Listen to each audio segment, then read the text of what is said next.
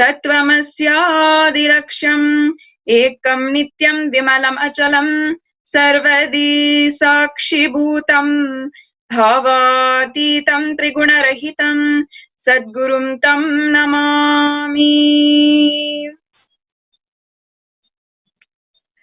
Nithyanandam, I offer my humble obeisance, my humble pranam to the divine lotus feet of the Supreme Pontiff of Hinduism, His Divine Holiness, Bhagavan Sri Nithyananda Paramashivam.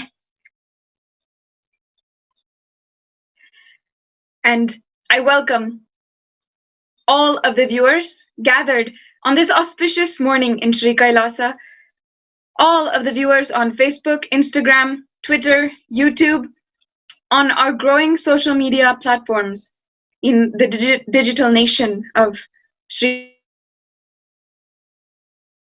all of the NHU graduates, NHU students, the SJP Kartas, Yajamans, Manifestors, Sarva Parityagis, Sri Mahants, Kotaris, Tanedars, all of the viewers gathered in all the Sarvagnapitas, Adinams, temples, Paduka Mandirs, everyone who is joined with us today for another great darshan and Mahasatsang by Paramashiva himself, by His Divine Holiness.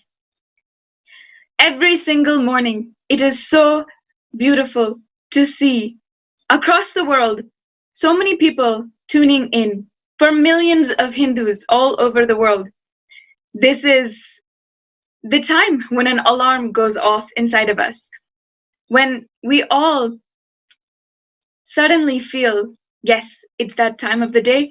Let me log into Satsang and start aligning myself back to the cosmic principles, aligning myself back to my Guru, and aligning myself back to Paramashiva, the supreme consciousness, and my ultimate goal, which is a superconscious breakthrough.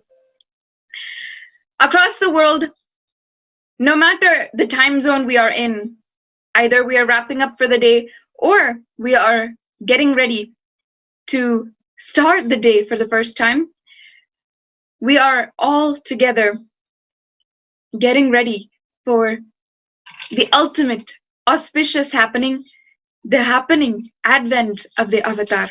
Truly, we are all so blessed to be alive in this time, able to witness during this time Bhagavan, the embodiment of Paramashiva himself, the incarnation as per Hinduism, play out his grand lila in this manifestation of Paramashiva as His Divine Holiness Swamiji. I welcome all of the viewers, invite you to share this live video. Let us spread the message of Sri Kailasa far and wide so that during this auspicious happening of the advent of the avatar of Paramashiva himself, every single being on planet Earth has the opportunity to meet their possibility and awaken to it. Today is Mother's Day. Across the world, all traditions, all of us on planet Earth are celebrating our mothers. And Hinduism, Sanatana Hindu Dharma, is the tradition which has started mother worshipping tradition. It is the tradition which has sourced this great sentiment, this great feeling connection in so many spiritual civilizations across the world. Sanatana Hindu Dharma is the tradition which sees all creative energy as the feminine form. If you see any creative energy in the nature, we have named it in a feminine way. For example, Ganga Mata. She has come down from the Himalayas and into the valleys where the Indus civilization had first started. And even Go Mata, the cow, she has, as a mother, given to us so many different nutritional benefits for our health and well-being, for us to grow and evolve as human beings. No matter what, we have worshipped Mother in our tradition. So this day is a very special day for us. Going forward, we will see the message of Swamiji, His Divine Holiness, on this auspicious day of Mother's Day. And let us first remind ourselves of yesterday's Satsang, when His Divine Holiness revealed such profound truths from Sri Kailasa. Let us now remember the profound truths from yesterday's Satsang.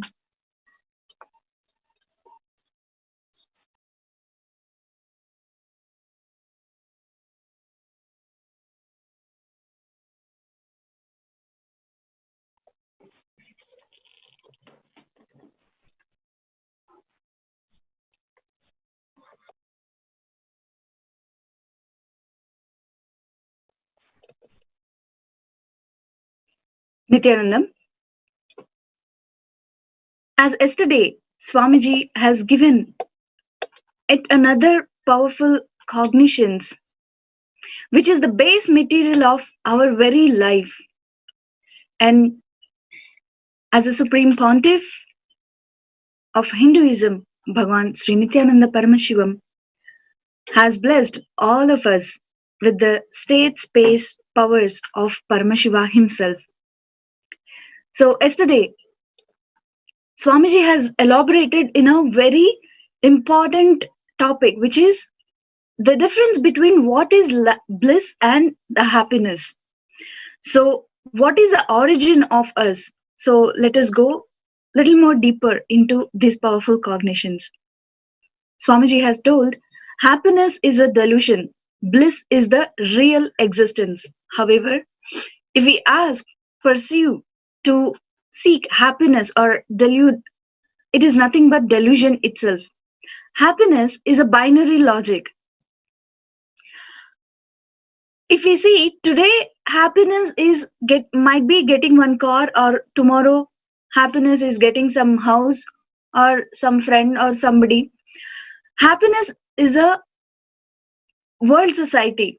It's a word called society, mass media cult, and entertainment industry cult is using to exploit us and keep us in delusion continuously. Bliss is the cosmological reality. Happiness is a societal delusion. Bliss comes from powerful cognitions. Happiness comes from the opinion of the people who make you powerless, and those powerless cognitions. If we see, it takes one moment to make us happy, even if a person who wanted to get anything done from us, with that powerless cognition, if they use one small word, that's a momentary happiness which we look forward for. Each time when we cognize powerful cognitions from the cosmological truths as per the cosmic logic, we manifest bliss. Bliss is based on cosmic logic. Happiness is based on the binary logic. Society keeps us deluded with the idea of happiness. It is too easy to start experiencing bliss. Actually, our life is based on bliss. So it is very easy even for us to experience that bliss. It is not at all a difficult component at all in our life. There is a first powerful cognition when we need to know bliss is too easy to experience. That is why society does not want to experience the bliss, because it liberates us instantly and make us independent for not to get exploited by anybody. This bliss is the source material out of which the Paramashiva himself is made out. of which this whole universe is also has made. In the Taittiriya Upanishad clearly declares Anando Brahmeti Vignat. The whole universe is made out of the stuff called Ananda, means bliss. Knowing that Ananda is directly Brahman. So when we experience that bliss, Aham Brahmasmi, the very Mahavakya, the powerful cognition, will just like that will be realized within us. So Swamiji had invited all of us to experience the concept and internalize the concept of bliss, cognize Ananda, experience the powerful cognition of Ananda. Let us not misunderstand about Ananda, because once if we understand Ananda, we will not be exploited anymore by any of the stupid happiness concepts which is the society has put in us. These happiness ideas is inserted into us by society or the mass media cult and the entertainment industry cult. They put the ideas of income, healthy life, freedom, trust, generosity, all this into us, which makes us to give a temporary happiness. The experience of powerfulness, not feeling suffocated, experience of non-violence is very important. A person who is fulfilled will never be violent, because he does not need to grab or get anything out of another person or another being. So obviously the being will be non-violent. He will only by giving. He will always give what he has, which is the pure bliss. He will think, how can I give more, contribute more to everyone in this life? So in our bliss, when we wake up, we will feel like hugging whomsoever we see. Otherwise, you will feel like biting everyone whoever see. The moment when we wake up, falling in the eyes of the people who are not blissful is literally a curse. Anandatma, the soul, the self, is made out of the material called Ananda. Only those souls should be experienced and seen. When we see that soul, we experience that Ananda within us. Anando Brahmano Vidyat. Ananda, bliss is the primary manifestation of Paramashiva himself, Parabrahman and Paramashiva. So by Jati, we can be anything, but by Varna, we can be Brahman. So Swamiji has little elaborated on the day before yesterday's concept where he spoke about Jati and the Varna.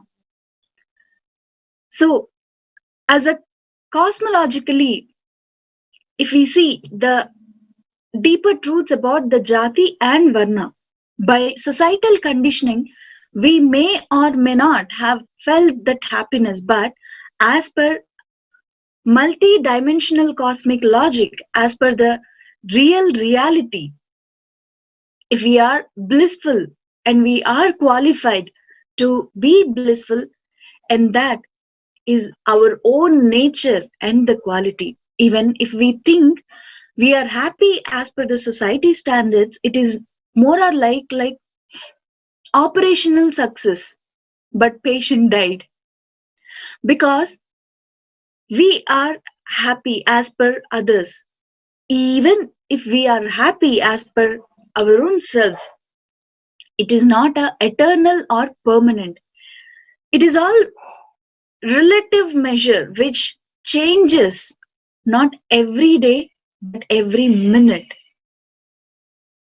So Anandam Brahmeti Vidya Jnanat. Ananda is the stuff out of which all of us are made. Start eating Ananda, living Ananda. Powerful cognitions about Ananda should be meditated upon and manifested. There are three simple principles. Decide to accept everything inside and outside. That is first. The second, decide to unclutch from everything inside and outside. Decide to experience peace first, because when the peace is filling our muscle memory and biomemory, the bliss grows in our very bioenergy. The bliss, Ananda, is the instant excitement from inside that when you start experiencing the bliss, joy is success based. So, success is a joy based. Ananda is excellence based. Excellence is Ananda based. There is a big difference between joy and bliss. And there are a big difference between success and excellence. So let us stop chasing joy and success. Start looking for Ananda and excellence. For example, as day before yesterday, Swamiji was talking about Nithyananda library project. If we see and we define that project based on our ideas of success, it can never happen, because it is going to be unending project. The very project itself is very huge and vast. It is going to be unending. Understand? Adi Shankara started the revival. Then Shankaracharya 1, Shankaracharya 2. Now 70 Shankaracharyas are there. They are continuing in the same way. This revival of Kailasa and Nithyananda Hindu library starts, but it can never end. If we see in this aspect, it cannot be a success based, it is an excellence based. So when the lineage takes over and get it more better and better and better, the excellence based, when our whole cognition is based on the excellence, then the very bliss will be even more multifold time will be able to experience that bliss. If we see, the bliss is a very core of us. So whenever the powerful cognitions kept in us, whatever the happening outside, it doesn't affect us, because the very core material is blissed. If we are running based on the happiness, it is just a momentary. The moment when we acquire something, we feel happy, and another moment, if something else comes up, the happiness which we are cherishing about will completely get dissolved, and again back to the same deluded life, and start searching for the happiness where I can get the happiness. So if our life is based upon the bliss, then our whole life will be based upon excellence, whatever may come from inside or outside. When anything comes, we will have a bandwidth, we will have the energy to even experience the bliss within us. And Swamiji further explained about jati and varna. Varna is different from jati. Varna, by jati, we can be anything. whether it may be Patel or Naidu or Reddy or Shaiva Velalar, Gounder, Tevar, whatever it may be, Brahmin. So when anything, but if we decide to take up the responsibility of a Brahmin, we become that Brahmana Varna. So in this 2 billion Hindus, at least 10% of Hindus, which is 20 crore, so 200 millions, should become Brahmana by Varna.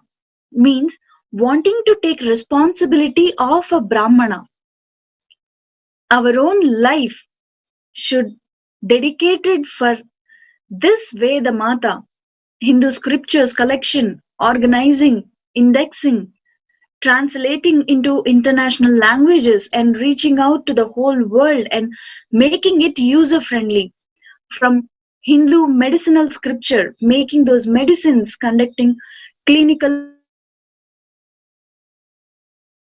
scientific evidences, sharing it with the whole world with the free of cost, need to be done. Whatever we need to create for these medicines to be available to the whole world free of charge has to be done. This is the actual vision of Swamiji, put in words in a very beautiful manner. In Hinduism, food and medicine cannot be sold. If we see just 60 to 80 years back, we never had even the very concept of selling food, the thought of selling food itself is something those that generation were not even able to cognize. So the very selling of food and medicine was not at all our concept, and still strongly believe Hinduism should be, the economy can be revived in a beautiful way. Beautiful thing in Hinduism is medicine is food based. You can just grow it in your own backyard. In Hindu tradition, we believe food and medicine should come from land, not from lab. Most sweet beings in the planet Earth is the Hindu visionaries, rishis.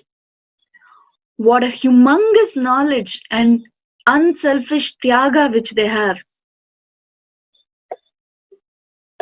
So when we appreciate the tyaga of Swamiji, we always used to tell how much ever mood swings we go through, how patiently Swamiji handles literally each and every kid in the Sangha. Literally, Swamiji sees every one of us, whether it might be 3-year-old child or 30-year adult or 80-year grandma, whomsoever it is. Swamiji literally look upon us as a child and dealing with all our mood swings, and it used to be, it's such an unending tyaga with Swamiji showers and showers and showers. So this very the tyaga of Swamiji is one component where each one of us is obsessed. I can't even say obsessed. It's like it's such a sweet thing. So Swamiji had told this very lifestyle is defined only by Hinduism, by the Hindu visionaries, rishis and munis. And Swamiji further explained about Jati may belong to Brahman or Kshatriya. It does not matter. And an Avatara Purusha has the right to declare which Varna we belong to, either Brahmana Varna by taking up responsibility of Nithyananda Hindu Library. Whoever takes up the project of Nithyananda Hindu Library will formally declare as Brahmana Varna. Kailasa gives us all the status according to a real Brahman to all of us. Manu Dharma Shastra is only Dharma. In other countries, but for Kailasa, it is a law. When we come to Kailasa, we will be treated as Brahmana. If we take up this project of Nithyananda Hindu Library, which is Jnanalaya project,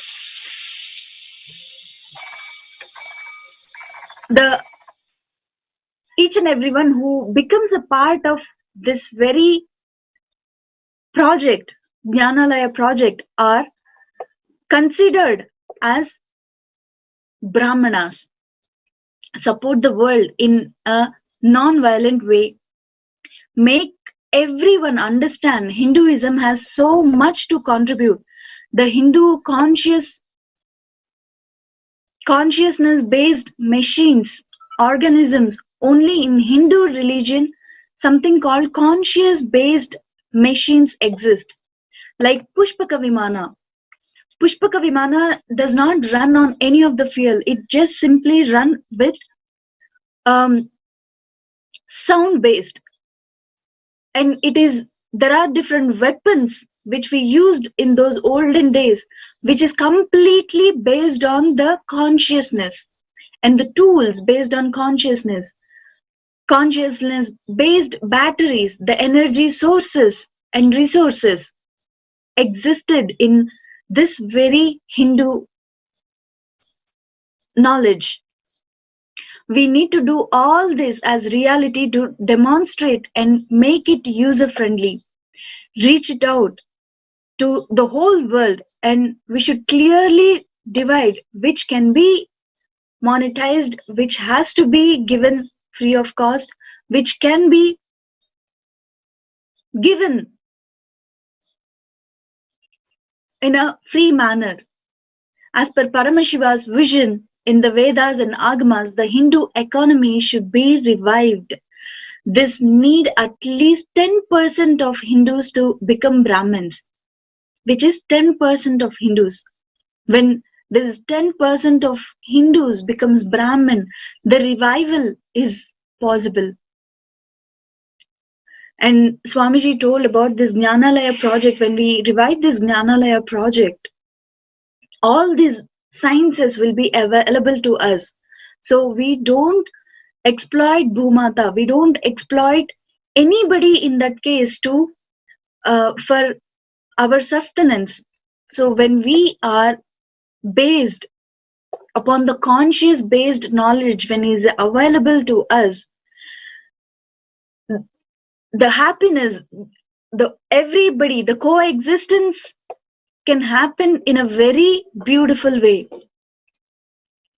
So with this, Swamiji has invited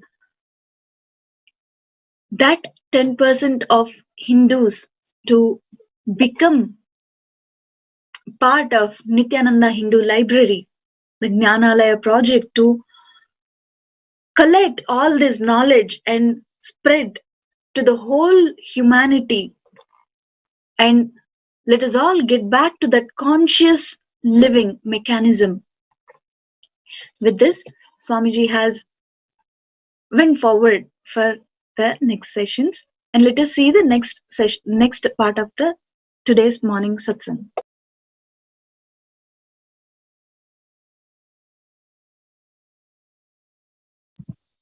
Yes. With this profound revelations from Sanatana Hindu Dharma,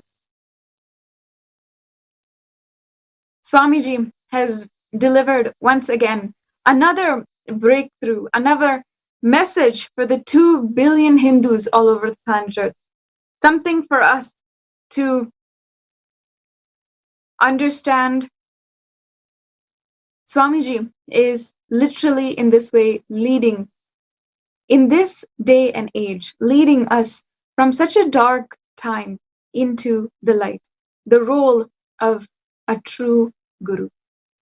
So, as a part of the satsang introduction, before we are able to have the opportunity of the divine darshan of Paramashiva, we would like to bring to you news and updates from the nation of Sri Kailasa.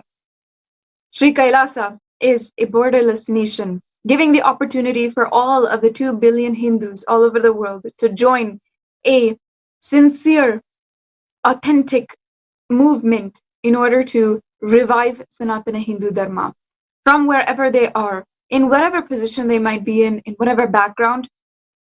We can all join in becoming a part of Sri Kailasa. Today, as I had said before, is Mother's Day. The whole world is celebrating, remembering this day, remembering their own mothers, their biological mothers, and remembering the sweetest moments that we've had, the very first personal relationship that we might have had, no matter what. Swamiji has even taught us all that no matter what, the relationship that we have with our mother is so influential in our lives, whether she is physically there or not there. It has a significance in our lives. And no matter what, remembering her, completing with her, is a fundamental aspect of completing with ourselves, our biomemory, and awakening to the highest possibility of ourselves.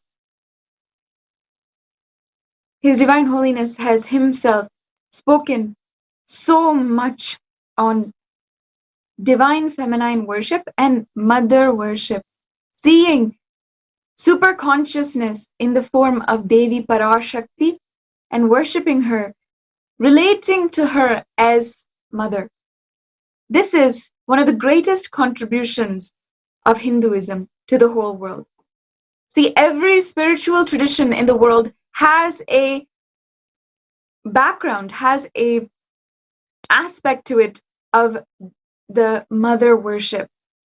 If you see even the Native American traditions, the tradition has an aspect of mother worship, seeing the entire earth as mother and worshipping her, revering her, thanking her for all of the resources which she has given. As the oldest civilization, recorded civilization, the most advanced civilization, we know that Sanatana Hindu Dharma is the very source of all of the spiritual civilizations on planet Earth. And it has sourced this very unique aspect of mother worship. Today, as we celebrate and remember our beloved mothers, Sri Kailasa reminds us, the message from Sri Kailasa, His Divine Holiness continuously reminds us that it is not just biological mother, but the cosmic mother, Devi Parashakti herself, we should remember and bring completion with her into our lives. His Divine Holiness has taught hours and hours on mother worship, on completing with mother. And in fact, Paramashivoham Level 2 program, one of the most unique and powerful aspects is completing with mother and having profound completion with the mother aspect. Let us watch on this day of Mother's Day, let's watch and remind ourselves from Bhagavan himself on the Mother's Day message that he has given before. All spiritual groups, civilizations, has this mother worship, and that contribution, that mother worship, that very concept, that very truth is from Vedic civilization, Vedic tradition. All the rivers, all the sacred things of the nature, everything is feminine for us.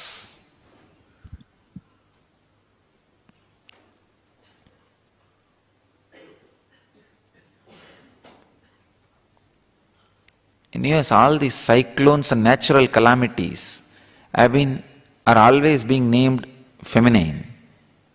In India, we would have done opposite. All the sacred things of the nature, we name it feminine. All the things and energy which creates, we name it in a feminine way. So understand, the mother worship is the great contribution to the spiritual civilization by the Vedic tradition, from the Vedic tradition.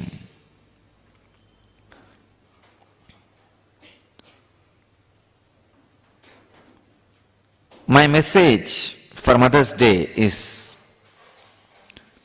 whatever you mother, you will become that. If you are mothering violence, anger, low self-esteem, you will become that.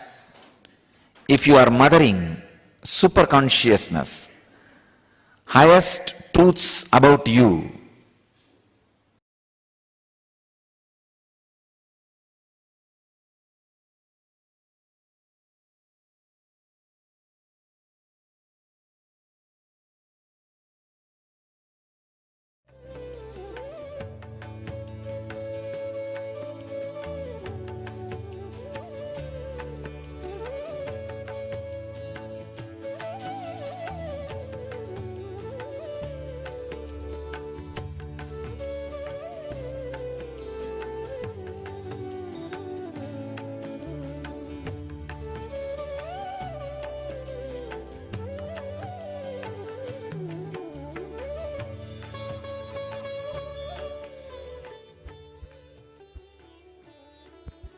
as Divine Holiness has told us, if you are mothering negativity, violence, that you are mothering super consciousness, you will become that itself. Whatever we mother, you will become that. That was his message from this year in 2011 for Mother's Day.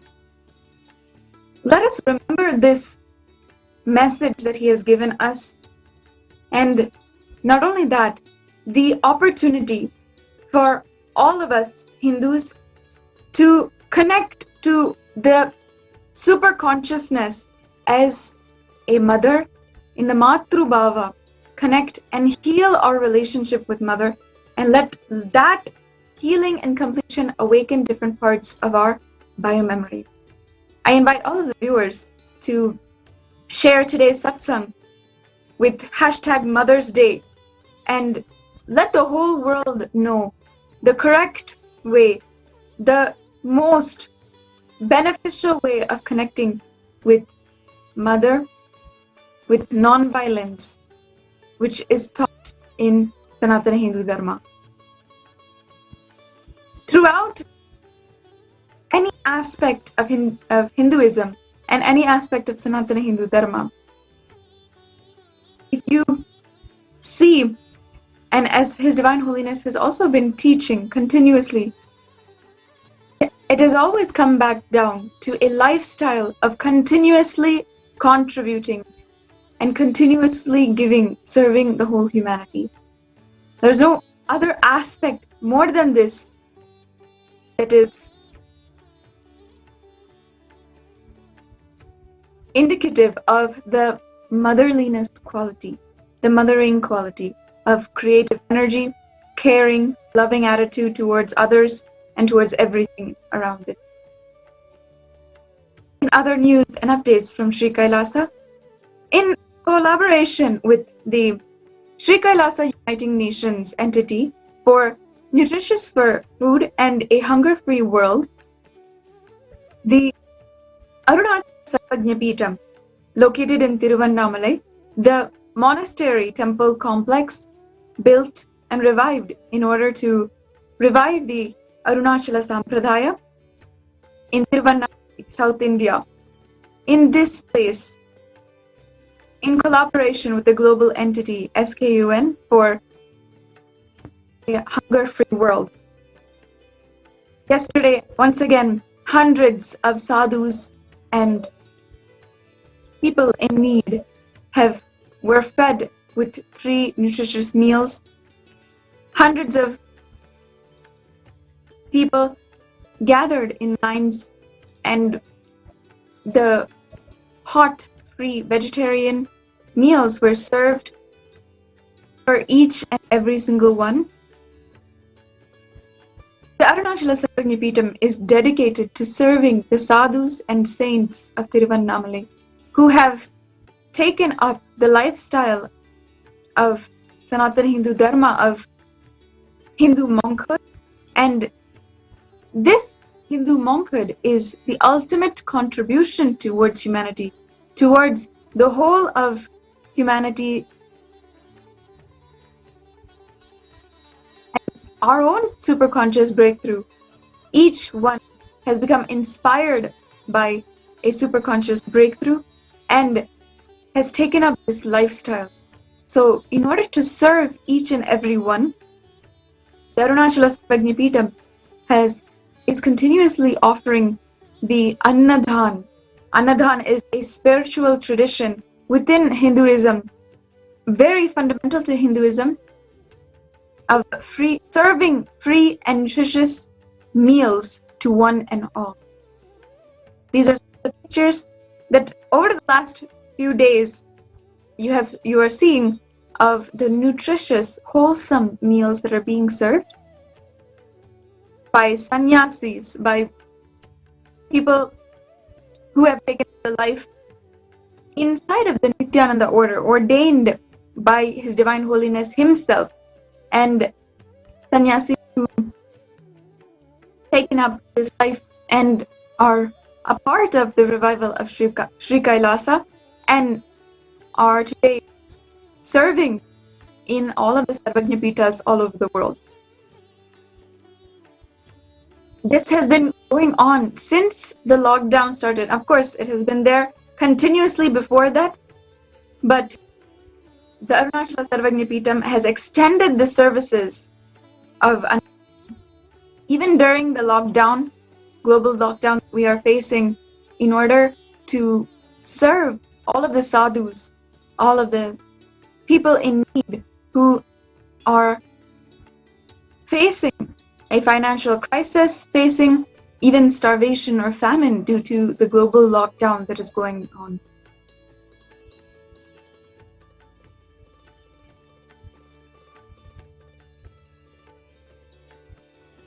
In addition, Swamiji, over the last 2 months, has extended the services of Sri Kailasa and extended the caring and mothering hand of continuously giving Annadhan for more than 3,000 people in the Shyamalapita Sarvagnapeetham in Madurai.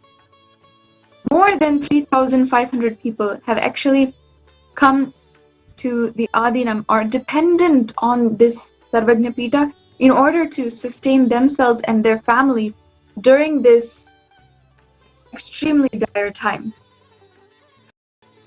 In other,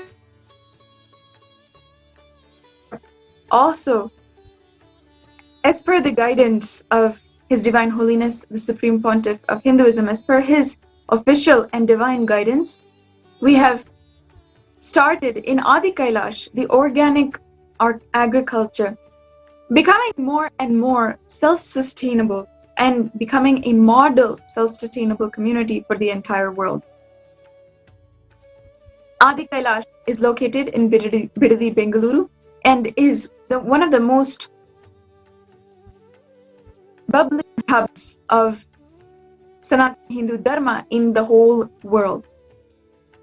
As you are seeing, the organic agriculture is being harvested and continuously cultivated every single day by sannyasis, by the Adinavasis, the residents who are living in Adi Kailash. From the produce and grains which are being eaten by the Adinavasis, or being cooked and fed for the Adinavasis, to the food that is grown in the farmland and then cooked and offered for the food offerings in the temple, and also even the flowers which are grown for offering in the pujas and rituals in the Nithyanandeshwara Paramashiva Devalaya, all of these things, as per the Agama, as per the very manual from Paramashiva himself, are all grown in the very land that we live in and then only used. As I have said, this is the instructions as per Paramashiva himself. Bhagavan Paramashiva had told this, dictated this in the Agamas, the divine scriptures, in the lifestyle of how to live in an enlightened civilization, enlightened lifestyle. And then, of course, as Swamiji himself is reviving this agamic lifestyle, he had then instructed, guided, and he himself has started working in the lands of Adi Kailash and started this organic agriculture in order for all of us in Sri Kailasa to benefit greatly from the organic agriculture. It has many benefits, I can say. We have discussed this so many times in various different aspects, including the aspect of having organic, non-toxic food, eliminating all the toxins from the food that we are eating, having the most pure, even the most pure consciousness being infused into the food that we are growing, even if we are cooking it. And also the aspect of, in the Agamas, it's self-prescribed that we should ourselves plant and cook the food. Why? Because it naturally, we become self-sustainable, we become self-sufficient and strengthen ourselves when we ourselves grow the food that we eat. So the Supreme Pontiff of Hinduism had given this guidance and implemented it in all of the Sarvagna Pitas of Sri Kailasa, and given this guidance to all of the 2 billion Hindus on planet Earth that we should start our own agriculture, start growing the food that we are eating. Across the world as well, we have seen devotees and Hindus who have started implementing his guidance, starting living by Sanatana Hindu Dharma as he is reviving it. And they are starting to grow their own foods, their own produce, and eat that, cook and eat that, provide for their families just from that produce. It is such a beautiful thing to be able to see that we are getting back to the agriculture-based economy, agriculture-based system. As His Divine Holiness has elaborated on during the Satsang in the past month, that the new world order will be based on the agriculture system. And that is the model that he is creating in Adi Kailash and in Sarvagna Pitas all over the world. Another update from the Sri Kailasa. The Sri Kailasa Uniting Nations for Ancient Scriptures and Knowledge, in collaboration with the Nithyananda Jnanalaya, have been starting a exciting new endeavor in the whole revival of the Jnanalaya, the ancient traditions and structure, knowledge system of Jnanalaya. Jnanalaya literally means temple knowledge. And that is what we had called in our days a library. It was not just a library, not just a storage and collection of books, but a literal temple of knowledge and temple of wisdom. So all of our books, knowledge, scriptures, palm leaf scriptures, everything Swami is collecting, identify labeling, and bringing it all together in one place in order for the entirety of Sanatana Hindu Dharma to be revived and to never be destroyed, to continue to serve the world for eternity. This project, as His Divine Holiness has been revealing to us in the last few days over Satsang, is going on a new endeavor and with fresh energy starting to collect in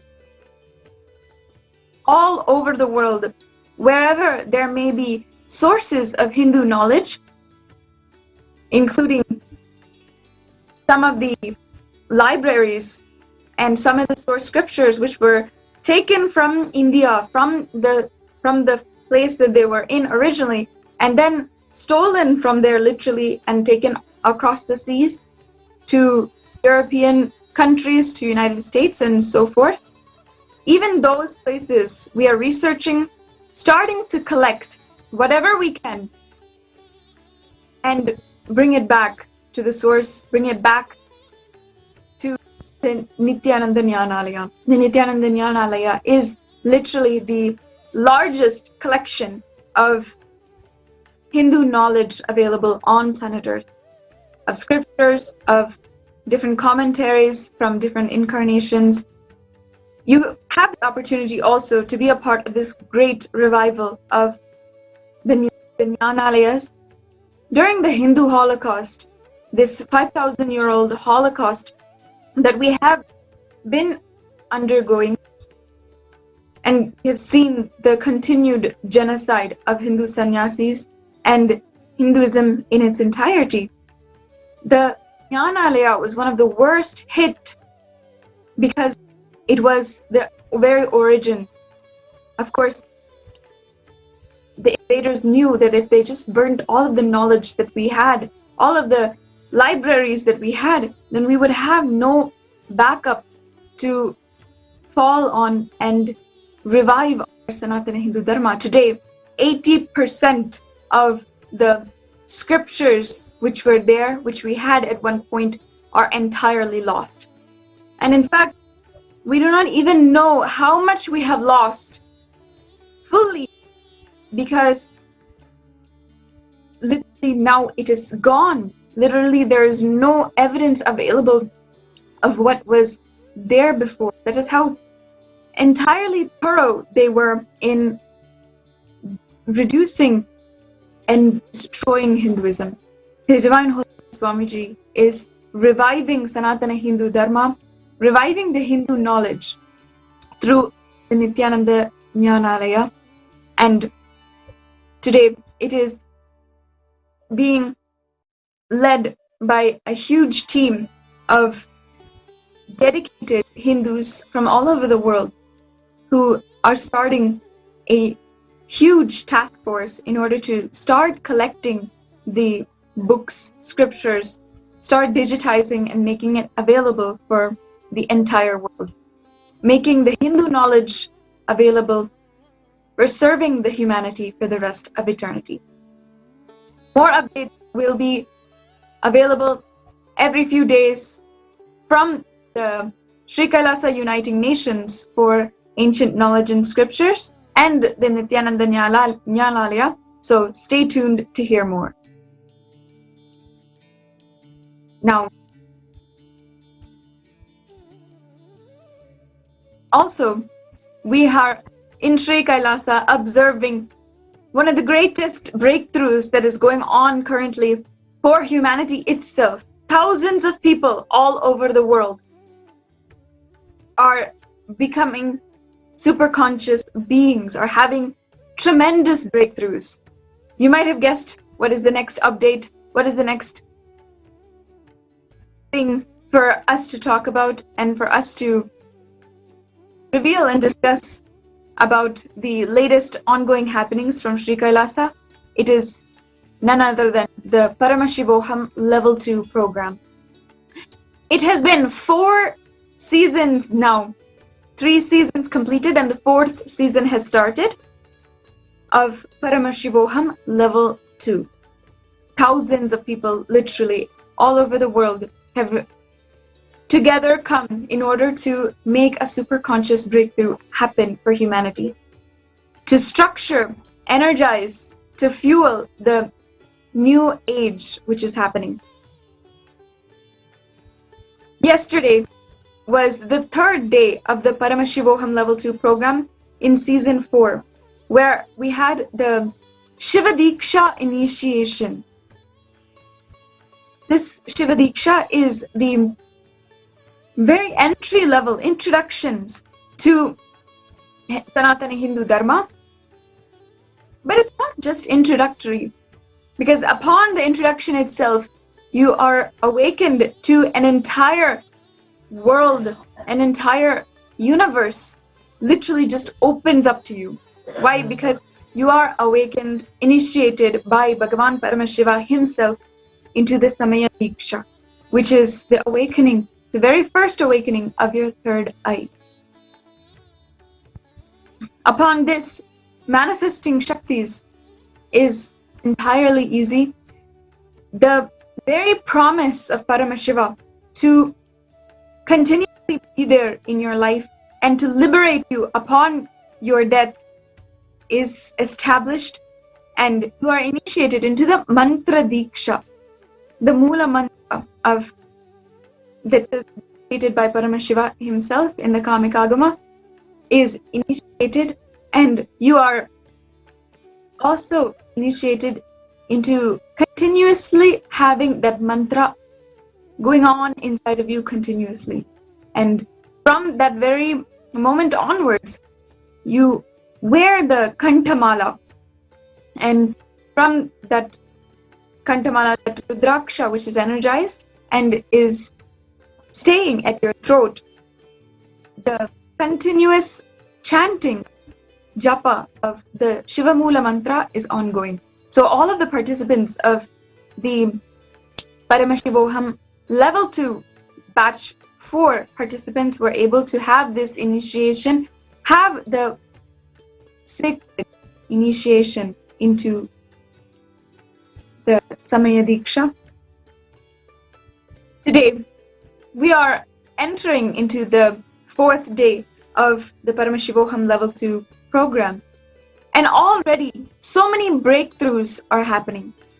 I would like to welcome Ma Alexandra, who is doing Paramashivoham for the first time. And she has her own experience of tremendous healing that she wants to share with all of us in this global platform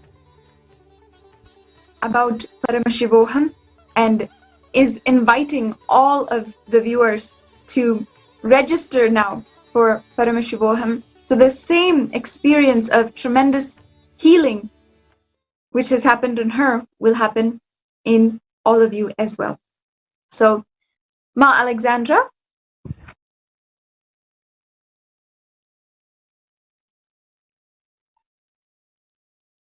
Nithyananda, can you hear me? Yes. Thank you. Thank you for inviting me. Nithyanandam, everyone. Happy Mother's Day. Thank you for allowing me to share my experience. I was invited by Debbie Chance, who was Ma Balananda. We were lucky to meditate in DC and bring down the violence 3,000%, as reported by the Washington Post 10 years ago, almost 10. And now I'm in this program because of Debbie and Gayatri Rao, who invited me. And each day I have so many experiences. It's like a whole year has passed. It's unbelievable how powerful this is. So I unfortunately caught the COVID because I hadn't been meditating every day, otherwise I wouldn't have. And I was really weak and couldn't make it to session 1. And I really,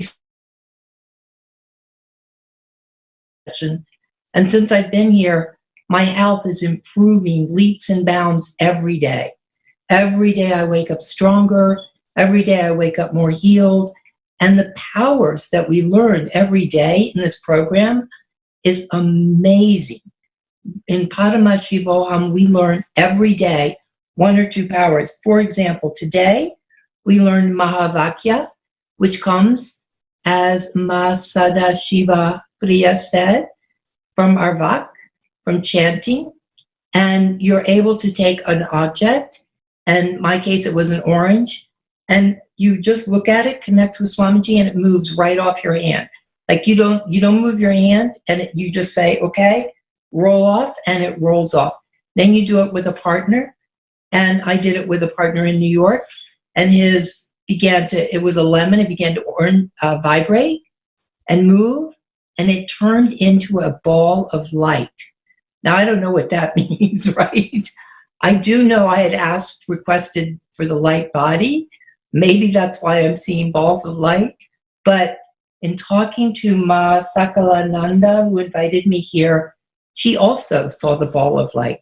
She said, did you see the guy with the ball of light? I said, yes, that was my partner. His lemon, turned into a ball of light. So in any event, the point is, you want to experience this. It is the most amazing experience. And we've gone from monkey to human, and now we're going from human to light being. And all these powers are available to everyone. And if I can do it, you can do it. Believe me, I was very sick when I got here. I didn't think I was going to be able to do anything. And it's been amazing. And I'm very grateful. And so thank you for having me. Yeah, just a quick question. Sure. You are doing the program for the first time, right? So there's just been 4 days since you have started the program, and you're already finding like this much healing in your whole process, and this much improvement. Is that correct? Yeah, for me it's only day 3 because I'm in the United States. Right. So right. for you guys, you're already in Mother's Day. For us, tomorrow is Mother's Day, right? So. Yeah, but it's amazing. And the peace and the calmness I feel, it's just amazing. I mean, so much things I don't even know I have are being taken away from me, and healing and clarity and harmony. It's incredible. It's really incredible. Yes. I also wanted to add that maybe Swamiji has said that when we are manifesting powers, any object which is in our presence, or any object which we focus that super consciousness energy. So when you are manifesting the power of moving the coconut or lemon or whatever it was, that super conscious energy is literally vibrating in that object which you are focusing on. So that is probably what you are seeing as that ball of light is literally super conscious energy, because it is so vibrant, and that is probably what you are seeing, and that's literal evidence to the fact of what you are manifesting, actually super consciousness over matter, right? So thank you, Ma, very much for sharing, for coming on this global platform and sharing with the whole world about Paramashiva, about healing. And I'm sure the whole world really relates to what you had gone through, and now seeing your transformation, seeing, if you were extremely sick, now you don't seem sick at all. You seem extremely healthy, happy, and healed. So thank you, Ma, so much for joining us and sharing about your experience. To all of the viewers, I invite you to join the Paramashivoham Level 2 program. You can register at paramashivoham.org and have this whole process start within you. This is literally a super conscious breakthrough.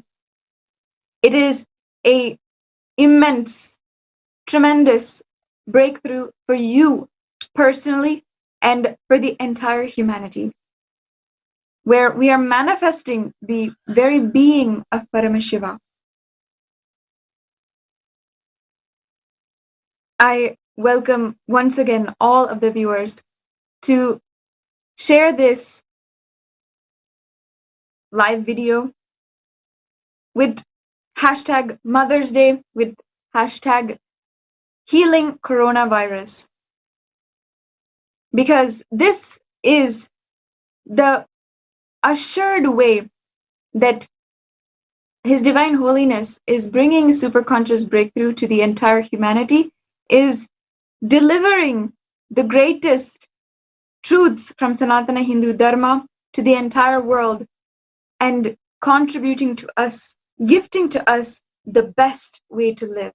So,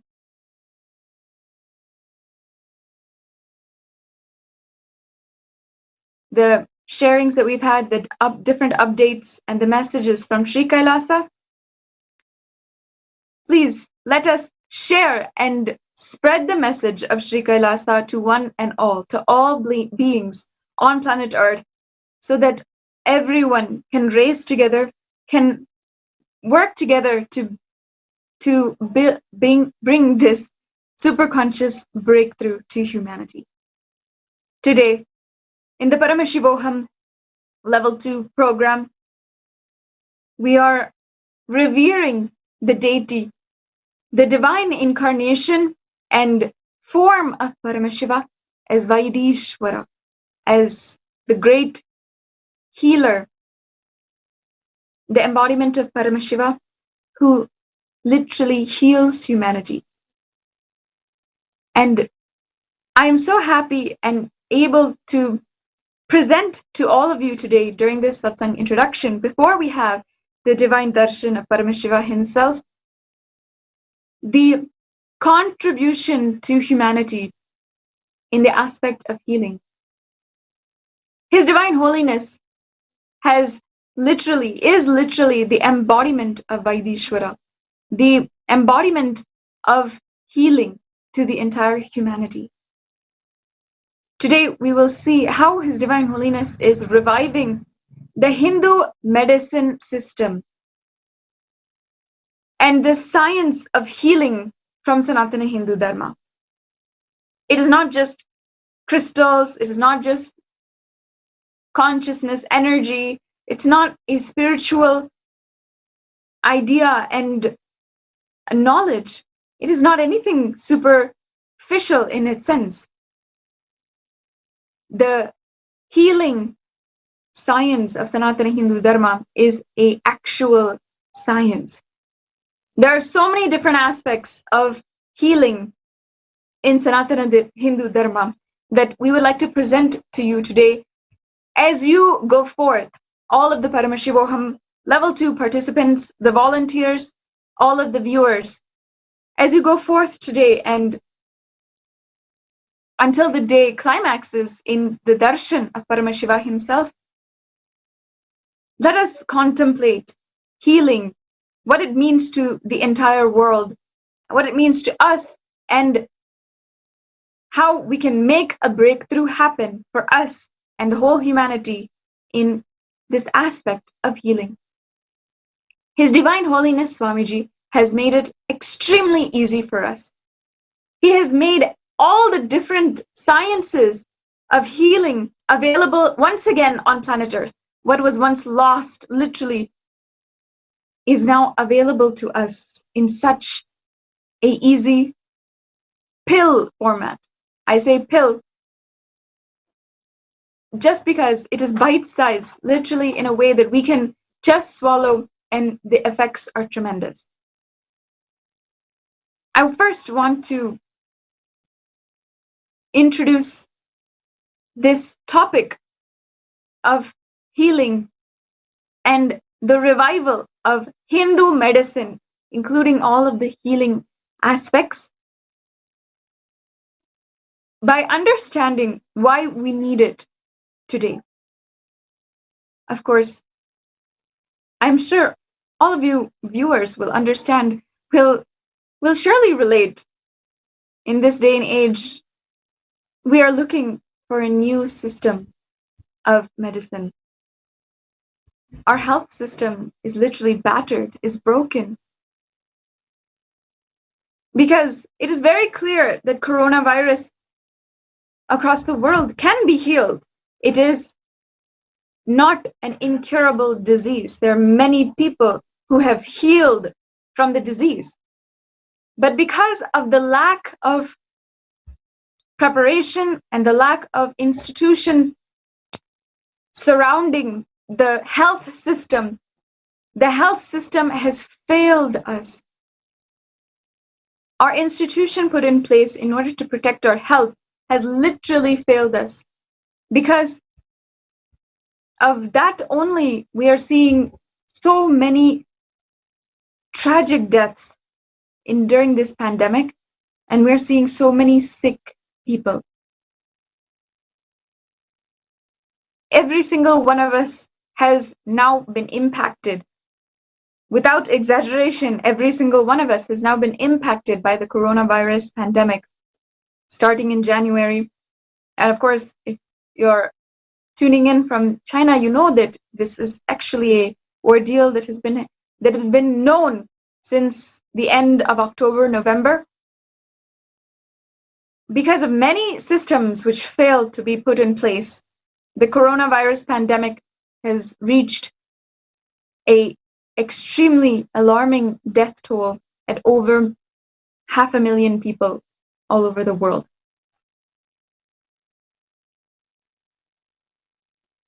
This has shown us that the health system of the world needs repair, urgent repair. Otherwise, we really cannot go forward.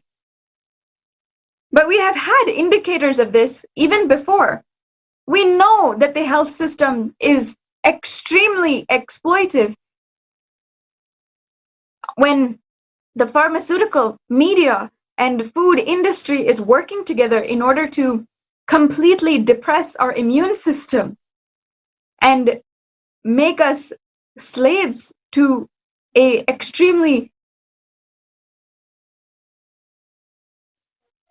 We know that we know that our health system is really needing repair even before this coronavirus pandemic.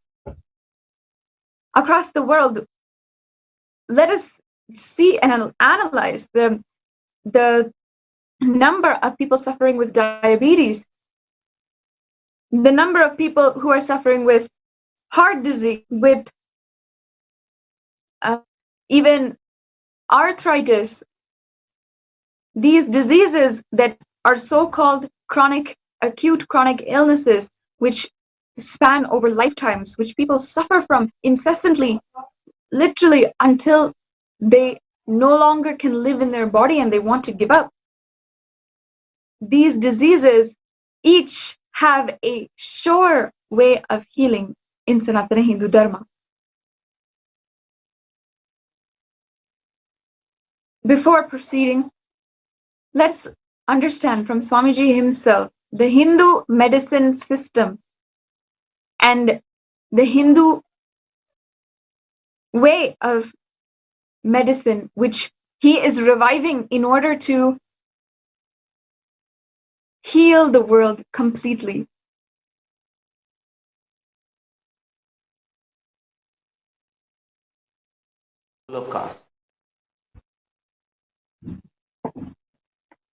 One great thing in the modern day,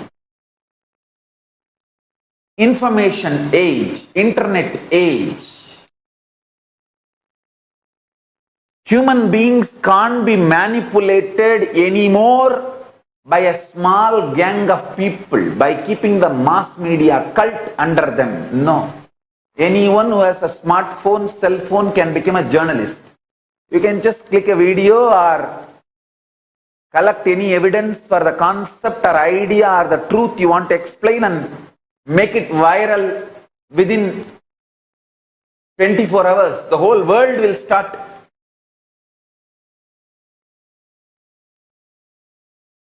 understanding what you are trying to convey. Listen. World cannot be controlled anymore by mass media cult or entertainment industry cult.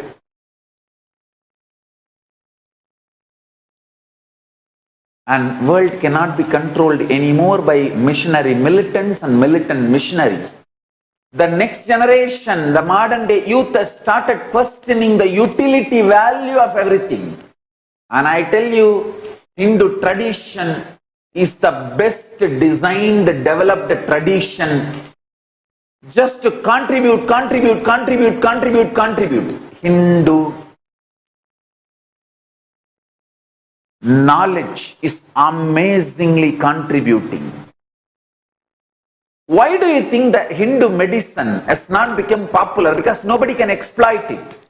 Nobody can make trillions and trillions on the health of the people. Your body cannot be the income source for anyone. The solutions are so simple. It can be grown in your backyard. The food and medicine comes from land, especially in your own home. It doesn't come from a lab. It cannot be under the chronic capitalist multinational companies. No one person or a group can exploit trillions and trillions and keep you as a slave.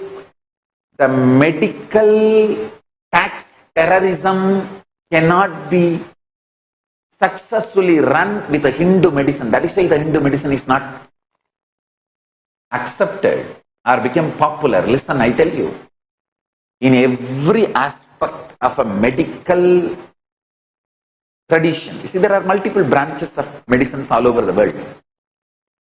How a medical system is valued, the number of diseases that system is able to diagnose, the number of diseases that system is able to cure completely, the number of diseases that system is able to heal, the number of diseases that system is able to at least maintain, and that system's ability to keep you long, healthy, active, to do what you want to do in your life. These are the scales. If you see all this contributing scale, Hindu medicine system is the ultimate. Whether the number of diseases they are able to diagnose, or the number of diseases they are able to cure, or the number of diseases they are able to heal, the number of diseases they are able to maintain without getting degraded, and the long life, health, active lifestyle they are able to provide in every level. And their ability to keep you happy, blissful in every level. Hindu medicine system is unimaginable. Only one problem. No one can own it and exploit it, because all solutions are so open, you can adopt it on your own where you are. It is not pill-based. It is knowledge-based, lifestyle-based. It is not pill-based, it is Charya, lifestyle-based. That is where the whole problem. That is because it cannot add trillions to one person or one group of person. Nobody wants to promote Hindu medicine and take it to the world. Understand? I tell you.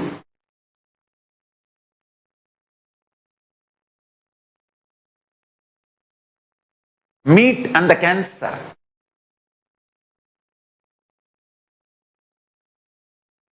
I want you to know the evidences available.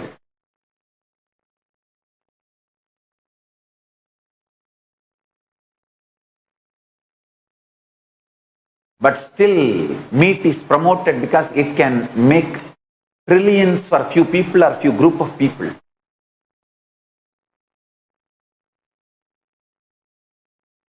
See the slide.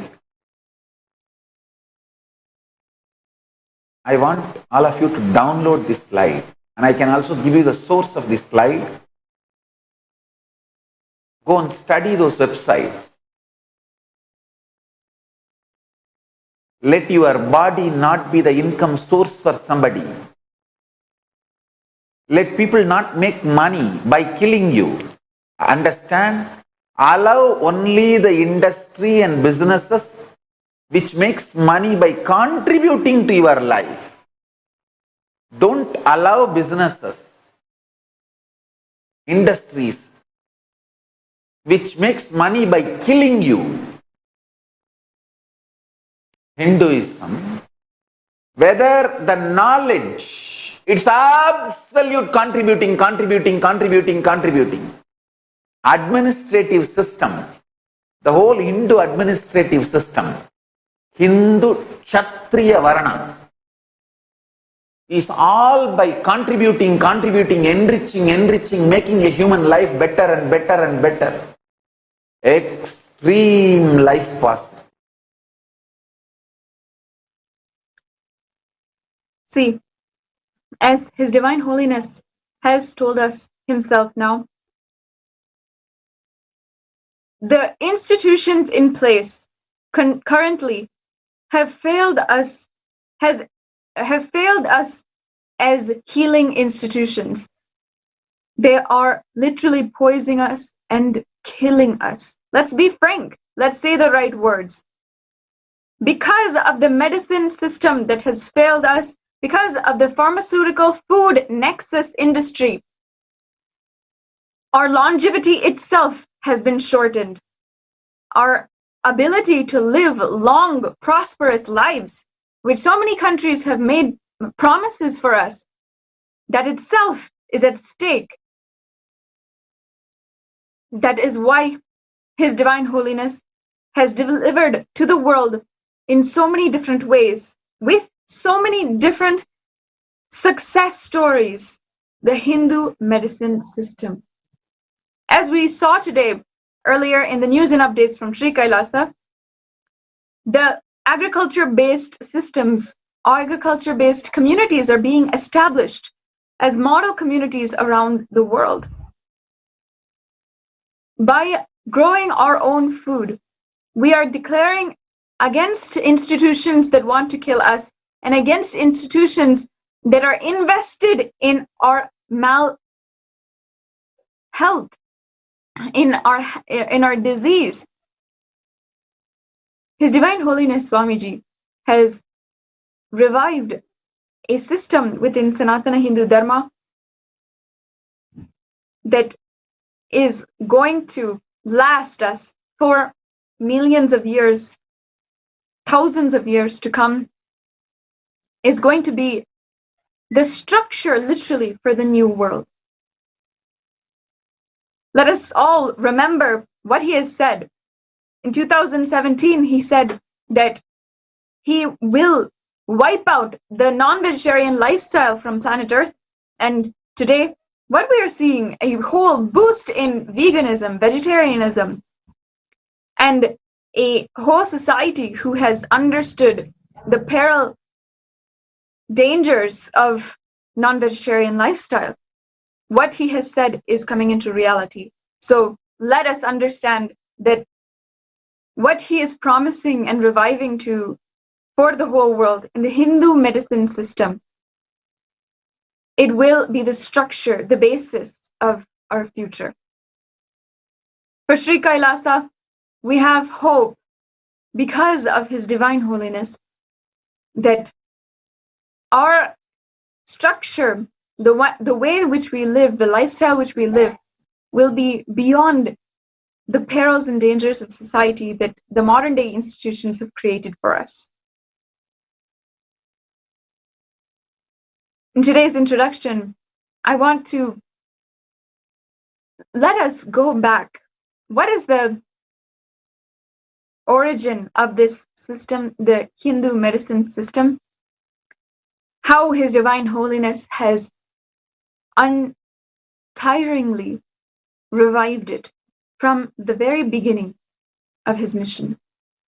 From his very advent on planet Earth, the gurus whom he chose in order to birth Paramashiva on planet Earth, and in order to raise the embodiment of Paramashiva until such a time came that he can take up the avataric mission and declare for the avataric mission, those very gurus were immense healers in their day, in their prime. His Divine Holiness chose the small town of Tiruvannamalai as the birthplace of Paramashiva. Of course, without coincidence, without any miss in his detailed planning, this was the very spiritual hub that has been home and the birthplace of thousands of incarnations. Among so many great incarnations whose home they call the gaze of Arunachala hill, the sacred hill, the embodiment of Paramashiva himself in hill form, is including Ramana Maharshi, Isakki Swamigal, Sheshadri Swamigal, and so many different great saints who have hailed all from the town of Tiruvannamalai. It is in this place that His Divine Holiness himself has stated, has remembered and recalled for us that so many spiritual mutants once lived. He said that he had at least known at one time 100 different spiritual mutants. For you and me, all of us viewers today, the only divine being, superconscious being whom we may know is Swamiji himself. For us, he is the only one, but for him, in Tiruvannamalai, back in 1978, when his advent had first started, at this time, for him, there were hundreds of spiritual mutants in this town. What do I mean by spiritual mutant? A being who has done the penance, has literally transformed and awakened different dimensions of their DNA and become higher level beings operating from superconscious energy, operating entirely from superconsciousness. These are what His Divine Holiness has spoken as spiritual mutants, meaning that they are literally beyond human being and have transcended the entire human experience. I'd like to introduce to all of the viewers, Paramashivoham Level 2 participants, who all are watching, one of His Divine Holiness's gurus, who had played a very important role in the birth of Paramashiva. He was a part of the elite Swamis, esteemed sadhus, who came together realizing that their purpose on planet Earth was none other than birthing the divine incarnation of Paramashiva. They had come together and decided that it was time, that their purpose in life was this only, that they were sent down by Paramashiva in order to birth the embodiment, the next incarnation of Paramashiva himself. So they prepared, they did everything. And then even after his birth, they ensured the spiritual ambience in order for the incarnation and the incarnation body to be trained to grow in the right, perfect way in order for the manifestation of Paramashiva to reach its completion. Until he was ready, they literally held the environment and everything in order for the embodiment of Paramashiva to happen on planet Earth and for all of us to experience today. Isakki Swamigal, Isakki Mahamunivar, these are some of the names that he used to go by, that people used to call him lovingly. The entire town of Tiruvannamalai, even today, remembers and reveres the great Muni of Isakki Swamigal. He was a great saint of Tiruvannamalai and known for his healing miracles. Today, we'll just analyze and see that perspective of Isaki Swamigal, a great incarnation and also the guru, one of the gurus of Swamiji, who raised him in the small town of Tiruvannamalai, where Swamiji was born. Isaki Swamigal, from a very, very young age, as well as Mata Vibhudanandapuri, Yoganandapuri, all of them, all were extreme healers. They themselves had mastered the science of healing. And in addition, another guru by the name Narayana Swami was the Aushadha Guru of Swamiji. He was the guru who taught Swamiji, who had revealed once again to Swamiji the science of Aushadha. Aushadha being the Hindu medicine, herbs and different concoctions, medicines that are energized in order to heal specific diseases and so forth. Swamiji himself has told that it was Narayana Swami who had revealed, had taught this science. And in fact, he used to go into the Arunachala, the sacred hill of Arunachala, into the forests on the hill, and go and pluck the herbs himself, which he would use in order to make the Aushadha. And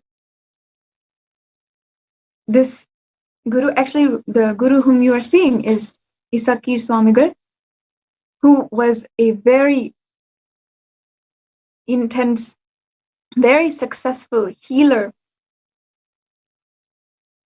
who was known throughout Tiruvannamalai as a healer. Narayana Swami Tata, who Swamiji himself belovedly called as Tata, as grandfather, he was the one who had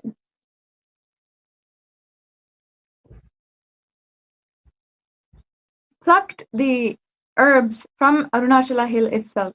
What you are seeing here is Isaki Swamigal on the left side, and Swamiji himself in the year 1994. Isaki Swamigal, this photograph is from many years before that. And then on the right side is His Divine Holiness himself in 1994.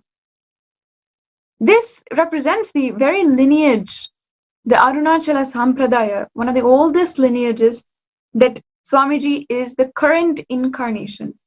Isaki Swamigal was one of the great incarnations from this lineage, whose only disciple, whose initiated disciple was Mata Vibhudanandapuri, and then whose initiated disciple was Swamiji himself. Let us watch a brief video about Swamiji describing Isaki Swamigal and his immense healing feats.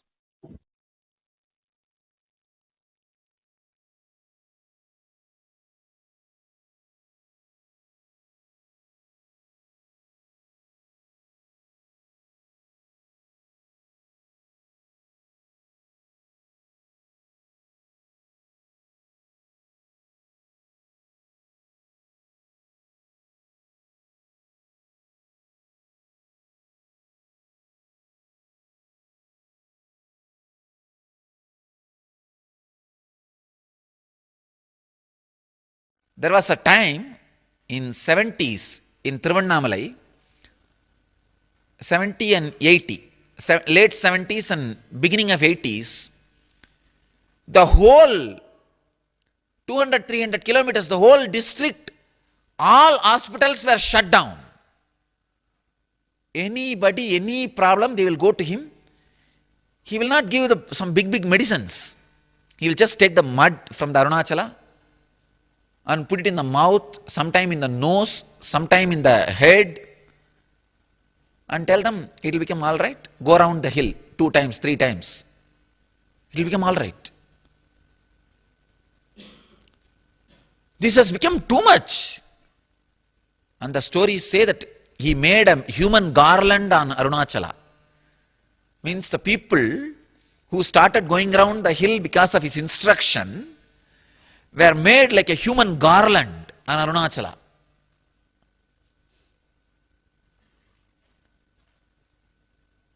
The local villages are saying for full 3 years, day in and day out, he put a human garland for Arunachala. Garland made of Arunachala, Naramalai, he calls it. Garland made out of Arunachala. Garland made out of human beings for Arunachala. Because whole day he will sit and heal people. They were shocked. What is this? Their whole hospital is empty. Not only this guy goes on healing, he will give all simple things. Some leaf he will give, some mud he will give. All kinds of what he gives and how it gets healed, nobody knows.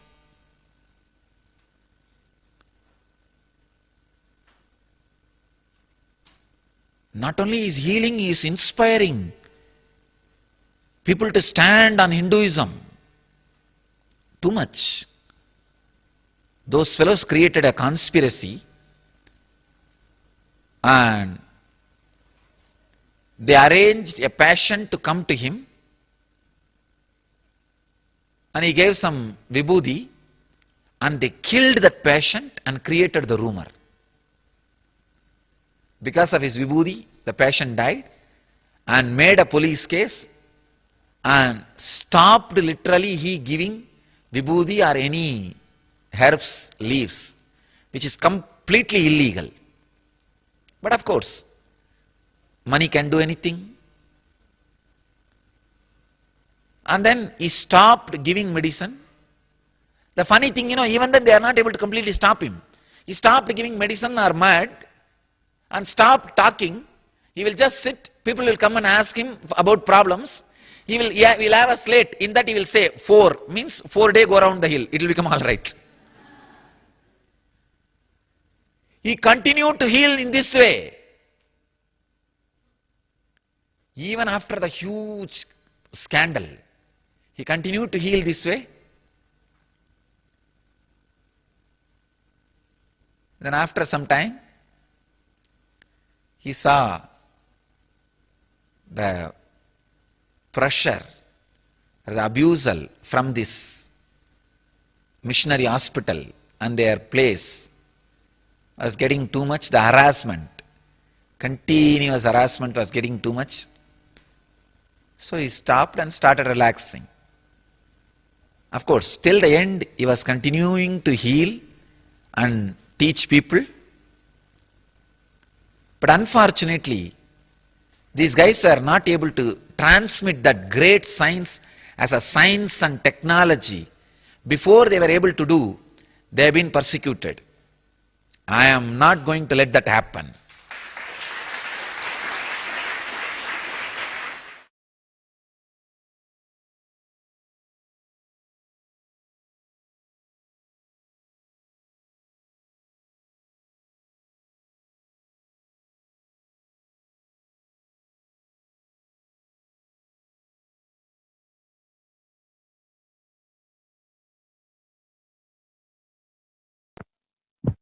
Sorry for that audio problem. As Swamiji himself has revealed and told us all, the great life of Isaki Mahamunivar and our ancestors, literally just the previous generation from the 1970s, 1980s, the gurus from this time were great miracle workers. They themselves defied the medicine system that was established, but they were not able to withstand, and before they were able to transmit to the whole world the science of healing, they were persecuted and stopped in their way. His Divine Holiness has promised at this time itself in 2011 and again and again and again that he is going to revive that science. And as you will see today, it'll become a part of your own experience as well if you are a Paramashivoham level 2 participant, that the healing aspect is one of the greatest gifts that His Divine Holiness is giving to humanity. As I was even describing before, in addition to Isaki Mahamunivar, who had exemplified great healing feats, was also Narayana Swami, who was the Aushadha Guru for His Divine Holiness. It was said, Swamiji has even described an incident in the life of Narayana Swami, that when he was going and plucking the herbs, he saw Devi Parashakti manifest there herself and pluck the herbs, give the herbs for him which he needed. He was such a great teacher, such a great master of all of the Aushadha sciences, that Devi Parashakti herself manifested in order to assist, in order to help Narayana Swami in his great endeavor, in his great work of making the Aushadha and giving this science to all of his disciples, one of which was the great avatar, Swamiji himself.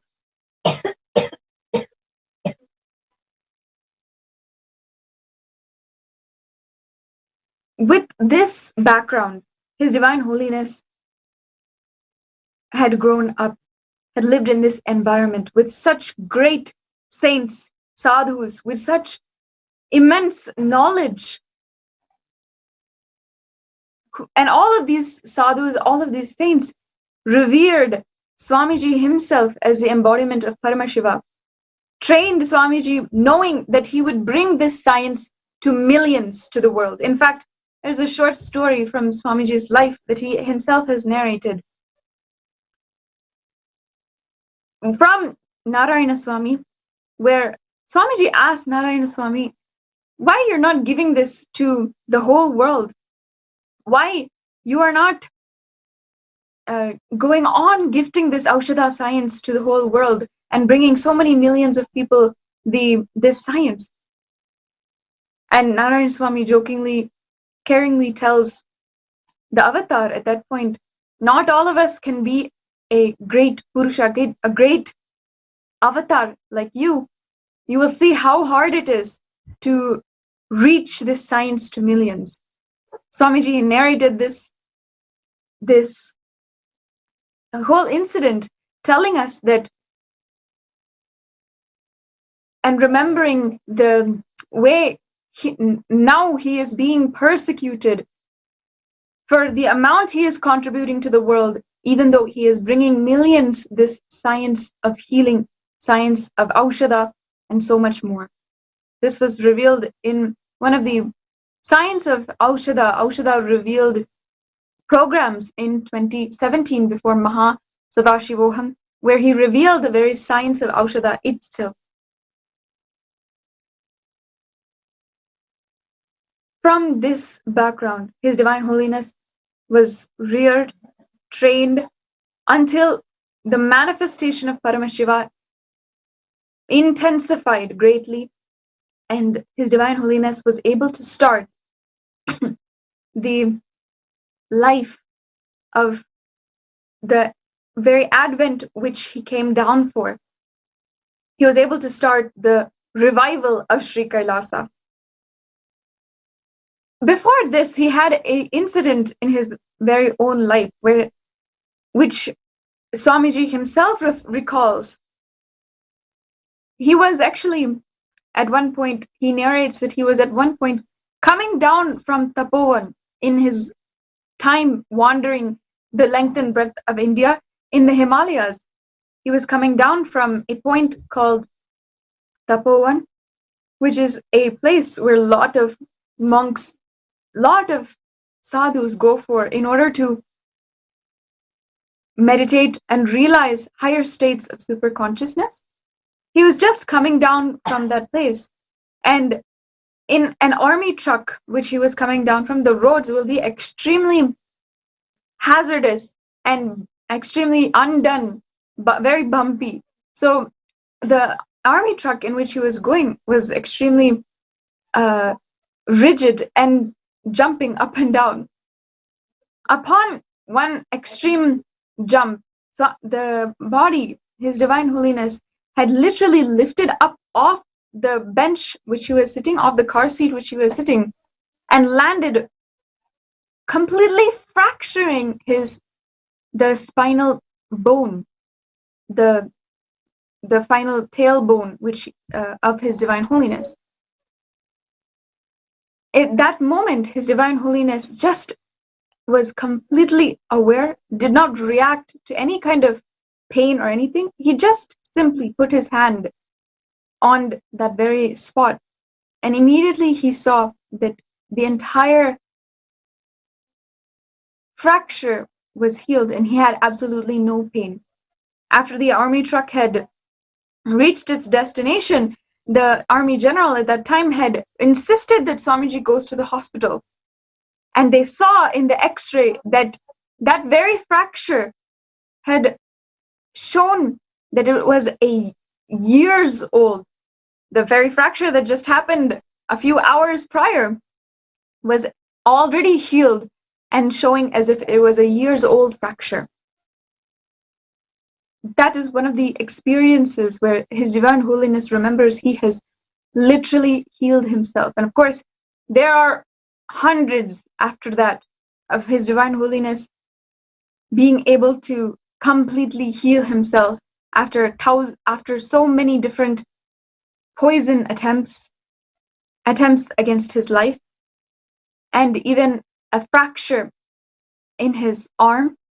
So many things like this has happened, but always the reaction of His Divine Holiness is completely without pain and a extremely speedy recovery for the sake of all of us to experience Him continuously.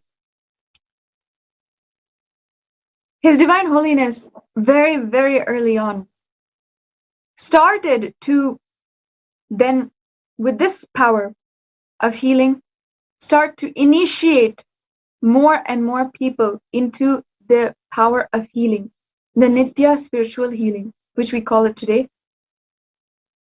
It started when His Divine Holiness had the divine darshan of Sadashiva Brahmendra, a incarnation of Paramashiva.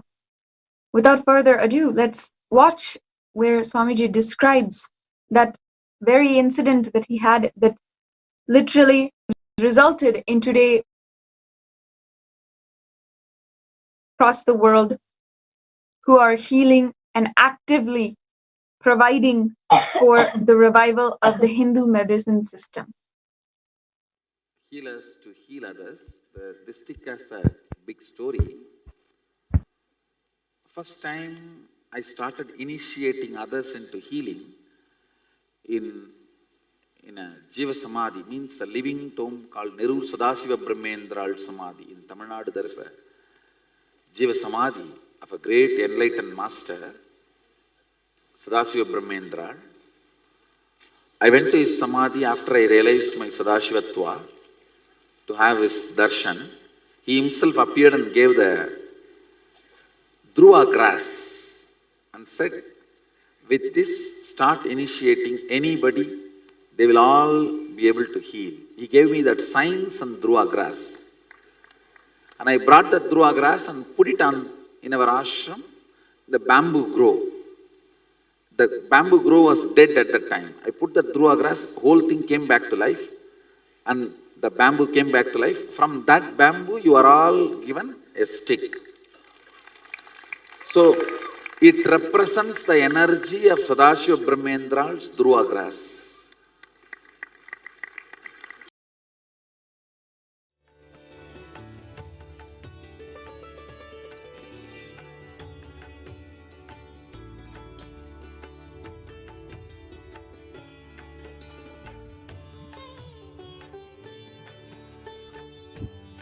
As His Divine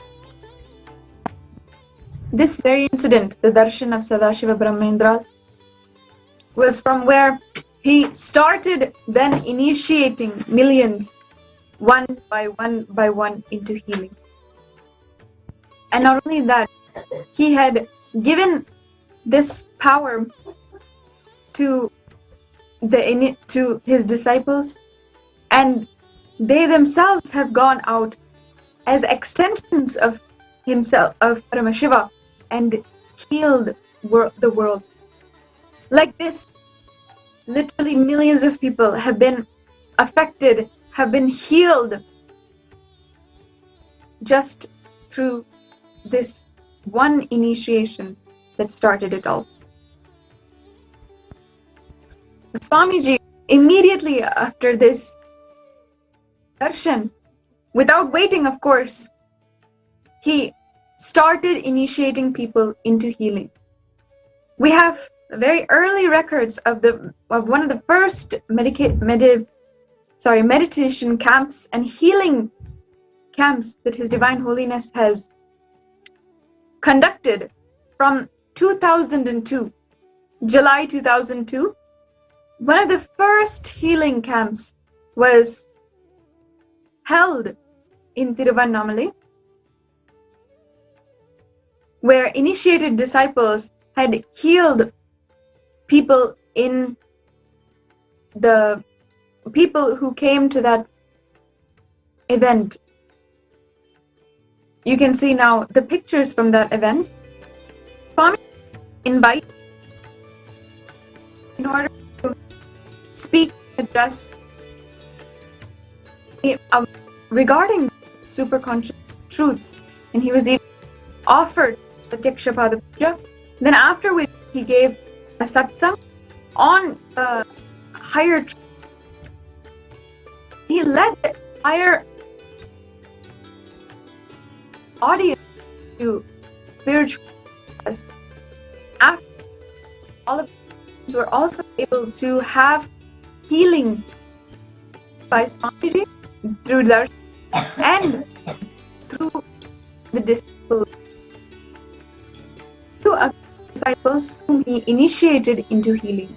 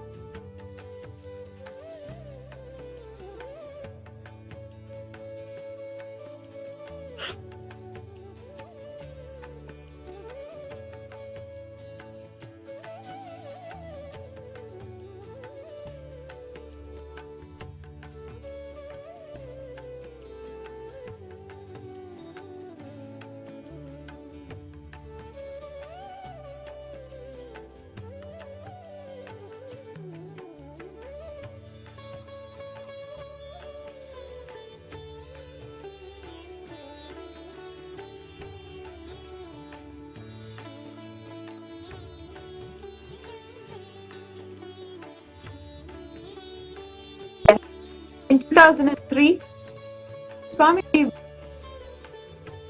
had started and of course grown. By then established the Adi Kailash, then the Puja and the official inauguration for Adi Kailash in Bidadi, Bengaluru. In his campus, His Divine Holiness had continuously gone to hospitals, had continuously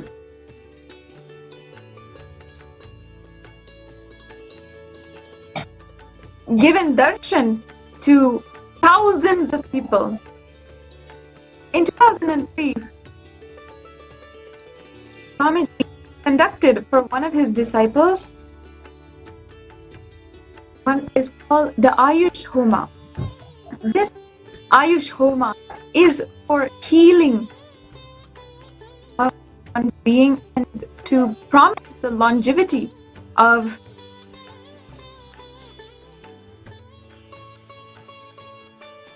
life. Here, Swamiji is conducting that very homa with the sankalpa of providing healing for one of Swamiji's disciples at the time. The entire homa was done just for healing this woman, this devoted disciple of Swamiji. This is actually the very first construction of Ananda Sabha.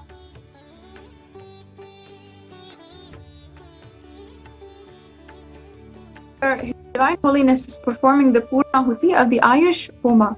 This Homa is recognized in Hinduism for the benefit of healing. And Swamiji, an avatar, an embodiment of Paramashiva himself, conducted this Homa just for a devoted disciple in order for her longevity, health, blessing her entirely, and healing completely of very severe, dangerous disease which she was facing. His Divine Holiness has conducted rituals such as this entirely for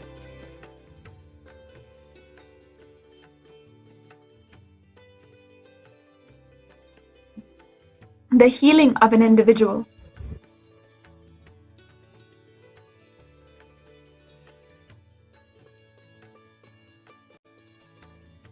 And as His Divine Holiness's mission has grown, His Divine Holiness in 2005 had started a tour around Tamil Nadu called Ananda Ula, where he had gone city to city and literally healing thousands of people every single night. These are some of the pictures of people lining up mile-long in darshan in order to receive the blessings of Swamiji and in order to receive the healing blessings of Swamiji. In this darshan time, everyone has the opportunity to go to Swamiji, request healing blessings of anything they want, whether it is healing of any disease that they had, mental illness, or anything. Literally, His Divine Holiness blessed and healed every single one. Some days he would conduct darshans for 2 programs, one in the afternoon and one in the evening. And for each of these programs, literally thousands of people will be there. And untiringly, Swamiji will just sit for hours and hours and hours just attending to all of the people. You can see in these pictures how Swamiji is sitting and the line is unending. Even in the last glimpse, in the last horizon of the pictures, the lines are as long.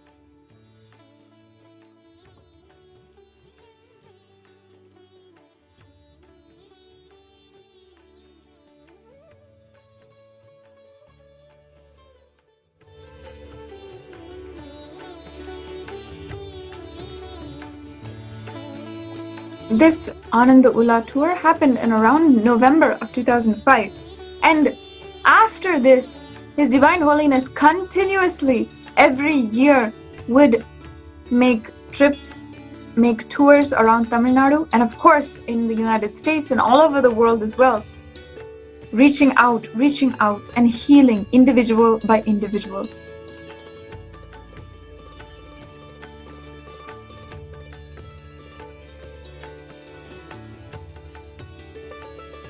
He would listen to every single person's request to heal them and listen so intently, endearingly, until that very person feels so fulfilled and blessed, and he will just sit for hours upon hours until the very next morning itself,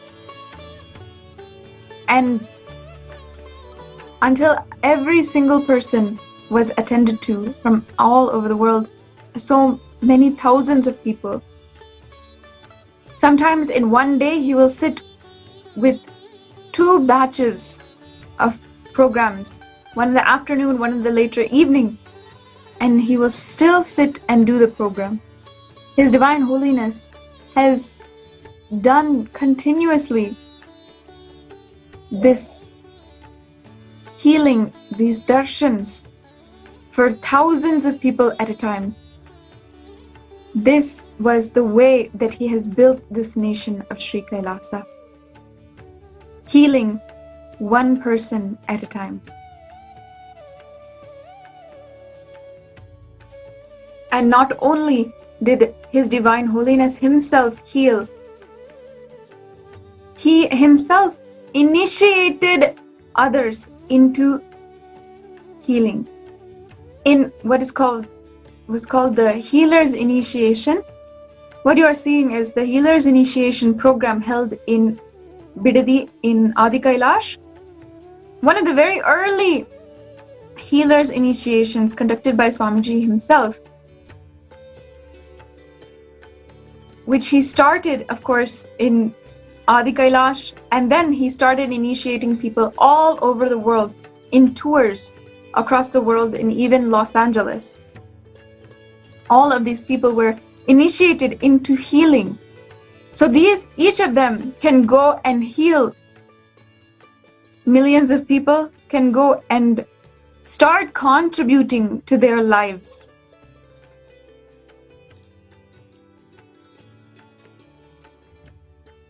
This is the initiation process. Each being, each participant becoming and as he described in the Darshan of Sadashiva and Brahmendra, with the healing stick, the bamboo stick which is given to them, they can go and heal the world, the whole world.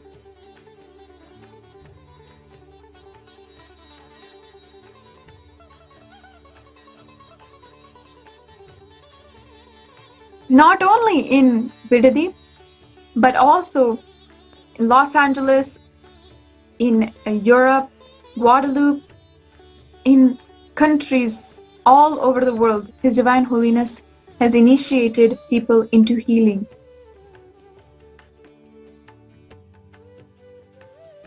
And also, without any discrimination,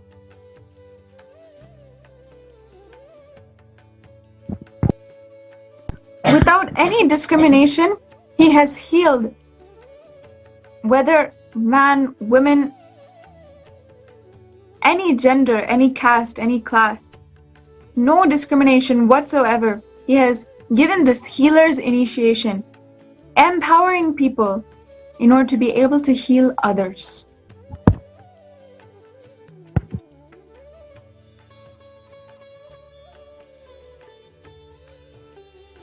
His Divine Holiness has himself healed so many people with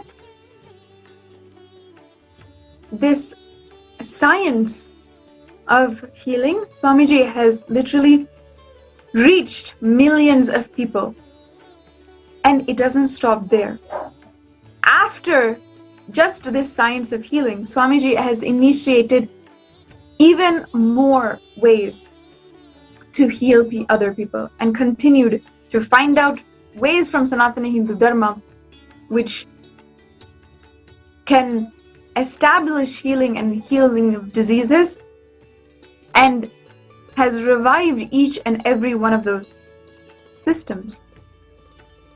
In 2007, Swamiji has inaugurated a monument, a contribution to humanity which will stand for thousands of years to come something called the Anandalinga. In Adi Kailash, there's the Anandalinga, which is 21 feet and made of Navapashana.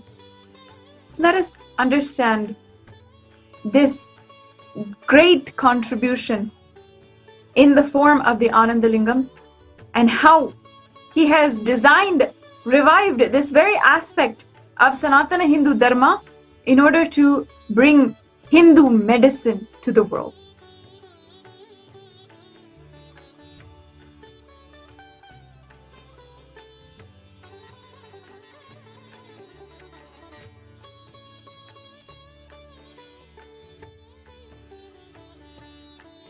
That greets you as you enter the Adi Kailash Bangalore Adinam is the Vaidyasarovar and the Anandalingam.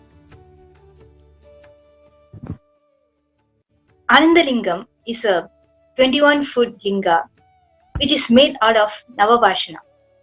Navabhashana is a strong medicine which is made out of healing herbs and 1008 sacred herbs. This Anandalingam and Vaidyasarovar are blessed to radiate the healing energies. His Divine Holiness, Swamiji himself, had done Prana Pradishta, infusing life into the Anandalingam, and that's why this lingam symbolizes the integration of the active and passive cosmic energies. Just taking bath and having deep in the Anandalingam not only heals your body and mind, but it also makes you manifest powers, extraordinary powers, and manifest the state, space, and beings of Paramashiva himself. In Hinduism, Mani, Mantra, Aushadha, these three things is used to awaken the non-mechanical parts of the brain to achieve the ultimate enlightenment and manifest extraordinary powers. Aushadha means the right herbs, energizing the system in different ways that heal the body, give extraordinary powers, and ultimately leads to enlightenment itself. These herbs consisted of Navabhashana. These herbs not only heals the body, it saves lives, and it does so many other things.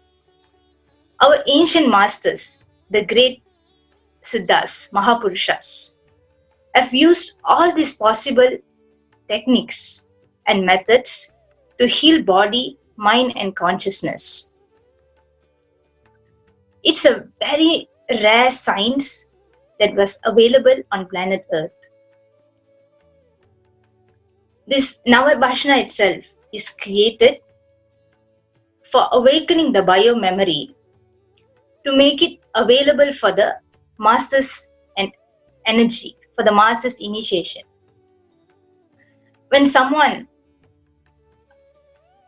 body is open and ready to receive the master's initiation, instant healing and quantum healing happens to the body. Same way, when the mind, when the being is open to receive the master's energy, various spiritual experiences and power started expressing, manifesting in them, in the body. That is why our ancient masters has created this very rare science of Navabhashana and made it available to the humanity. In order to create this Navabhashana, three things is required. The first thing is the right stabadi. A right stabadi is a person in the field of construction of traditional architecture, temple and deities. This is called as right stabadi. The second thing required is the master in the science of herbs, someone who knows these herbs, who collects it and process it. The third one is the master, the siddha, who infused energy in it. 2000 years ago on planet Earth, this Navabhashana was created by a great siddha called Bogar in the city, in a town in South India called Palani. At that time, Bogar himself, is a great stabadi. He knows the science of architecture in temple, the science of deities, and not only that, he had the fortune. He had a disciple who, is a tribal disciple who knows this science of these herbs, and this Navabhashana was able to be processed. The herbs was able to be processed. And the third thing, Bogar himself is a great Mahapurusha. It's a Siddhar who infused the energy in it. Till today, this Navabhashana, which was created by Bogar, is still available, is still there in the Palani. After almost 2000 years, this powerful happening, this great science is created once again in planet Earth by His Divine Holiness, our Swamiji, in the form of Anandalinga. This time, we had the right Swamiji, had the right Stabadi, and not only he knows the science of temple, he also knows the right herbs, collect it and process it. And the third thing, ultimately, His Divine Holiness, Swamiji himself is the avatar, the incarnation of Paramashiva himself, who infused the energy in it. This Anandalinga is one of the greatest contribution of Swamiji, His Divine Holiness, to this entire humanity in this century. It is one of the rare happening, and it's one of the most something that heals thousands of people till today. Now, let us watch small video clippings where Swamiji himself has beautifully shared the science of healing of the Anandalinga.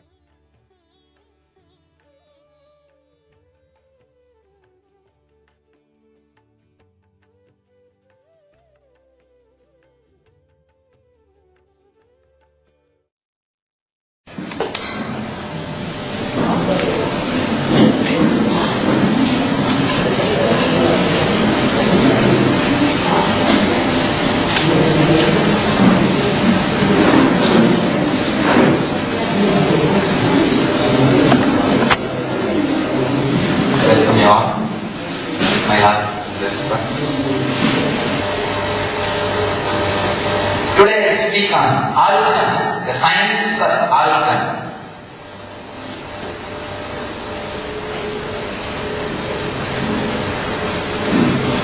In India, all possible methods and technologies have been used to awaken the Kundalini Shakti, the potential energy of human beings. In the modern terms, the non-mechanical parts of the brain. Please understand, mechanical parts of the brain are responsible for your breathing, your blood flow, normal body functions, like a liver functioning, simple body functions. But the mechanical parts of the brain are only very small part in your brain. there is a huge part, non-mechanical parts of the brain, which is not awakened in normal human beings. In India, different traditions have tried to awaken those non-mechanical parts of the human brain for various reasons, to have extraordinary powers, to have union with cosmos, to have the ultimate enlightenment itself. There are some traditions which used the breathing exercises for enlightenment. There are some traditions which used bending the body, yogasanas, for enlightenment. There are some traditions which used creating right understanding and ideas for enlightenment. There are some traditions which used very subtle, powerful method called alchemy, means with the right meditations, adding energized herbs into the body. It is called Siddha tradition. In South India, especially in Tamil Nadu, the Siddha tradition was very popular. They made disciples to do particular meditation and pranayama techniques and add particular herbs into their system. When the herbs are added with meditation, it awakens the non-mechanical parts of the brain. Patanjali very beautifully describes Mani, Mantra, Aushadha. These are the three different methods of achieving extraordinary powers and enlightenment itself.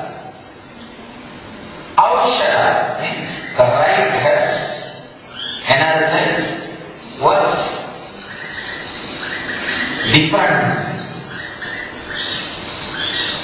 ways in your system. It heals, awakens different extraordinary energies and leads you to enlightenment itself. You will be surprised. There are herbs energized and given by enlightened being can lead to enlightenment just instantaneously. Because the master, whenever he initiates, he literally gives enlightenment to you for that moment. Unfortunately, your brain and the system is not intelligent enough to hold that energy forever. So it just loses. It's almost like a water poured on the inverted part. The part is kept inverted. How much of water is poured on it? Not a single drop stays in the pot. Many of our heads are inverted part. That is why symbolically it is the same shape. That is why any energy master pose does not stay in it. But the right herbs are added exactly for those few moments. The non-mechanical parts of the brain will be available to hold that energy. The energy is held by the body and mind. Immediately, enlightenment stays in your system. If that energy stays in your system for 21 seconds, that's enough. Then it will open the doors. It cannot again be lost. It cannot again be lost. So those herbs are only called Navapashana. Understand? Pashana means literally in Sanskrit poison. That's the word. But when it is processed, it is not poison. It is poison for your ego, not poison for your body or mind. It is a very powerful process. It is not actually poison, even in ordinary sense. These herbs are actually saves very life and heals very body.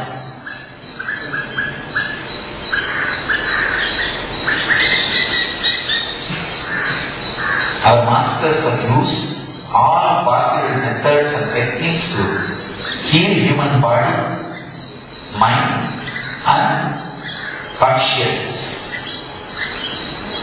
This Navapashana and these unique herbs are specially created in the planet Earth. The science is specially made available to planet Earth by great siddhas from southern part of India to make the biomemory available to the master's energy. See, when your body opens itself to the master's energy, first instant healing, spontaneous healing, quantum healing, that's the first step.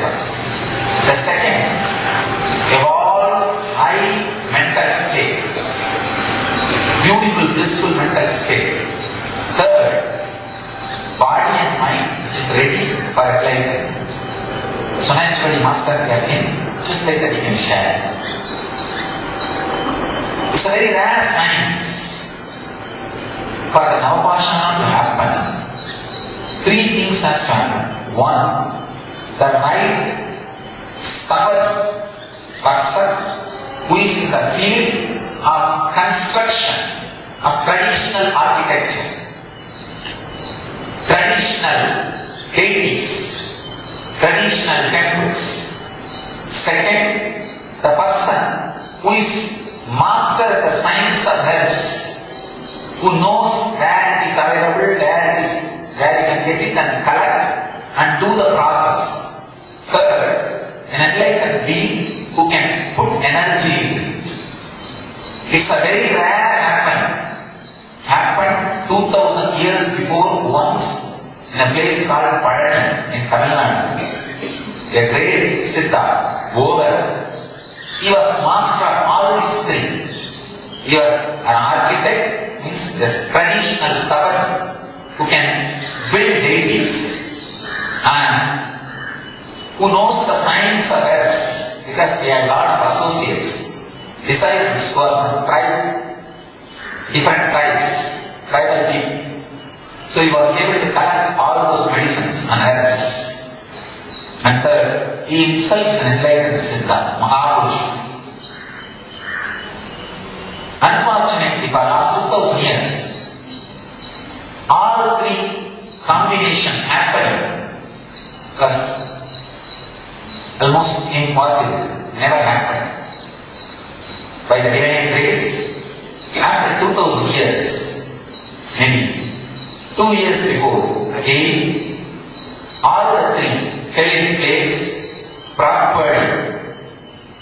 Maybe the world wants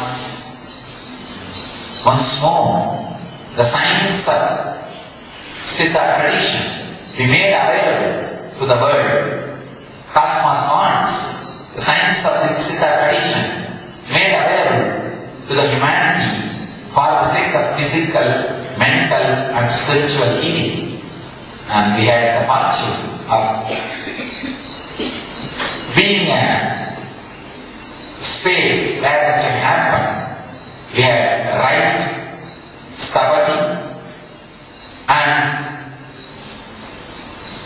person who knows the science of creating deities and temples. Our Stavati who built this temple is the Stavati who built the largest temple tower in India.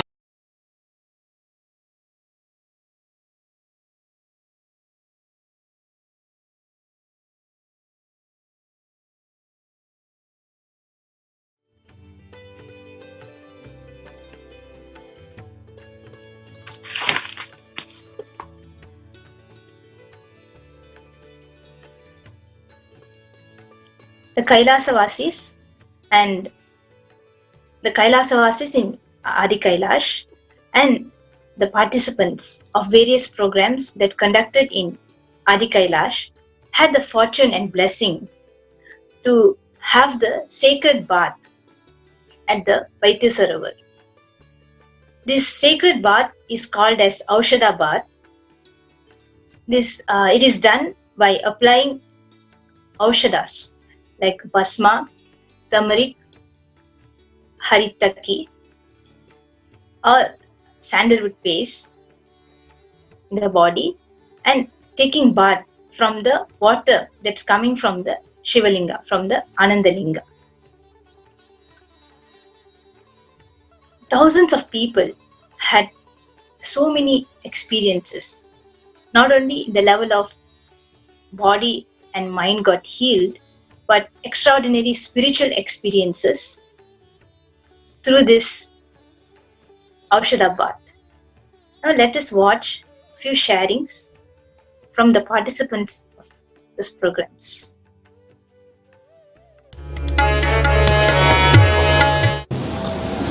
Nithyananda, my name is Ma Nitya Dharma Dharananda. I am from Toronto, Canada. I am here for a 21-day retreat program that Swamiji Sri Nithyananda Swamiji is so nice enough to offer to us. It's called Nithyananda Paramashivam. And I just finished an Aushadha bath. And it is so energizing. We get to lather ourselves with this energized Aushadha and take a bath under the 21-foot Shivalinga. That water that comes from the Shivalinga is so energizing. Like you feel like you're in a different space. Like my entire body is just shaking with energy. I only slept for like less than 2 hours. And I am so energized after the bath. Too good, too good. Swamiji has been showering us with darshan after darshan after darshan. If you guys don't know what darshan is, from the Guru initiation to us and give us like boons and initiation like power. So awesome, too cool. So anyone that have not heard of Swamiji, you're missing out. You need to come to Adi Kailasa. That's in Bidadi, Mysore Road. So you're missing out. Look up Sri Nithyananda Swami on YouTube and you have everything that Swamiji have been doing since 2000. 18 years ago, everything is available on YouTube. All his books, 300 books, 26 different languages. All his satsangs are on YouTube, so check them out.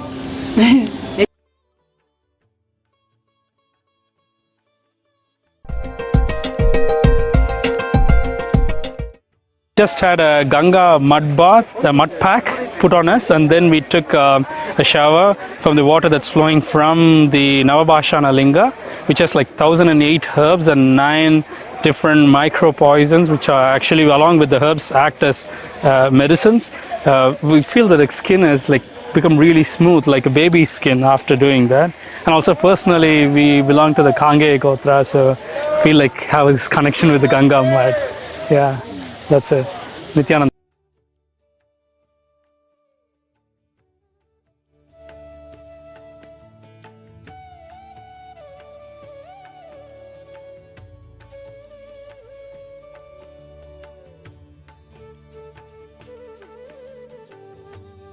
So from what we watched till now, you can clearly see that this Ananda Lingam and Vaidyasarovar is one of the most powerful happening on planet Earth in this century. It's one of the most powerful contribution of Swamiji to the humanity in this century.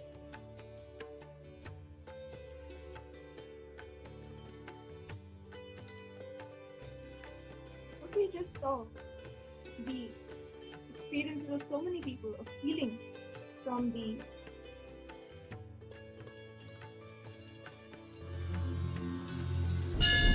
அஞ்சலென்றடைய அபயம் தரும் லிங்கம்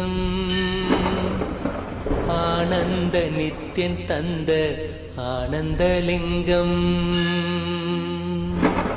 பிணி நீக்கும் உயிர் காக்கும் ஞான ஒளியாக பூத்த நித்யானந்தன் தந்த உயர்லிங்கம் ஆதிலிங்கம் ஜோதிலிங்கம் அற்புதலிங்கம் ஞானலிங்கம் நித்யன் தந்த ஆனந்தலிங்கம் ஆதிலிங்கம் ஜோதிலிங்கம் அற்புதலிங்கம் ஞானலிங்கம் நித்யன் தந்த ஆனந்த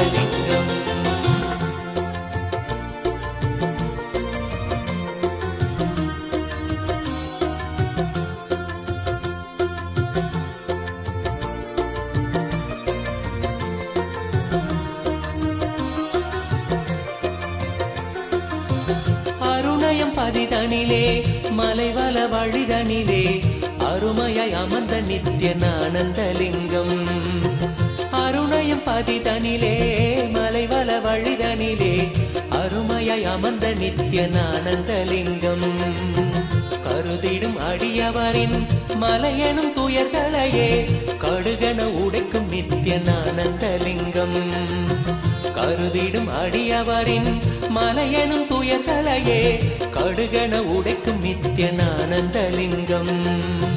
கவலைகள் விடி உறவே அவலங்கள் பொடிப்படவே கருணையின் அருளழகாய் ஆனந்தலிங்கம். கவலைகள் விடி உறவே அவலங்கள் பொடிப்படவே கருணையின் அருளழகாய் ஆனந்தலிங்கம். சுயமதை உணர்த்திடவே சுகமதில் நிலை பெறவே தவநிலை குயத்தும் நித்யனானந்தலிங்கம். சுயமதை உணர்த்திடவே சுகமதில் நிலை பெறவே தவநிலை குயர்த்தும் நித்யனானந்தலிங்கம். தவநிலை குயர்த்தும் நித்யனானந்தலிங்கம்.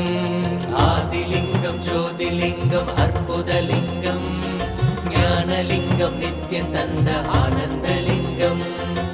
ஆதிலிங்கம் ஜோதிலிங்கம் அற்புதலிங்கம் ஞானலிங்கம் நித்யம் தந்த ஆனந்தலிங்கம்.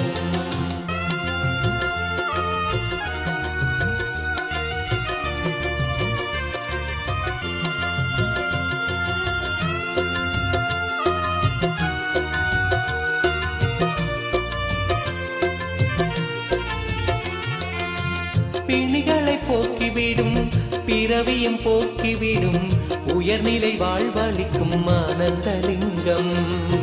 பிணிகளை போக்கிவிடும் பிறவியும் போக்கிவிடும் உயர்நிலை வாழ்வளிக்கும் ஆனந்தலிங்கம். மனிதருக்கு அரியதொரு அரூபரூபமெனும் அஜோமுகத்தை காட்டும் ஆனந்தலிங்கம். மனிதருக்கு அரியதொரு அரூபரூபமெனும் அஜோமுகத்தை காட்டும் ஆனந்தலிங்கம். அமரர்கள் உலகமெல்லாம் அருள் பெற விரதம் கொண்ட 1008 நித்யனானந்தலிங்கம். அமரர்கள் உலகமெல்லாம் அருள் பெற விரதம் கொண்ட 1008 நித்யனானந்தலிங்கம்.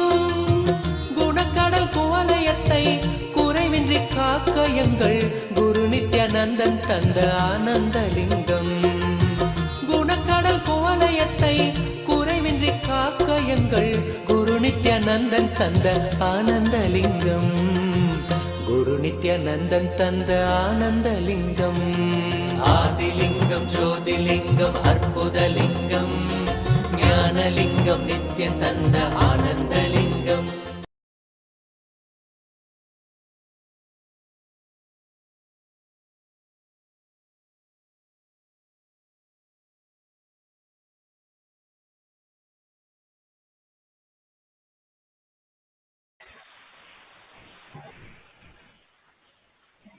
The Navapashana Linga has not just been consecrated and the Prana Pratishta done by Swamiji, but multiple times Swamiji himself has worshipped the Linga, performed various Aushadha processes at the Vaidya Sarovar, increasing the energy so that this Linga, the Navapashana, 21 foot long Linga, continues to radiate that intense energy of healing to anybody who comes and takes a dip in its waters. It is so beautiful that Swamiji expands into so many various dimensions, making himself available through various different dimensions. We saw how he himself started healing thousands of people. He initiated disciples into the science of spiritual healing. He created this Navapashana Linga, where anybody can come, and in this space, when they physically enter its space, enter its waters, they will be healed. And he continues to reveal new ways of accessing the superconscious energy and using it, allowing it to heal us physically and mentally. One of the major contributions and one of the most unique contributions of Swamiji to the field of health, global health, is the Nitya Kriyas.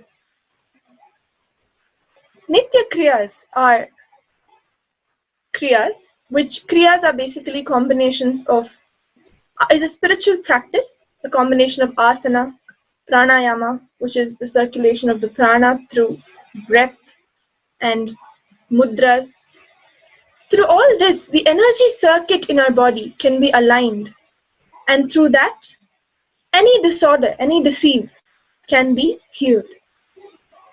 For each disease, the way it has to be approached, the kind of energy circuit, the kind of prana alignment that needs to be done is different.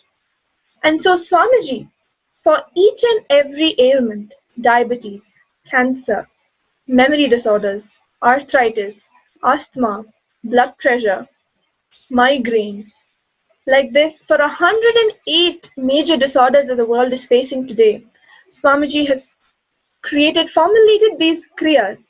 Swamiji beautifully says the kriyas by themselves, the permutation and combination is indeed Swamiji's contribution, but the steps by itself, which pranayama, which mudra, which asana, is directly taken from the Yoga Shastras. And when we present to you these kriyas, we clearly present to you along with the Shastra Pramana, the scriptural references from where these asanas, mudras or pranayamas have been taken. It is a huge work, huge compilation,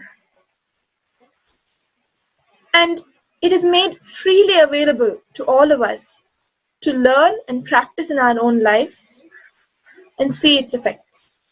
Before we see what are the various different kriyas, before we hear from a few people who have healed immensely from these kriyas, let us see a brief introduction from Swamiji himself and a little more insight into what these Nitya Kriyas are.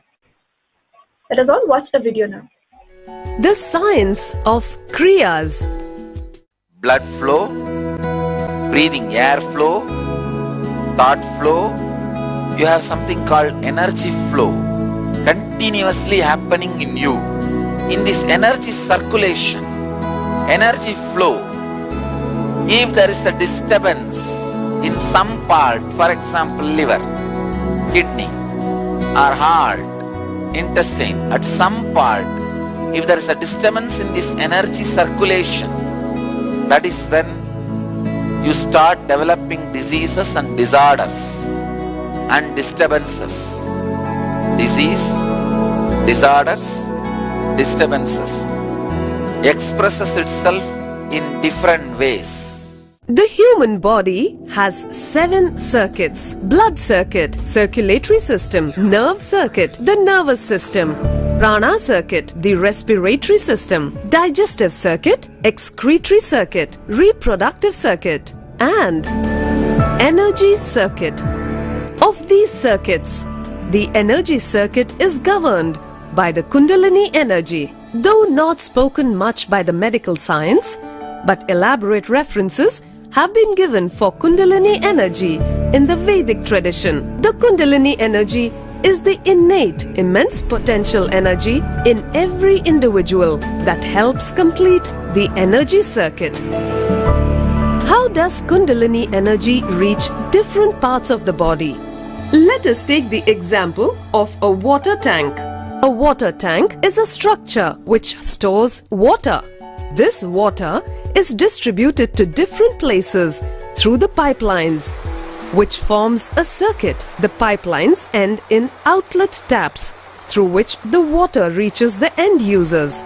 Similarly, the Kundalini energy reaches the different parts of the body through the 72,000 nadis or energy channels. Let's say, for instance, there is a block somewhere in the circuit of pipelines. Then what happens? There is no flow of water. Then you identify and correct the block. Even if the blockage is removed, water has to be pumped in for the flow to resume. Similarly, When there is a block in the energy circuit in the body, there is impedance to energy flow forward, and it results in disease in that particular organ.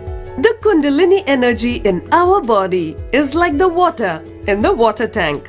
Kriyas are powerful tools which help to remove the energy blockage and restore the energy flow. When the body is aligned in certain postures during Kriyas, the energy block is removed. Once the block is removed, the Kumbhaka pumps in the Kundalini energy just as the water gets pumped in to the pipeline once the block is removed.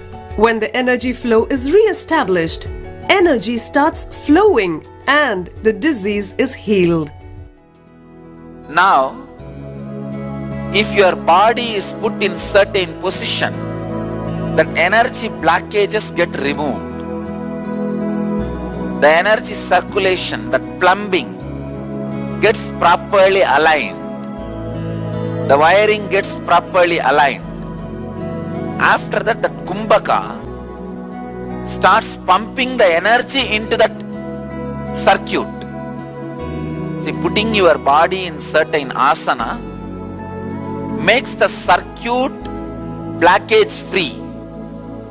The circuit becomes perfect. But only through the Kumbhaka, the energy gets pumped into the circuit. This is exactly the principle on which Kriya works. Kriyas are a unique combination of asanas, pranayamas, and kumbhakas, wherein they are more effective than the individual asanas and pranayamas. Even for few seconds, if the energy circuit route is aligned and energy is pumped, you are out of the disease. You are out of the disorder. You are free. These kriyas are not just ordinary asana, ordinary yoga postures, ordinary kumbhaka, ordinary pranayama. It is like two different chemicals. Separately, if you take, it may take 10 years for you to cure the disease. But mixed properly in certain combination, it removes the disease in 2 days, in one dosage. The kriyas help to restore the energy imbalance, and which results in healing diseases. Kriyas help to heal the body, experience extraordinary powers, and to have spiritual experience in the body. These kriyas are my unique contributions to the world.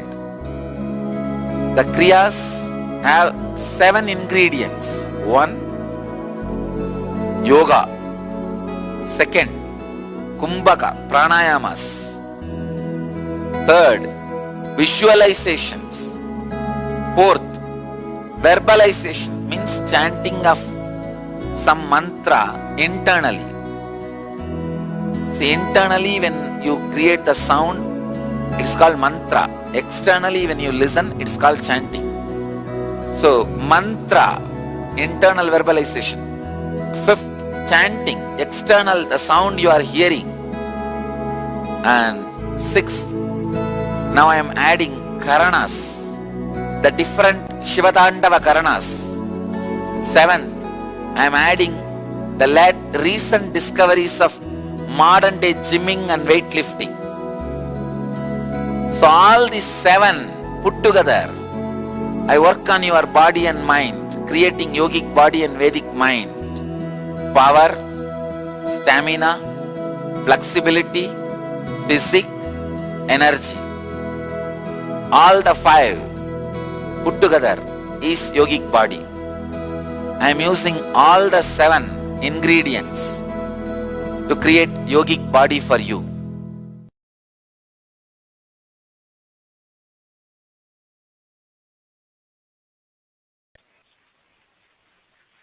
We can now see the various different kriyas,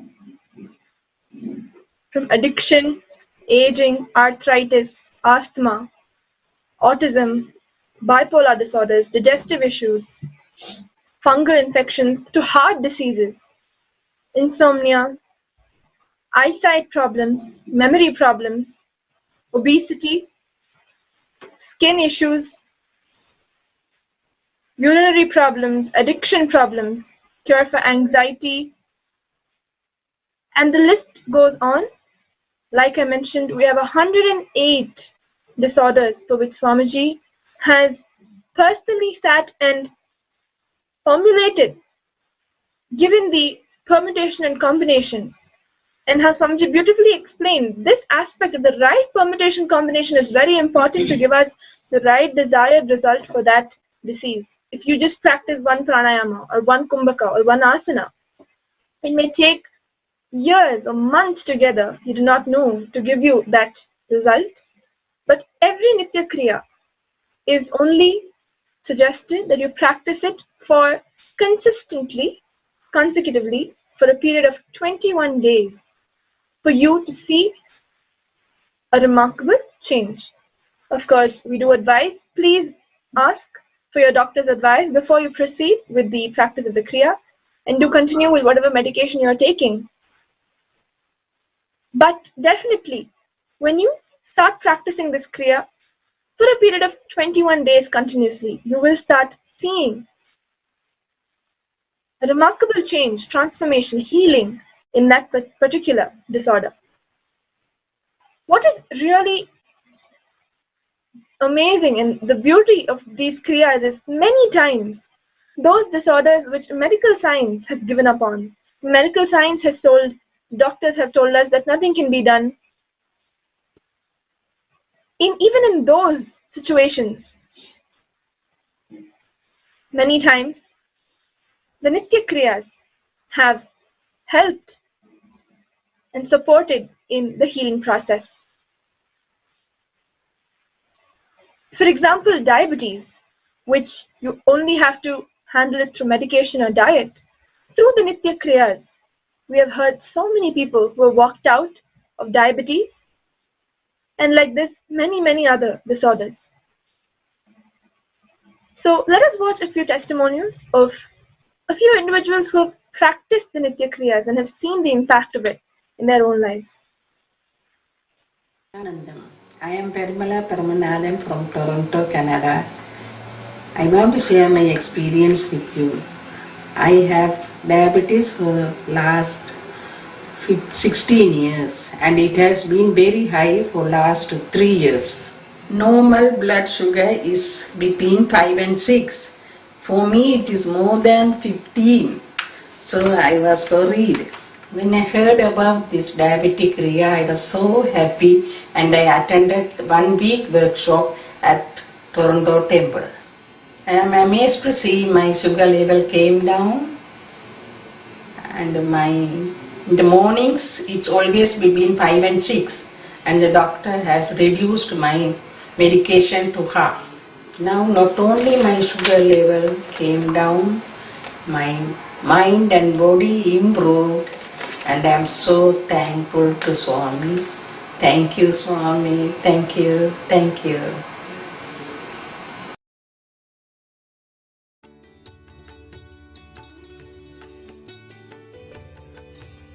So like we saw, one amongst hundreds of people who have been benefited through these Kriyas, you must know that each and every Kriya, Swamiji ensured that he personally comes and teaches it to all of us. Each of these 108 Kriyas are available as guidance by Swamiji as a video on the very website that we showed you. For each and every disorder, Swamiji has beautifully given us 2 sets of Kriyas, one for the care and one for the cure. So even if you do not yet have a disorder or disease and you are expecting that there is a possibility of a disease, maybe due to some hereditary reasons, or for any reason if you're suspecting that you may have a certain disorder or an illness, you can go ahead and practice the care for the certain disorder, the care for migraine, the care for diabetes, and so on. You can see the link of the Nitya Kriyas available on your screen projected now. All of you can go ahead and check it out for yourselves. We highly recommend you are initiated by Swamiji and then you start practicing these Kriyas. So you can register yourself for the Paramashivam program, receive direct initiation from Swamiji, and through his grace and blessings, continue to practice these Kriyas. All these 108 Kriyas, like we saw, is healing, bringing about the spiritual healing through controlling the prana, the flow of the vital force of energy within us. Going on, Swamiji continues to open up new doors, new techniques, ways of reaching out to people. And one of it is the healing through the Atmalinga. Like we saw, the Navapashana 21-foot linga, how Swamiji energized it, just for the purpose of healing. This Atmalinga is a personalized alchemy product, the linga, which represents Paramashiva, Parashakti, and the energy of the Guru, and is given to you as a gift from the Guru, blessed and energized by him. And this can be personally used by you for your own healing and also used to heal others also. Just by placing the Atmalinga on any person who is ill, who is sick, the Atmalinga by itself is capable of radiating immense amount of energy and bringing about healing in the individual. Swamiji, His Divine Holiness, announced the global initiative of the Atmalinga healing, where various devotees, their disciples, hundreds of disciples who were initiated by Swamiji, who had received the Atmalinga, extended the service of Atmalinga healing completely free for anybody who is in need of healing.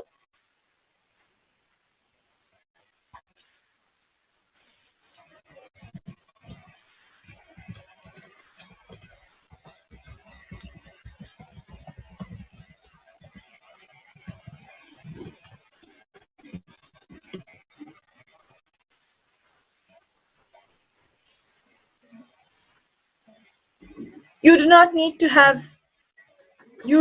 do any other spiritual practice or anything else.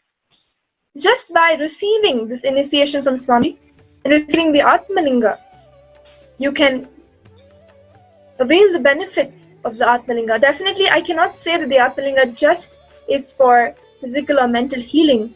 What the Atmalinga does to us is immense. It's just literally like having your own version of Swamiji with you for any kind of problem, any kind of support.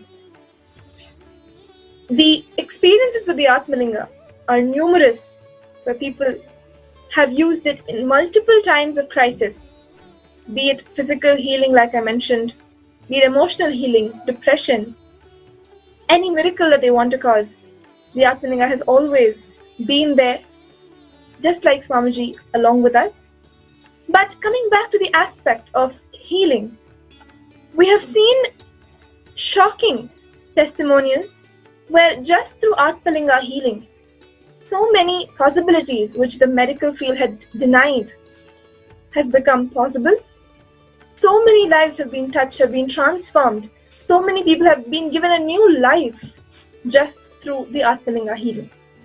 I would like to take you through one such testimonial of a disciple who had lost hope on whether she could become pregnant again and have a child. And even in those moments when the medical field had completely denied the possibility, we can see the miracles that just Atmalinga healing through one of the initiated disciples, what just that has done to her life.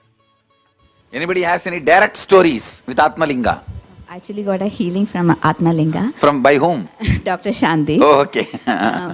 some of you might be knowing I lost my son last year, and I wanted to have a baby, and I came to you for asking, blessing it with the Kalpadaru, and you said I will have a baby.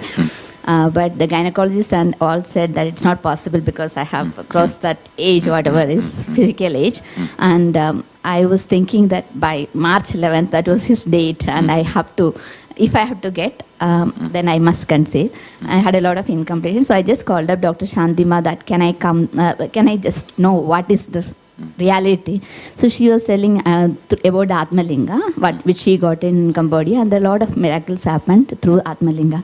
So I said, can I come for healing? So she said, I'm not calling you, it's Mahadeva calling you, please come. So I went there, that was on February 19th, and she healed me. And I said, no, I'll come for next 3-4 days. She said, don't plan anything.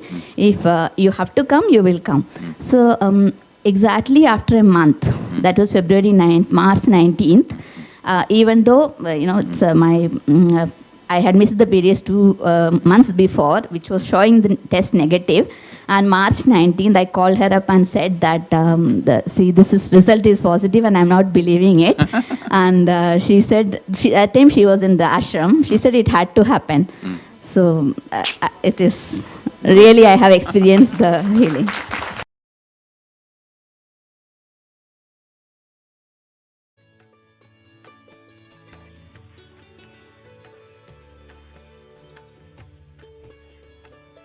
Like we just saw, this is just one amongst many, many experiences that we can continuously share, and the segment would go on for the whole day if we would have to share the experiences of Atmalinga. I'm sure many of you who are listening to us today, you can definitely resonate with it if you have an Atmalinga or you have received the healing from the Atmalinga.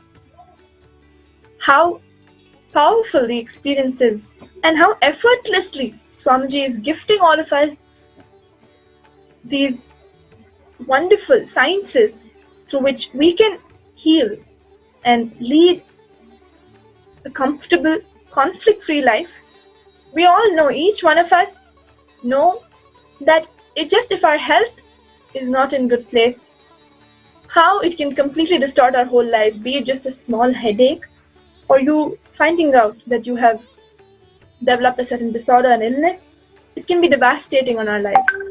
Swamiji is reaching out through every possible technique and science and delivering results to people, bringing back trust to the sciences that is available in Sanatana Hindu Dharma, that this is a legitimate solution for people. What you're seeing on your screen now is yet another initiative that Swamiji has initiated. The Akhanda Mahavakya Japa. From the first initial days when we heard about the coronavirus outbreak, immediately Swamiji announced the global initiative for all devotees and disciples, practicing Hindus around the world, to take off 48 hours from their lives dedicated towards creating vibrations, sending healing vibrations to all of those who have been affected by the coronavirus through the Akhanda Mahavakya Japa. First of all, let us understand what is this Mahavakya.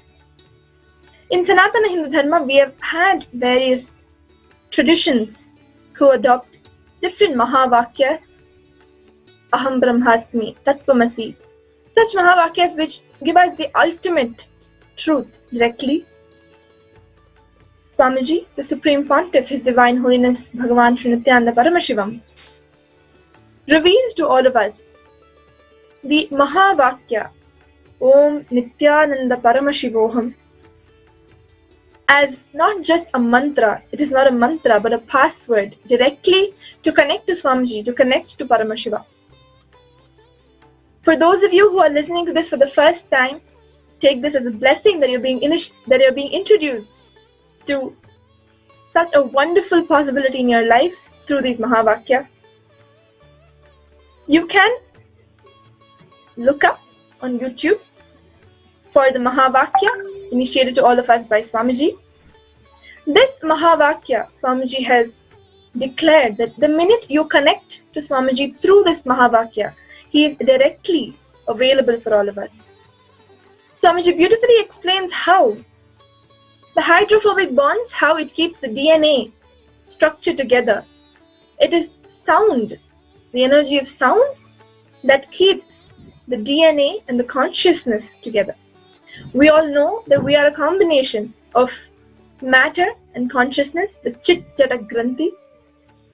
And so, through the usage of the right sound, we can access and increase the frequency of consciousness that is with our DNA. And hence, using the science of sound, the impact of sound on matter, on us human beings, Swamiji has delivered this Mahavakya, which he says he has brought down directly from Kailasa, made it available to all of us, whether you know Swamiji or do not.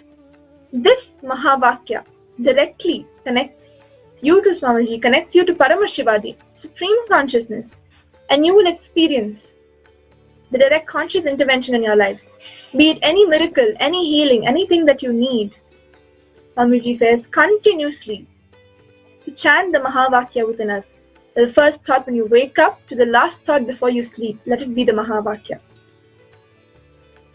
Having known the power of Mahavakya, we heard so many people who shared their experience with the Mahavakya and the experience of being initiated into the Mahavakya, the power of being initiated into the Mahavakya, when the Mahavakya reverberates on its own within you without any effort from your side.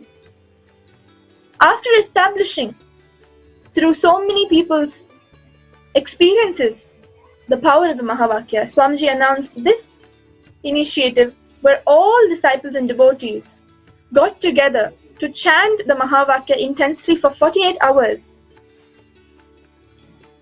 to combat the coronavirus outbreak.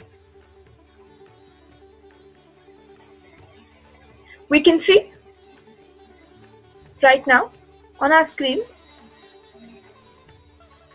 at that time when Swamiji announced the Mahavakya, which is on February 1st, the cases of coronavirus, and going ahead, how to the 48 hours of the Mahavakya Japa, we saw a clear impact on the growth rate of the coronavirus and how the recovery rate had clearly increased.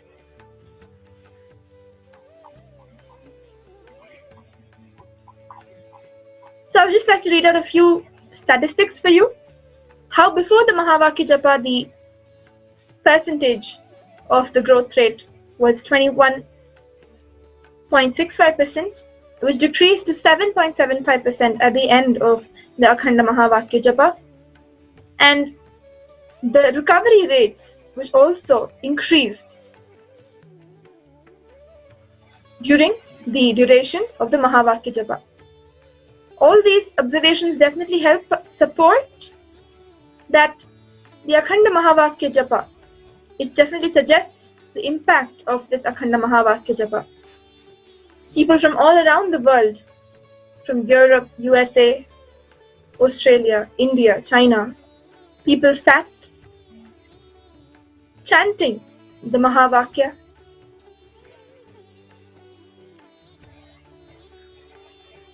to create an impact to support, combat the coronavirus outbreak.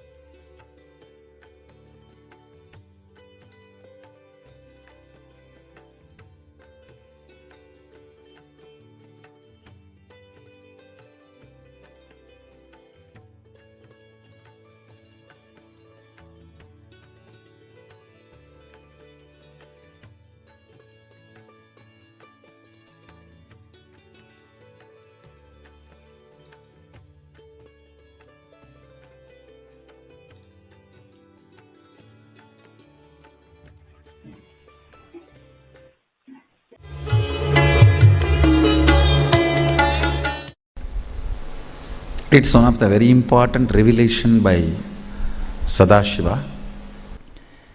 All the electronic equipments work when the electrons are made to vibrate. That happens by the light. When the electricity is supplied, the light particle vibrates, the electronic equipment starts working. Just like that, the spiritual power and the umbilical cord connection, spiritual umbilical cord connection between you and me, it works with sound particle. For example, my integrity with the cosmos, Sadashiva, Mahasadashiva, it reverberates in certain level of frequency.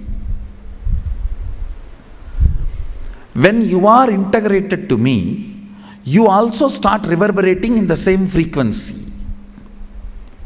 If your integrity goes down, that is when you start connecting with me only as a manager or this organization head or your Purvashram father, mother. Your connection with me goes down to the lower level if the integrity gets reduced. I was wondering what is the way we can bring people to the higher integrity immediately and the feeling connection, so they start manifesting the powers, they start staying in the space of Sadashivatva.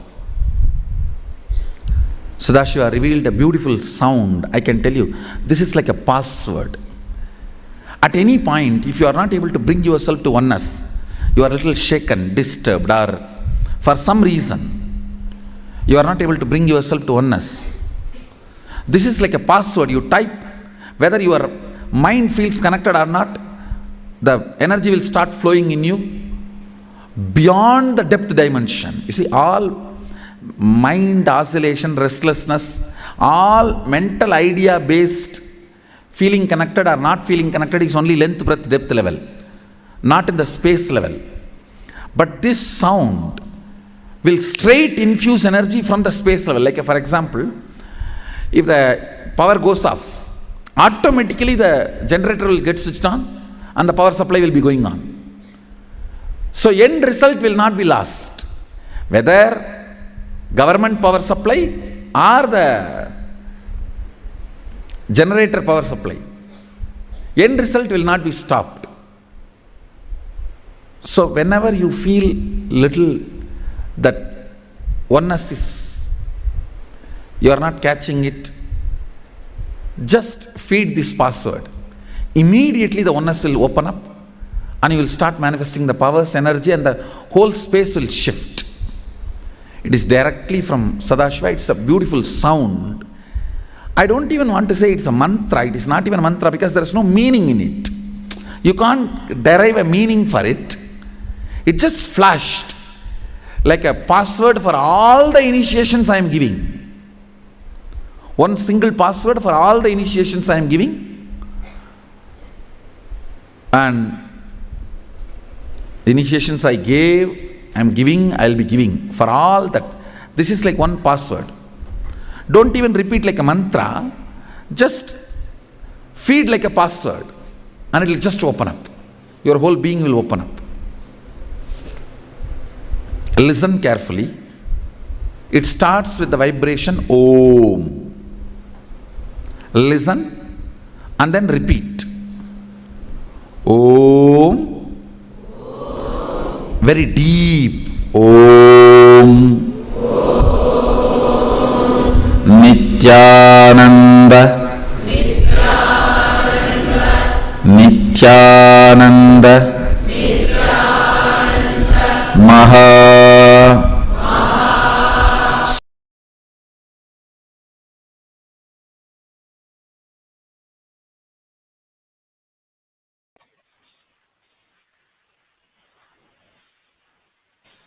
Swami just powerfully explains that how this Mahabhakta works even beyond your logic, beyond your length, breadth, and depth dimension. Om Nithyananda Paramashivoham.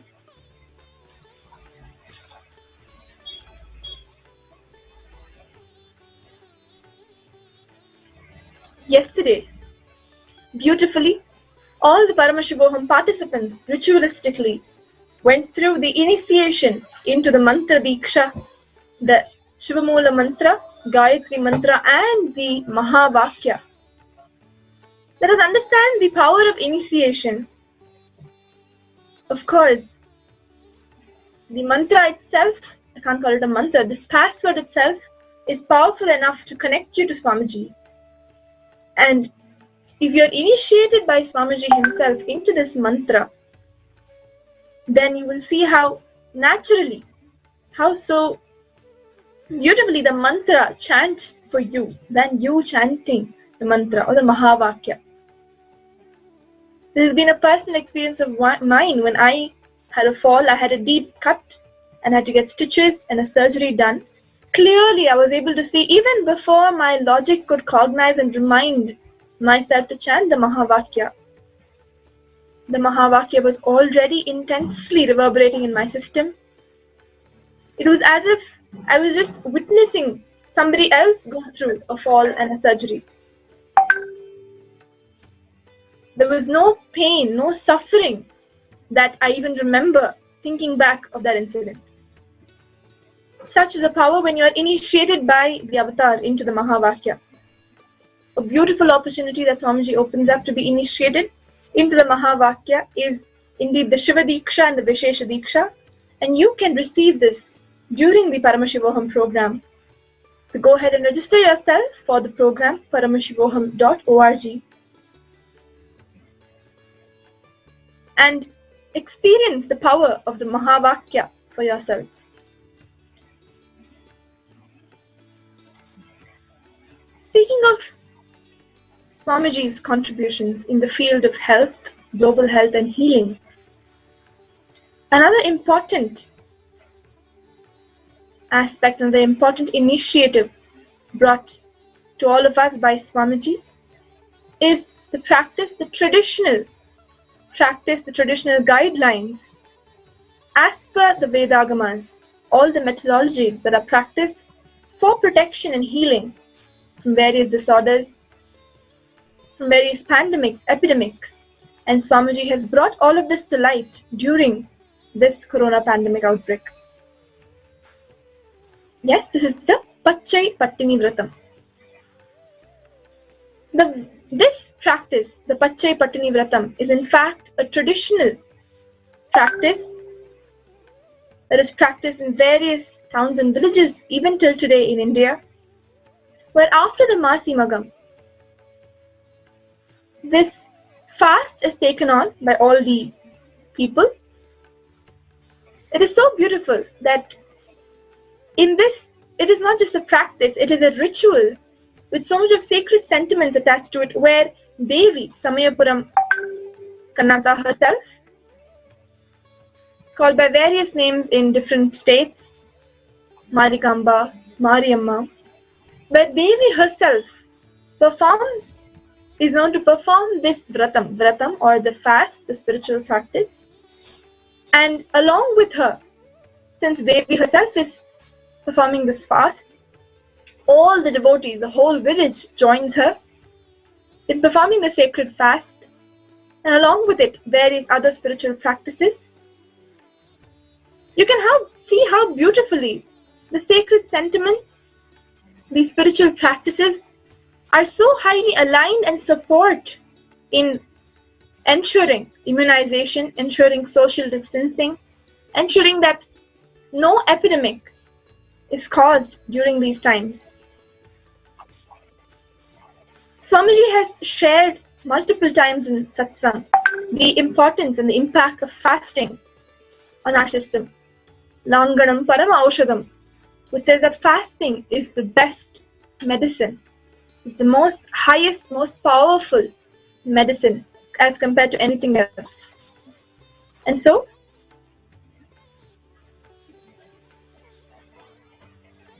like how Devi herself is known to perform take on this fast, Swamiji, His Divine Holiness, Nithyananda Paramashivam, announced in the Nitya Satsang to a global audience that he would be taking on this fast, performing the fast himself, and encouraging, inspiring everybody around the world to take on this fast.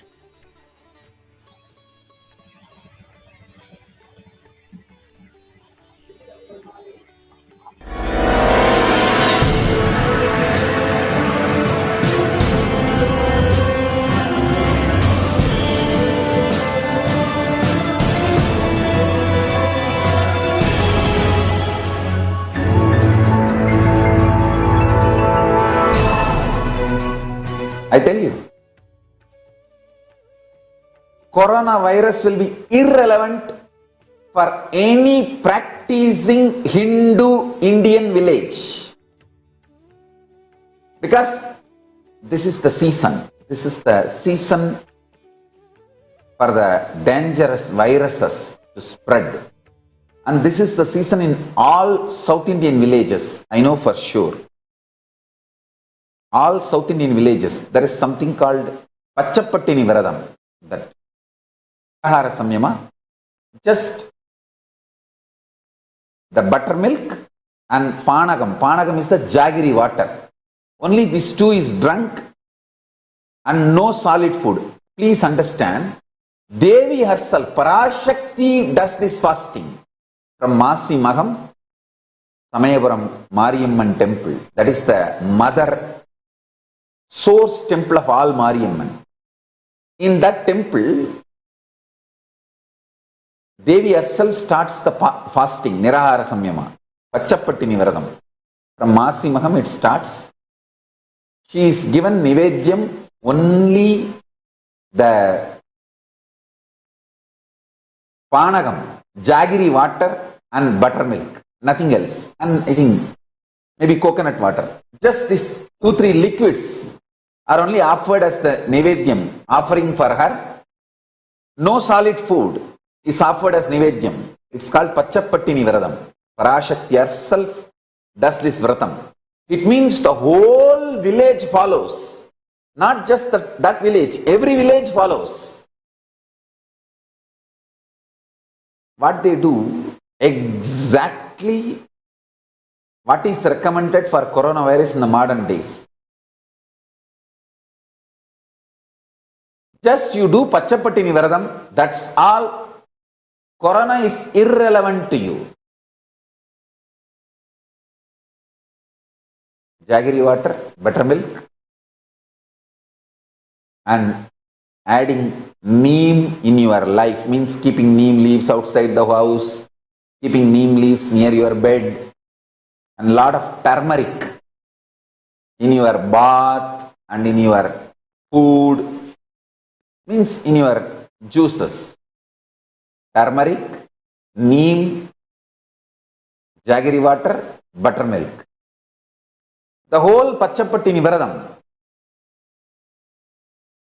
if you observe, that is enough. Corona is irrelevant. And I also wanted to announce, this is a formal announcement from Kailasa. All of you please obey the instructions from your governments, your country, law of the land. Because in many countries, corona is really becoming a serious problem. So please, all of you, obey your country's laws. Whichever country has banned large gatherings, please cooperate with your country's government's advice. I wanted all the disciples to know that they should follow your local government's advice. Some other countries, the governments have announced that no large gatherings.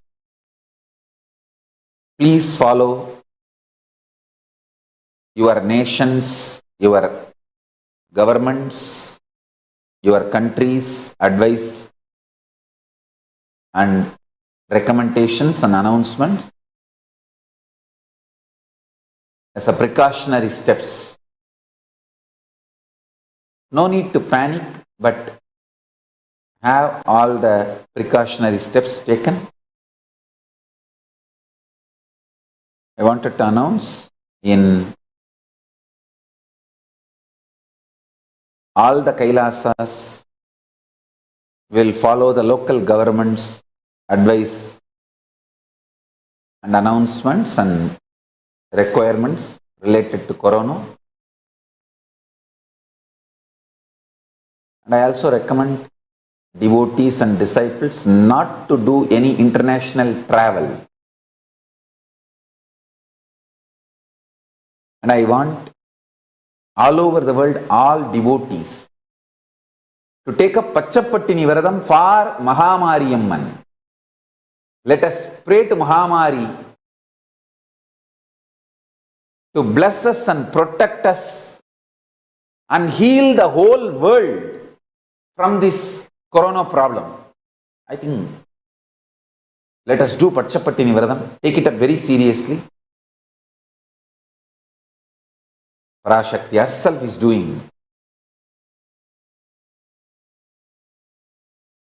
So along with her, let us all do Pachapattini Viradam and continuous Mahavagya chanting from your own home. Let us do live marathon, relay of Mahavagya chanting and healing. Let's install Mariamman in all our temples, homes, to heal the whole world. Not only protect all of us from Corona, to heal the whole world. Because we are Kailasavasi. It's our spiritual responsibility to solve any problems humanity faces. Any problem humanity faces. Kailasa has a spiritual responsibility to solve it. It's our spiritual responsibility to solve any problem planet Earth is facing. So this Corona is a too big problem planet Earth is facing right now. So let's do Pachapattini Viradam and solve the whole problem. I'm so happy that yesterday all the participants of Oneness with the Avatar did firewalking.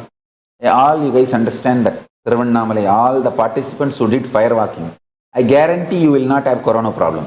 Coronavirus will not affect you at all, because that firewalking time, that small blisters you get, just shoots up your whole immunity, that power to protect yourself from any virus or any problem. It is actually a powerful technique. It's a very powerful technique followed in those days, especially during this season.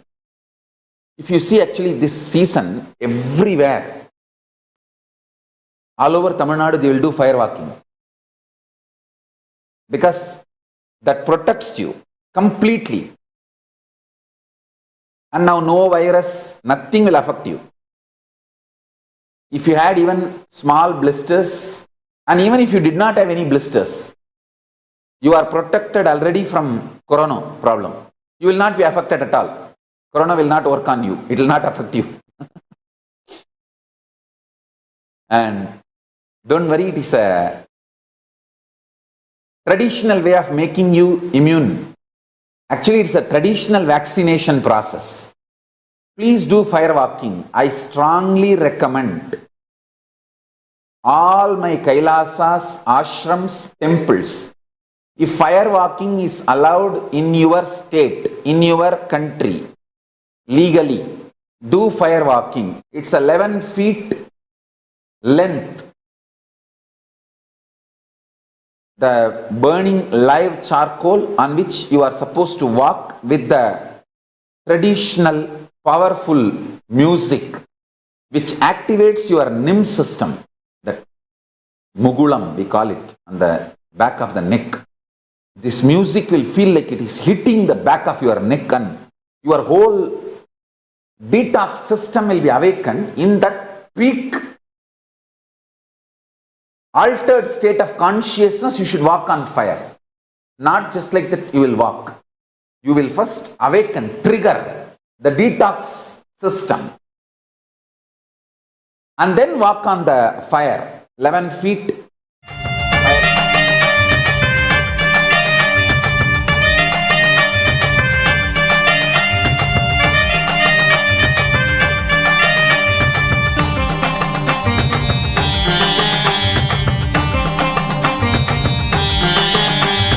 அண்டமெங்கும் ஆளுகின்ற தேவியும் நீயே, இந்த பிண்டத்திலும் வாழுகின்ற ஆவியும் நீயே. அண்டமெங்கும் ஆளுகின்ற தேவியும் நீயே, இந்த பிண்டத்திலும் வாழுகின்ற ஆவியும் நீயே. குண்டத்திலே தீயனவே சிரிப்பவள் நீயே, குண்டத்திலே தீயனவே சிரிப்பவள் நீயே. யோக தண்டத்தையும் தந்த நித்திய ஞானத்தின் தாயே, யோக தண்டத்தையும்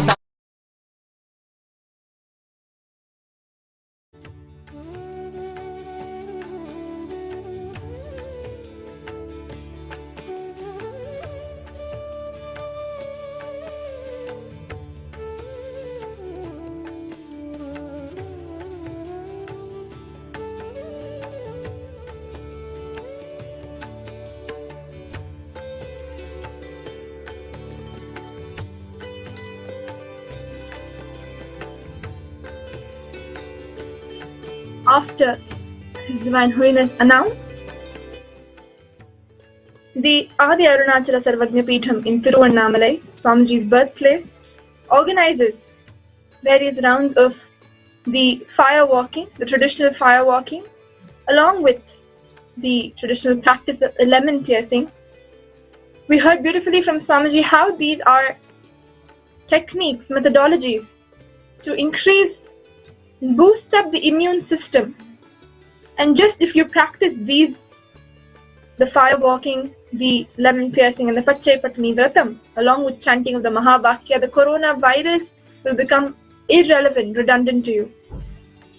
Something that the world is terrorized by today. We're all sitting in our homes, quarantined, afraid of this virus. Swamiji so beautifully provides us solutions from the Vedagamas. It is highly unfortunate that various different states in India itself bans these practices in the name of superstition. But clearly, Swamiji explains how these are techniques, methodologies that is given to us by our ancestors from our Shastras to increase the immune system. We had people from all around the world, like you're seeing right now, who so blissfully took on this practice, performed the fire walking and the lemon piercing. People from various countries, various different states in India came together in Tiruvannamalai to perform the fire walking. Swamiji is reviving each and every technique, methodology, science available in Sanatana Hindu Dharma, bringing back legitimacy to it, making it a practice lifestyle, so blissfully, so joyfully. And through that, giving us a solution to combat all the crises of today, like the coronavirus, and also giving us the experience, the ultimate Paramashivatva, experiencing superconsciousness. Swamiji has also, along with reviving these sciences, along with teaching these sciences to us, along with bringing it back, Swamiji is taking on the responsibility to scientifically validate them, to bring back legitimacy, to prove to humanity that these are not just superstitions, to make us all understand that Hinduism, Sanatana Hindu Dharma, is a science, and it is just that modern day science is yet to catch up with Hinduism. Yes. For all of us skeptics, those who don't believe right away,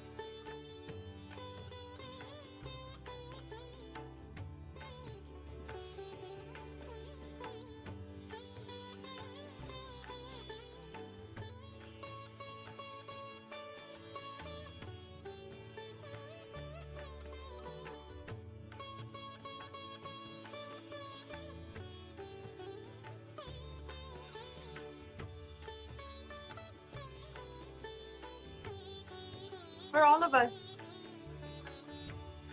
those who right away don't believe, right away might be doubtful of what is going on when we see the healing miracles, when we might see a video or experience sharing, or when we might even see the experience sharing. Our first thought might be, oh, maybe it's a placebo. Maybe just because they're thinking more positive, they're naturally healing themselves, and naturally they're able to cope with whatever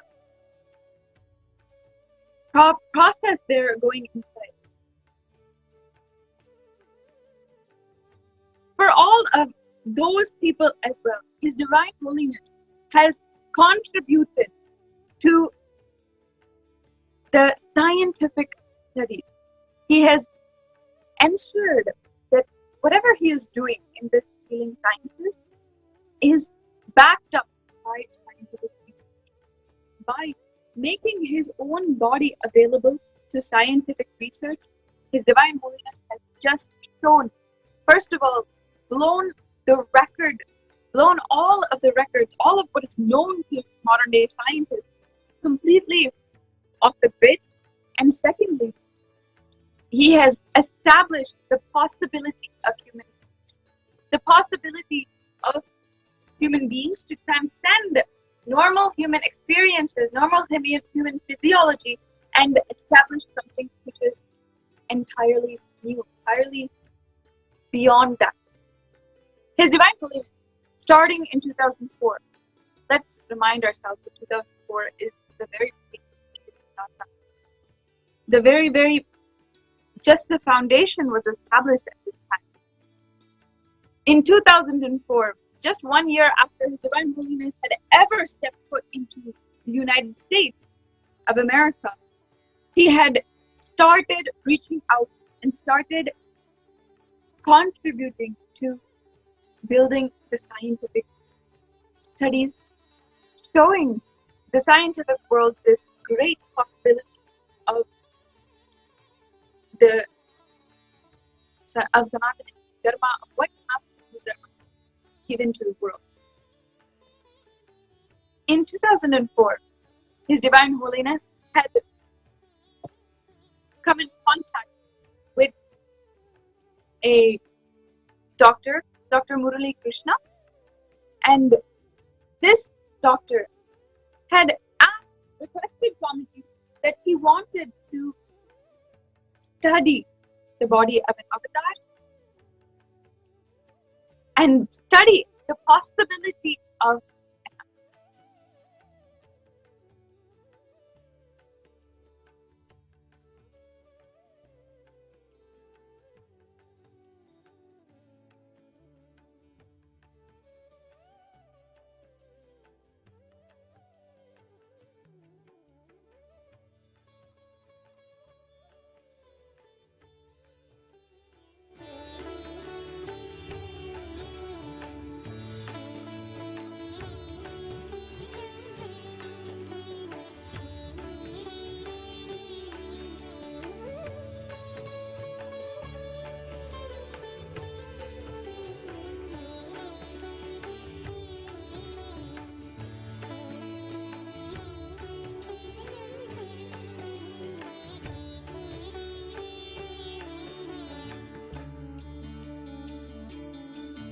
to all of the viewers waiting for the divine darshan of Paramashivam, His Divine Holiness Swamiji graced us all with an opportunity to have live Aushadha process. The Aushadha making process, being a part of it, is literally the most energizing experience. It is literally another form of darshan. unfortunately, due to technical issues, we will be starting the live Aushadha process shortly here. We thank all of the viewers for waiting, and we'll be starting now the Aushadha process for all of us to remind ourselves to witness one of the greatest contributions to revival of Sanatana Hindu Dharma, the Aushadha.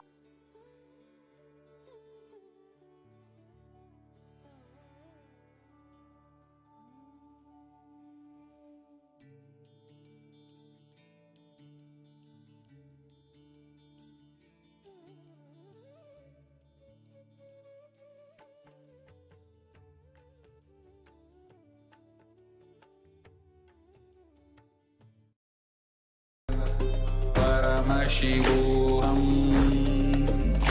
Om Nithyananda. Paramashivam. Om Nithyananda.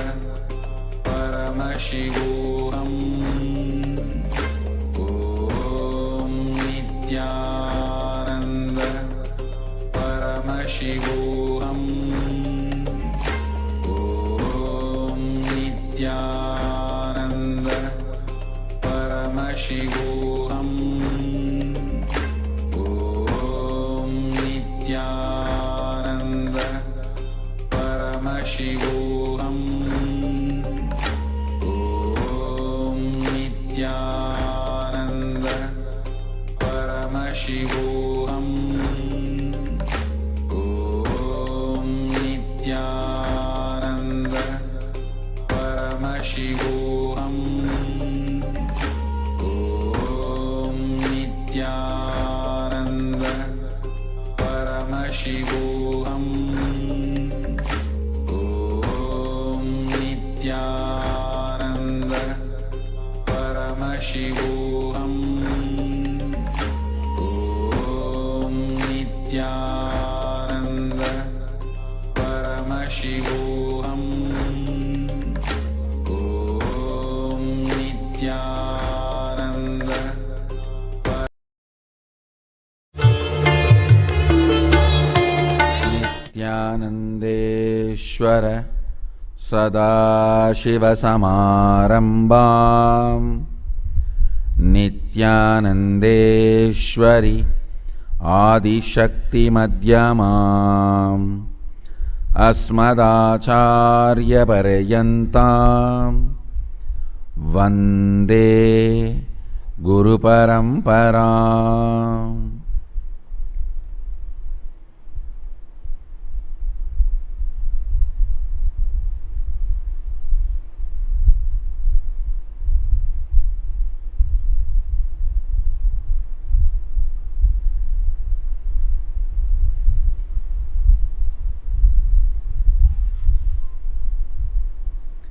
I welcome you all with my love and respects. I welcome all the devotees, disciples, Samajis, Satsangis, Shri Mahans, Mahans, Tanedar, Kotari, everyone sitting with us all over the world through Nithyananda TV, Facebook Live and YouTube Live, Twitter Live and through two-way video conferencing, having Nayana Diksha. I welcome all of you with my love and respects.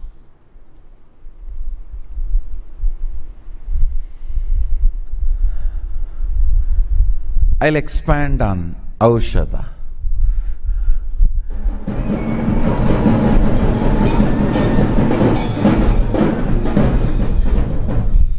Understand,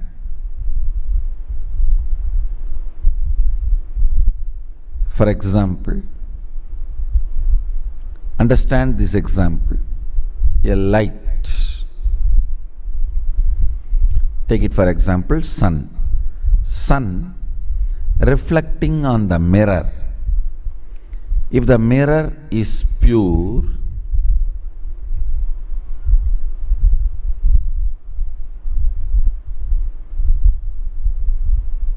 mirror will reflect the sun as it is.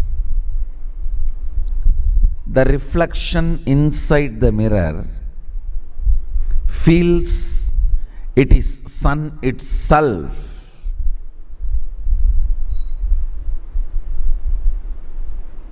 I will not say it is a crime.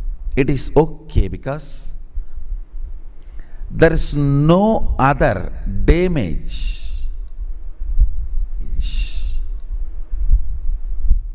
done to the reflection because of the mirror. It is literally the pure reflection. But if the mirror is broken, the reflection cannot feel it is pure reflection of the sun. It is a distorted reflection of the sun. Listen. Sun is there and the mirror is there. Sun is Sadashiva, the pure superconsciousness. The mirror is the system you are carrying. Physical, physiological, psychological, all put together. The system you are carrying is the mirror.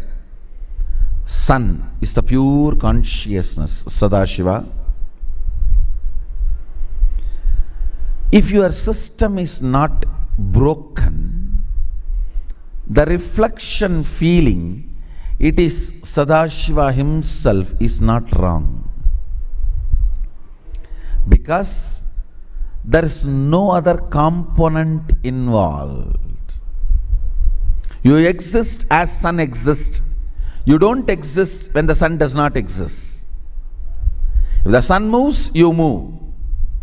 If the sun stays, you stay.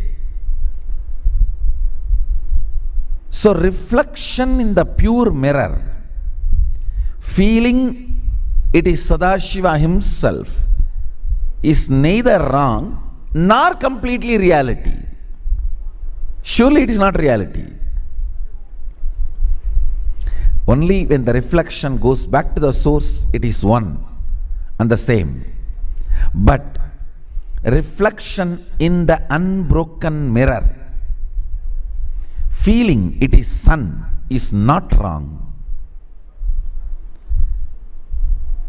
The reflection in the broken mirror cannot feel it is sun because the other components are involved.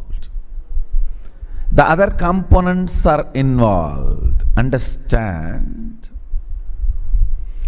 The moment the mirror is broken, reflection is distorted. Sun may be round, but the reflection will be, you don't know. It is dependent on the distortion in the mirror. Understand? Most of our body, physical, physiological, psychological, has become distorted. That is why the integrity seems to be so difficult and cheating seems to be so easy.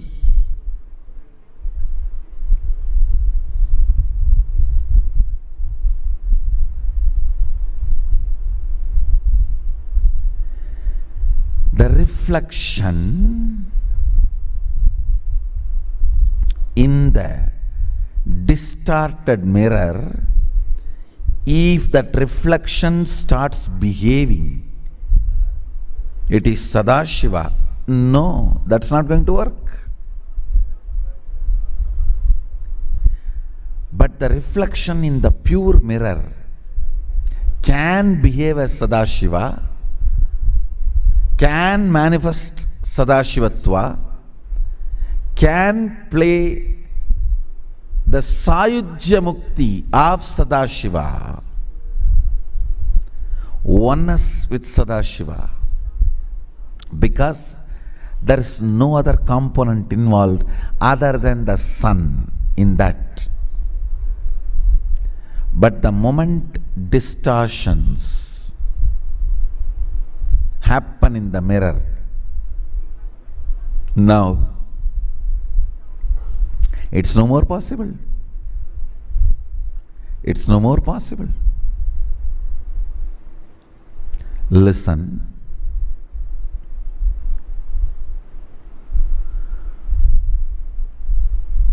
You can see these photographs and try to understand the pure reflection and distorted reflection.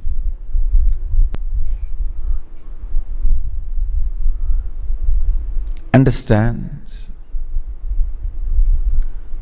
our body, physical, physiological, psychological.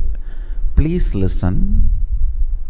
Not only your blood, flesh, bone are all matter, even your thoughts are matter.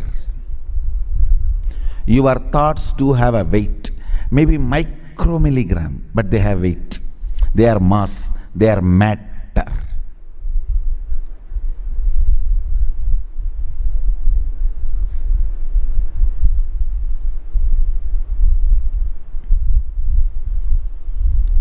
Your body, physical, physiological, psychological.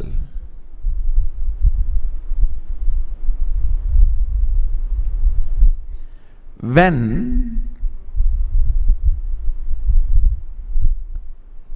the mirror you carry, see your physical, physiological, psychological, all the three put together only, I call as the mirror you are carrying. The mirror you carry, when it is broken, distorted, disturbed, the reflection will not be pure. You need to heal that. Aushadha is the herbal combination of herbs, prana, cosmic force energies, ultimately the Shaktipada of Sadashiva. Combination of all this is Aushadha. When it is used as prescribed by the Agamas, Shastra Pramana and Apta Pramana and Atma Pramana, they heal the mirror you are carrying. They heal the mirror you are carrying. The more the mirror is healed, the more the reflection becomes pure. More the reflection becomes pure, more Sadashivatva manifests. Understand? It all boils down finally to the integrity to the source. If the mirror is not distorted, it is integrated to the source. More distortion, more lack of integrity. Now, the Aushadha which I was preparing yesterday we had a session. I initiated the process of making Aushadha. We will be making at least 25. The yesterday's Aushadha, it is to infuse Nirvikalpa Samadhi in you. The three major points of your body, both the side, this temple, it's rightly called as temple because it is temple of your consciousness. Both the temple and the third eye, that region, if this Aushadha is applied,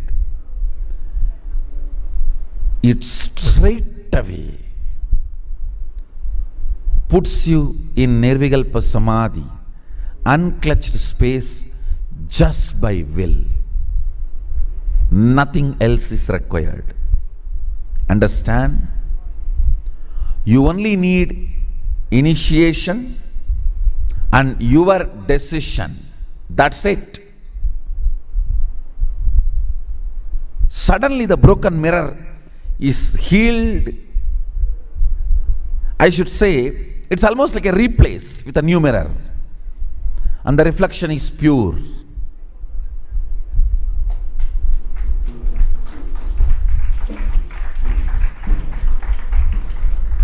Now if you use it only, then you will even feel like clapping. Not now. I know, it's too big promise, looks too good to be true. That is why, first of all, you can't understand it. Even if you clap, you will clap because others are clapping, that's all. You can't understand it. You can understand only if it is used, if you apply.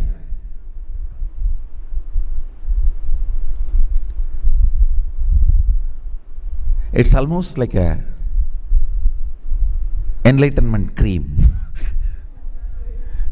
Enlightenment cream. Mahadeva explains at least few hundred aushadas, and the apta pramanas exists for at least 1,000 types of aushadas. I am going to do the most safe, no side effect, I should say no bad side effect. Enlightenment is the only side effect. Going to do at least 25 for Mahasannidhanam. This aushada is specifically getting ready to give you the experience of state of Sadashiva, like Nirvikalpa Samadhi, complete completion, inner healing, healing all the incompletions. Then I am making aushada for experiencing the space of Sadashiva, where the Ishwaratva, the operational component of Sadashiva, comes into existence. We call it Prakriti, Adi Shakti, Ishwaratva, all that. Then I'll be making aushada for awakening your ability to have access to all 25 states of consciousness and different dimensions of the universe. I tell you. Really, I want to tell you.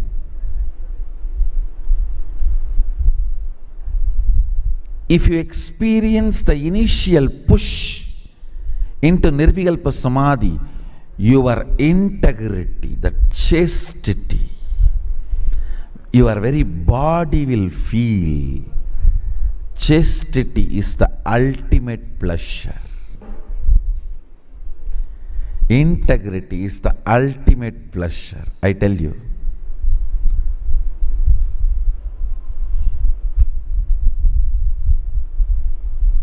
The other day I was defining chastity.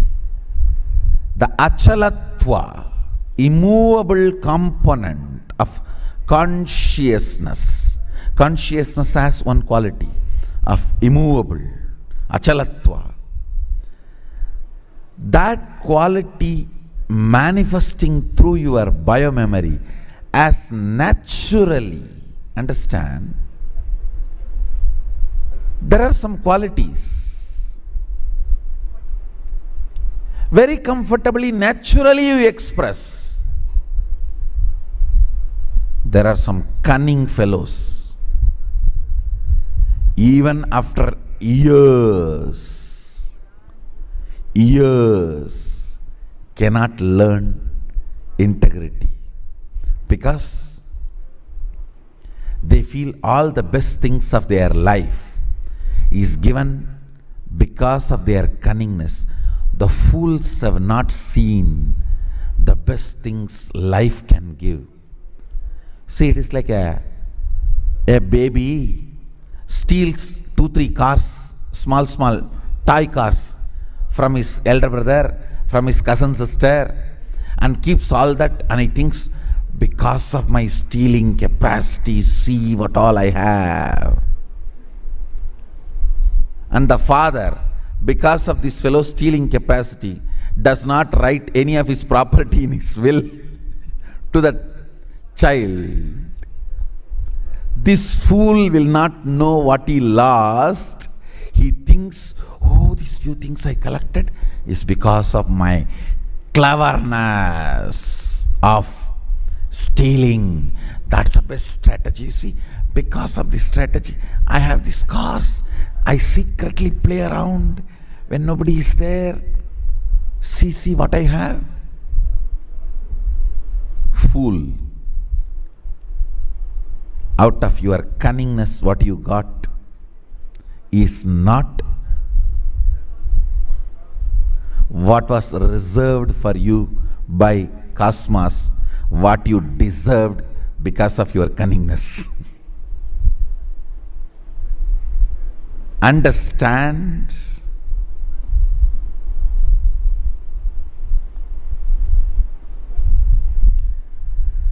If your cognition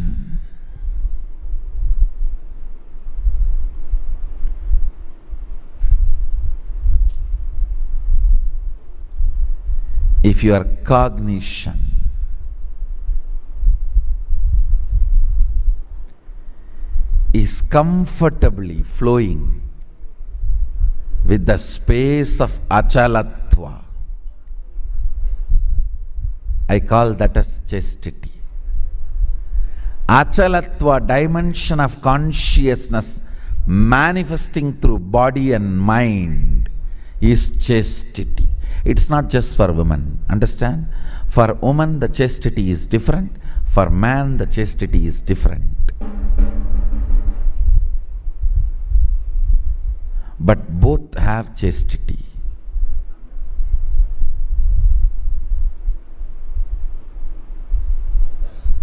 Listen, the physiology of the male, physiology of the female works in a different way. It's completely different.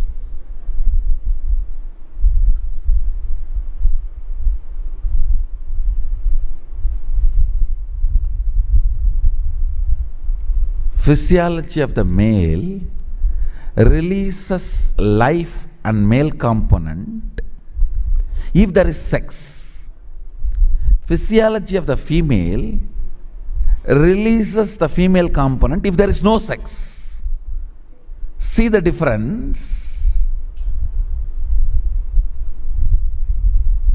See the difference? The male component is released if there is sex.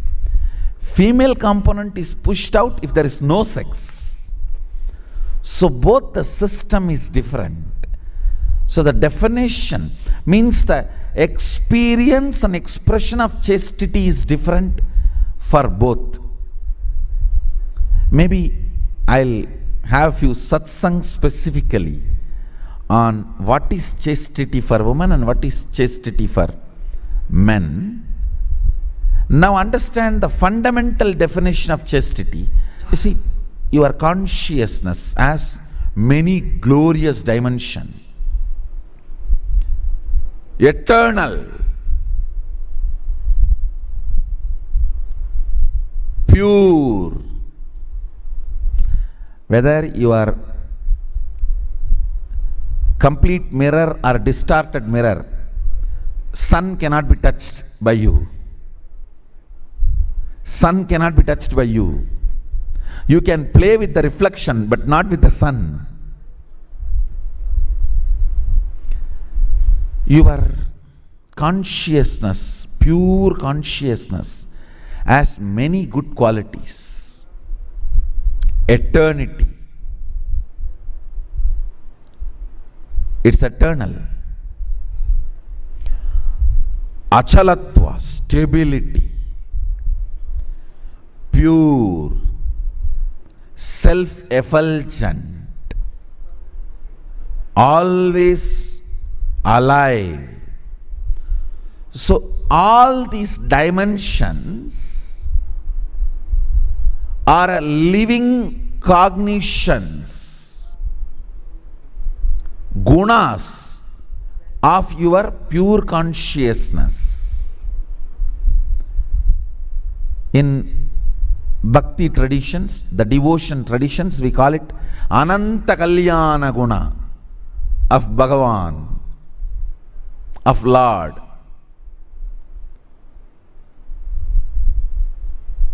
Ananta Kalyana Guna of Lord.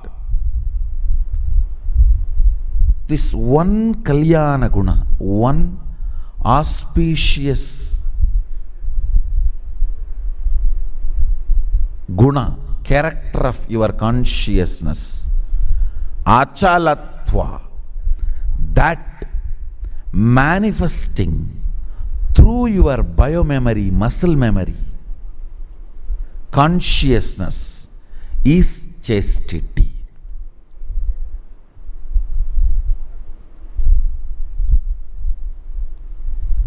In the female physiology, it expresses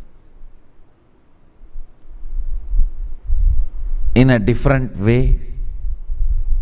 In male physiology, it expresses in a different way.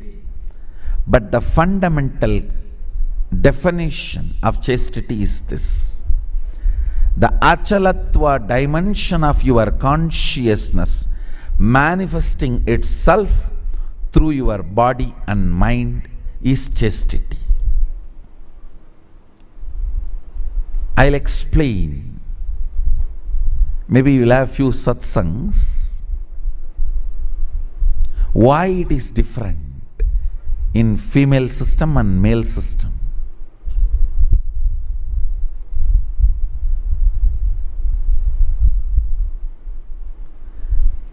The life-giving male component is released from the system if there is sex.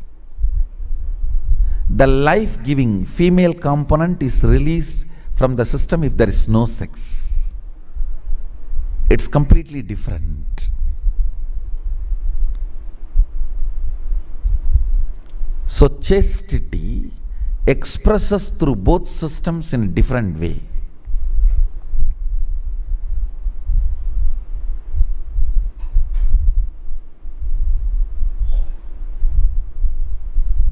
Chastity is one of the health of consciousness. Understand the word. Chastity demonstrates your consciousness is healthy.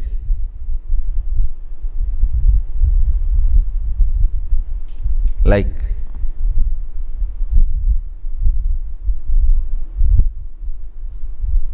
only mentally healthy person will be courageous. Understand?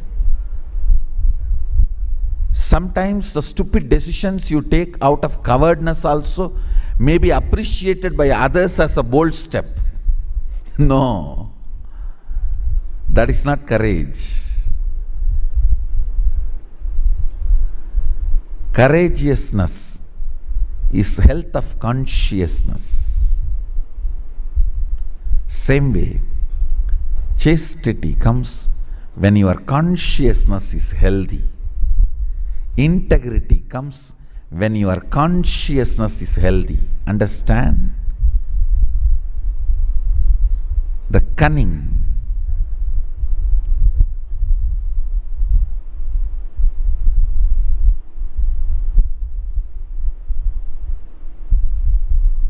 cunning strategies. You may steal few toy cars and toy houses and keep it secretly, but you will miss what Sadashiva reserved for you. With integrity, you will get what he reserved for you. Understand? You deserve what he reserved. But if you think your strategy is more brilliant, then have that few stolen cars and houses you have.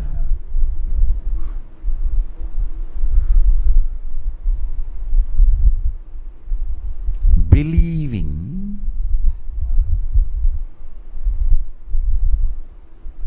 non-integrity can pay better things in your life is the worst stupidity can enter into your system. Cognizing integrity pays the best. Integrity brings everything Sadashiva reserved for you.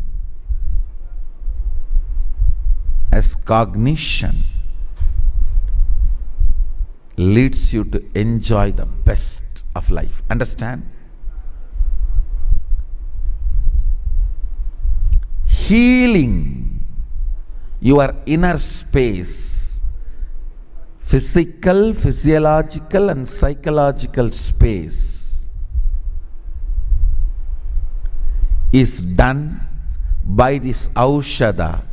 So you become pure mirror to experience the pure reflection. Pure mirror, experiencing pure reflection is what I call unclutched space. The space of Nirvikalpa Samadhi, the space of complete completion.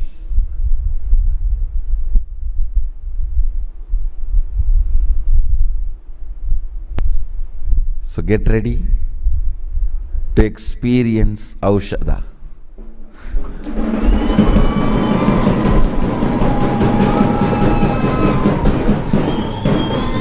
So today you can see live the next process of Aushadha.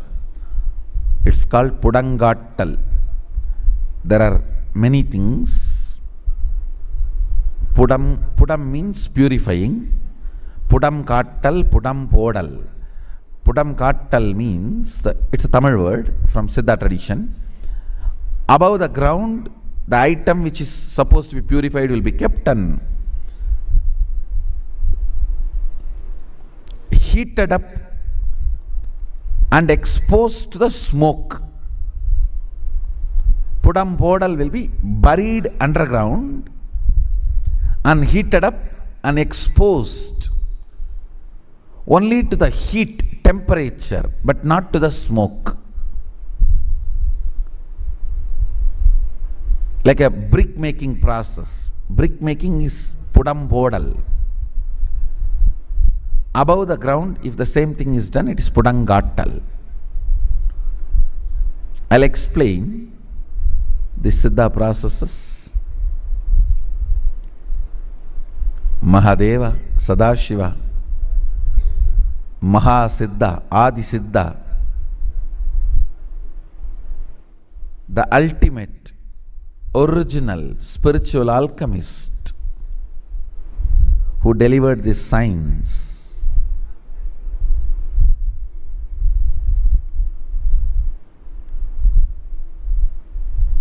We are completely adhering with all our integrity to that science of the spiritual alchemy, the Aushadha making process.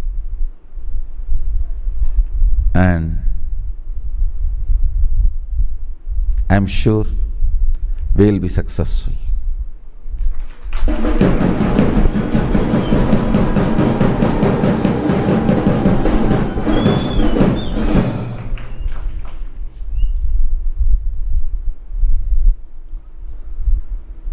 So, essence of today's satsang, experience aushadha.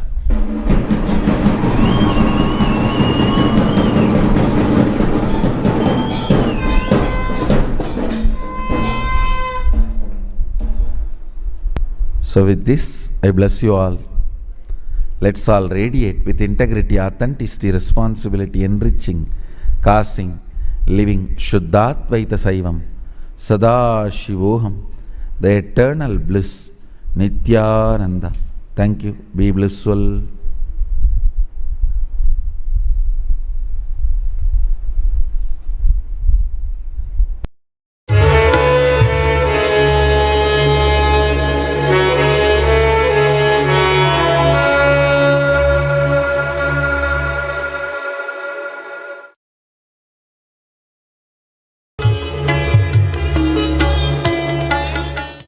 Nithyanandeshwara sada shiva samarambam Nithyanandeshwari adi shakti madhyamam Asmadacharya paryantam Vande Guru Paramparam.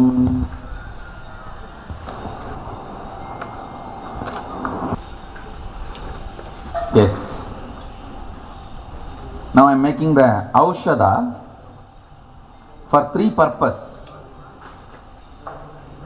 To give the state of Mahasannidhanam, enlightenment, nirvikalpa samadhi, complete completion. All of them are different words. The state of Mahasannidhanam, the ultimate, to denote that different words are used. So to give that state, understand, the whole body is matter. The consciousness, the pure consciousness is Sadashiva. Whole body is a matter. Confusion in the matter makes us feel as if there is a confusion in the consciousness. The breaking, cracks in the mirror makes us feel there is a crack in the light which is reflecting on the mirror. So if there is no crack in the mirror, we will realize there was never a crack in the light which is reflecting on the mirror. We are like a mirror which is cracked and consciousness is reflecting on it. That consciousness which is reflecting on the cracked mirror, we consider and identify as ourselves and feel, superimpose the crack of the mirror into the light which is reflecting and consider as if the light is cracked. Same way, the Sadashiva reflecting on our body, matter, because there are confusions in the matter, that we start feeling even the reflection which we are feeling inside is also having some confusion, superimposing the problems of the matter on the consciousness. Now, this aushadha will heal the mirror, will heal the matter, will heal all the crack. So when the cracks are healed, the pure mirror sees the pure reflection. Naturally it realizes it is pure state of Sadashiva. To give you the state of Sadashiva, fixing the cracks in the mirror is enough. Cleaning up all the mess in the body is enough even your mind is nothing but the subtle body, that's all. That is why if you pour alcohol in your body, your mind is immediately affected. So, when you pour alcohol, how the mind is affected? Same way, if you pour the right aushadha into your body, you will get out of all the delusion. So it is basically to give you access to the state of Sadashiva and then give you access to the 25 states of consciousness. Then give you access to the space of Sadashiva, Shaktitva, the Shakti, Adi Shakti, Prakriti component, Prakriti space of Sadashiva, then ultimately manifesting powers. Now, I am making the first aushadha to put people into the state of Sadashiva. The things used here, turmeric and the pullurvi. Pullurvi is the parasite leaf grown on neem tree. The bilva grown on neem tree. That is the combination of Prakriti and Purusha, Sadashiva and Adi Shakti. Bilva represents Adi Sadashiva, neem represents Adi Shakti. So the Pullurvi, Basma, sandal powder, Kumkuma, turmeric powder and Haritaki, all these are used for making the Garbha of Virya, means the spiritual alchemy products what is given to you. In that all these are filled as Virya, as the life energy.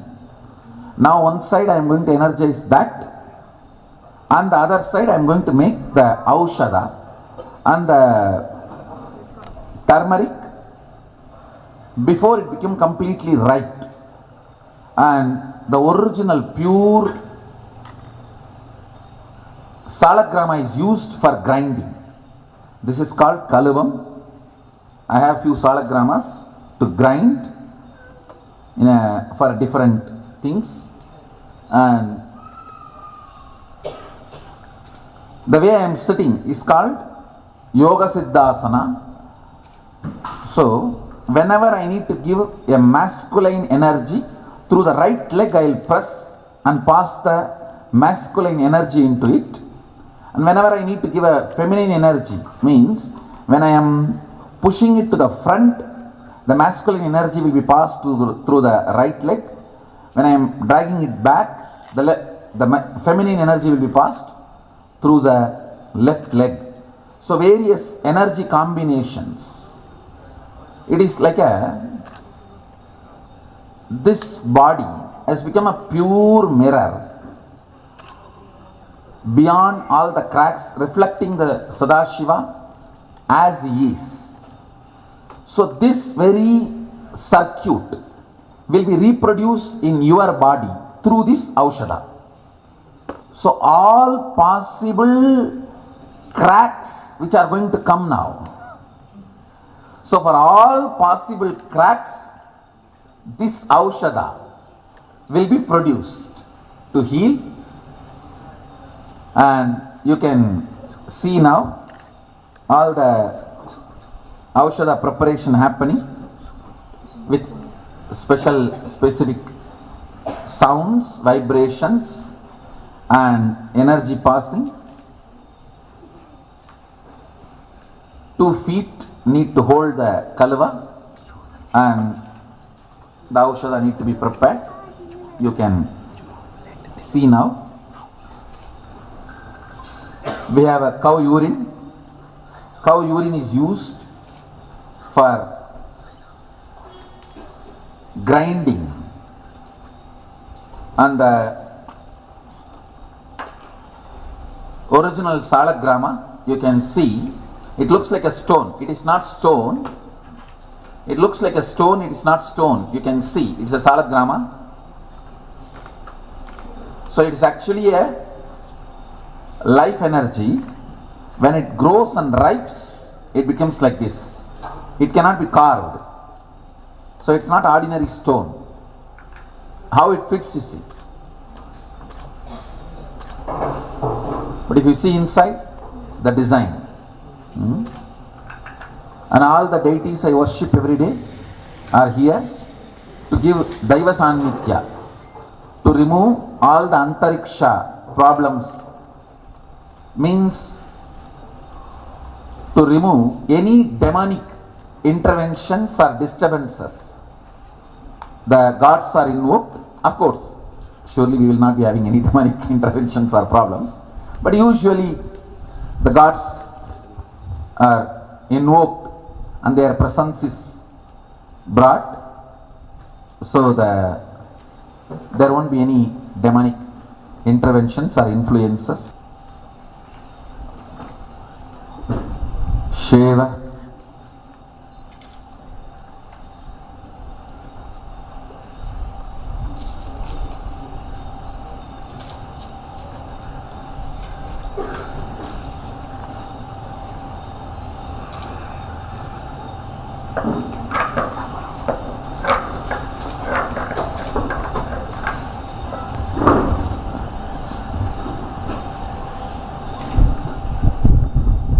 Around 25 Aushadas will be prepared for Mahasannidhanam. Today I am going to make the first part.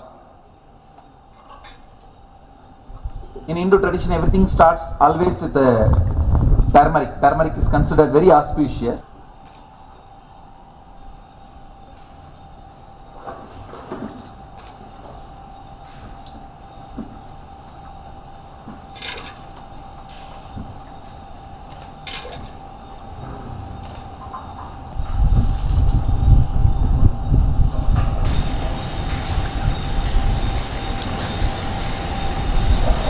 Salagrama is kept to maintain the life of the products.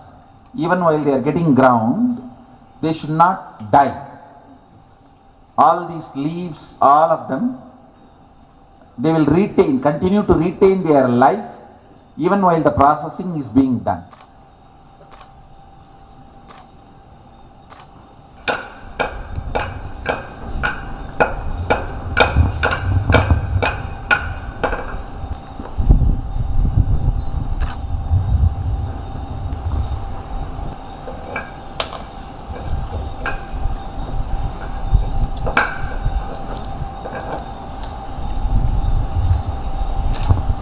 Playing the verses of the Siddhas who have gifted this science to us.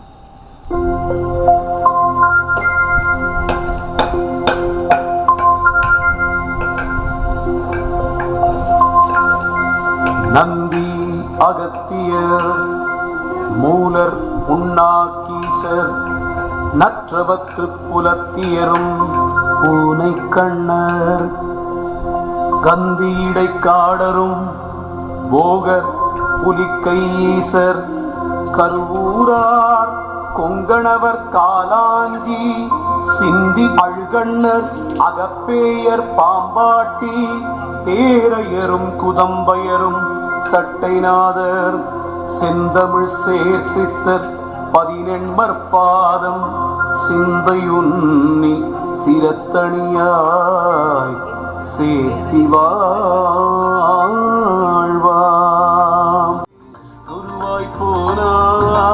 this is the base material. This is the base material.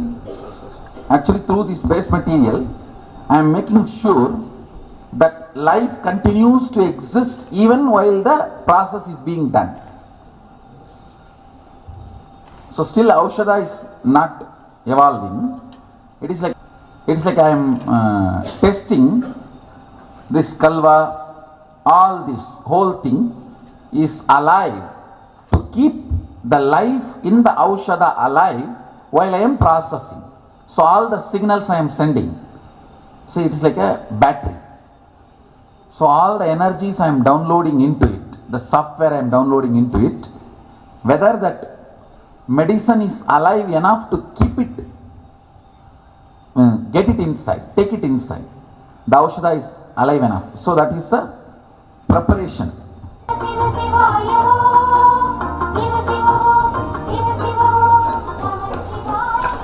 This is the typical way of doing it.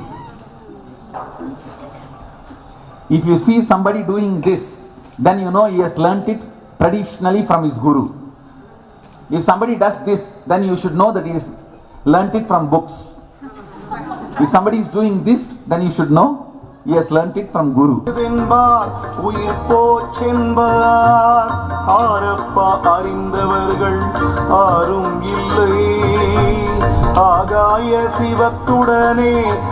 somebody posts like this, then know that he's learnt it from books.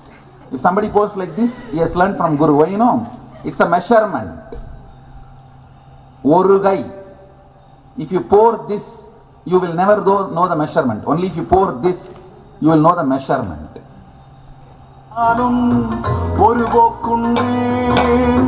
மனிதனுக்கோ அவ்வளவும் தெரியாதப்பா நாடு மெத்த நகரம் என்பார் சொர்க்கமென்பார் நல்வினையோ தீவினையோ எண்ணமாட்டார் ஆடுகின்ற தேவதைகள் அப்பா கேளே அரிய தந்தையினம் சேரும் என்றும் தோணார் சாடு மெத்த பெண்களைத்தான் குறிப்பா எண்ணி தளமான தீயில் விட தயங்கினாரே. See, the first I created is the masculine component, Sadashiva component.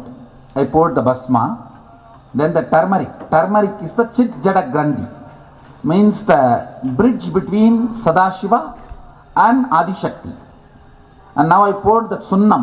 Sunnam is Adishakti's representative, which makes everything into red. Understand, when Adishakti enters, not only her component, even Sadashiva's component she takes over. So, till now I was using the energy of the right side, Sadashiva's energy. Now I am pushing the left side. And the whole thing changes. See, Sadashiva loses the form, retains the name. Devi loses the quality and retains the form. See, now this will have the quality of whatever I added as Sadashiva component, but will have the form of Adishakti. So the form is brought by Prakriti, substance is Purusha. You can see now it is changing color into Devi's color. I added the Sunnam. Sunnam is the what you use for lime. That is the Devi's component. It changes the whole thing. Basma and the turmeric, everything changes into now into red, Devi's color. So chemicals are also attributed in Aushadha tradition, each gods and goddesses energies. Now in maybe next 3-4 minutes the base material will be ready. Then energy will be infused and it will become Aushadha. So now only the base material is getting ready. Now this whole thing means that Sunnam is the Shakti, Prakriti I added. Sunnam is taking over the whole Sadashiva substance and Chit Jada Grandhi substance. Basma is Sadashiva substance and the turmeric is the Chit Jada Grandhi substance. Sunnam is the lime, is Prakriti substance, and this cow urine, that is a lubrication substance. Actually the cow urine will be taken out. After all this is done, cow urine is required because only liquid can receive energy. After energy is sent inside and programming is done, it will be dried and cow urine component will be taken out, but the energy sent inside will stay inside. But without cow urine, you cannot directly send the energy into it. So for that the cow urine is added. Now it will be taken out. Once the process is done and dried in the sun, and again the cow dung vapor The cow dung will be burnt and that smoke has to go on this. Because of that smoke, the whole cow urine component will be removed. That way the aushadha remains, the programming remains inside, but the lubrication is taken out. பாழிலே மனத்தை விடான் பரமஞானி திரிவார்கள் திருடரப்பா கூடா கூடி தேசத்தில் கள்ளரப்பா கூடா கூடி வருவார்கள் அப்பனே அநேகம் கோடி வார்த்தையினால் பசப்புவார் திருடர்தானே தான் என்ற தானே தான் ஒன்றே தெய்வம் தகப்பனும் தாயும் அங்கே புணரும் போது நான் என்று கருப்பிடித்து கொண்டு வந்த நாதரை நீ என்னாலும் வணங்கி நில்லு. Now I am just increasing the quantity. See, the foundation material has come properly. It has come out properly. So I am just multiplying. Because I am expecting more than 2018 people. So I am multiplying the quantity needed. See, you can observe. Once the Devi component is made, now I added only Sadashiva component and Chitjara Grandhi component. The Devi component material I did not add at all. But the whole thing is neither the color has come down nor the intensity has come down. It means the programming is happening properly. You can see I have not added the line, but the color has not come down. So now the matter save over the aushadha is reducing, my save over the aushadha is increasing. I am using only my left leg. I am not using the Prakriti component. I am only using the Prakriti energy, but not Prakriti component, but the color is not coming down. So when the color comes down, then I know Prakriti energy is reduced. So I need to add Prakriti component, but now I am not going to add Prakriti component at all. Even if the color comes down, I am going to only add Prakriti energy and do it, because the system is already successful. The Prakriti energy is overtaking and doing the color change, the whole process without the Prakriti component, matter. You can see the earlier color and this color has not come down. Even though I have added so much the turmeric and vibhuti, but not added the lime. You see, usually the lime and turmeric mixed, it becomes red. If the more and more turmeric is added, more lime need to be added. Otherwise the color, the intensity of the color will come down. But here you can see that it is not coming down. Even though I added at least 5-6 times more than the base material created, the color remains same. Means the process is happening successfully. See, the intensity or the color has not come down. Even though I added at least 5 times more, only the Shiva component and Chitjara Grandhi component, not the Prakriti component. Now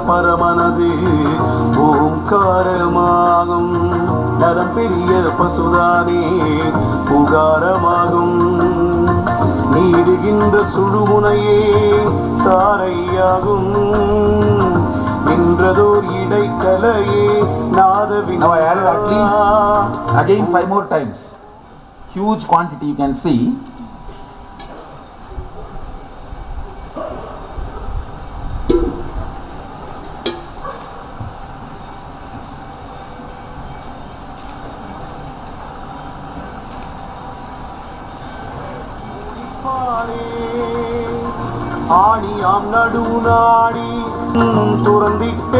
You can see again, it is not diluted or lost the color or even come down in the shade.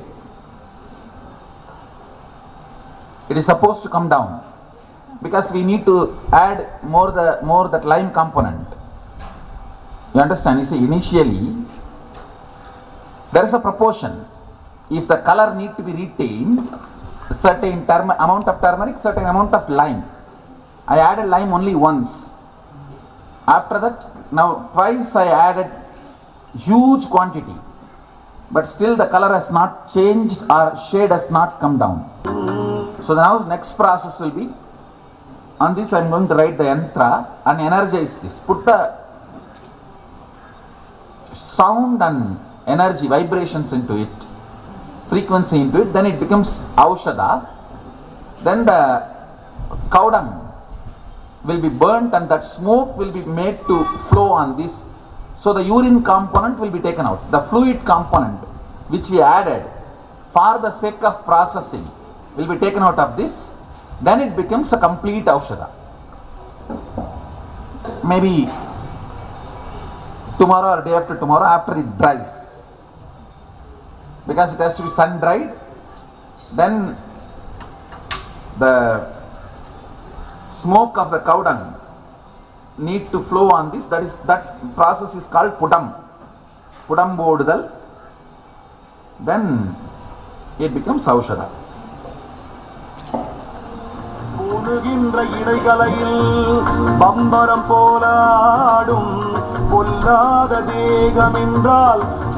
All that small leaves I put, this leaf bits, that will be eaten away by the lime.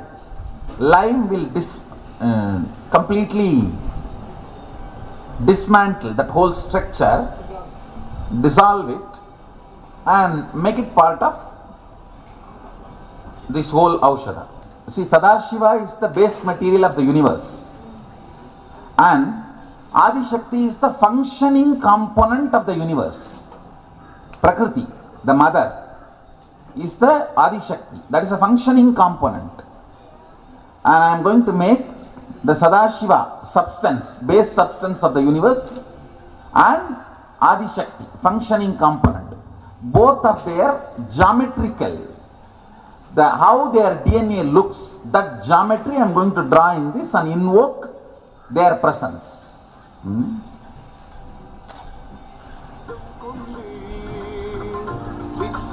முளைத்தெழுந்து விளங்கிருக்கும் சீரழுத்தை யூனி நல்ல வாசியேறி பெருவீதி கடந்த மணி மண்டபத்து சாரெழுத்தின் உட்பொருளா பரத்தை நோக்கி சார்ந்தவர்க்கு சித்தி முத்தி தருமேதானே ஏகமெனும் ஓரெழுத்தின் பயனை பார்த்தே எடுத்துரைத்தும் இவ்வுலகில் நடுவார் சில பேர்கள் பல நூல் பார்த்து தமை மறந்து படுகுழியில் விழுவார் சாவார் வாடுவார் நாமமென்றும் ரூபமென்றும்.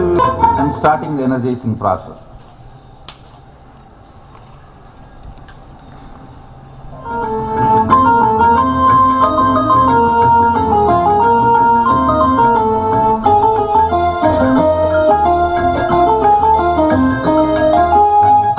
Shiva.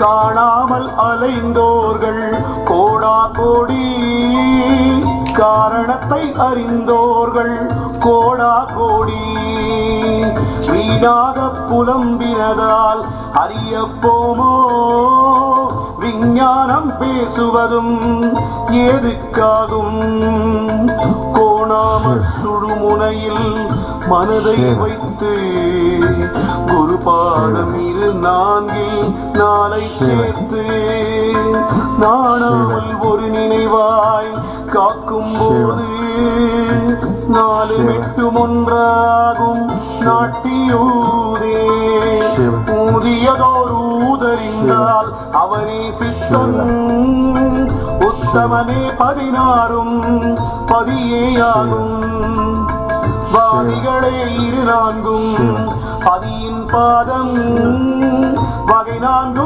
உயிராகும் மார்க்கம் கண்டு சோதி பரிபூரணமும் இவை 3 தான் தூங்காமற்றூங்கி அங்கே காக்கும் போது ஆதி என்ற பராபரையும் அரணும் ஒன்றாய் அண்ணா நாக்கின் வட்டத்துள் ஆகும் பாரே பாரப்பா உதயத்தில் எழுந்திருந்து பதராமற் சுழுமுனையில் மனத்தை வைத்து சேர்ந்தேற. Blessings to everyone.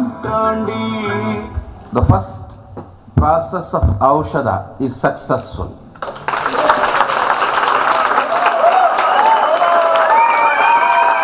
We continue to have next processes.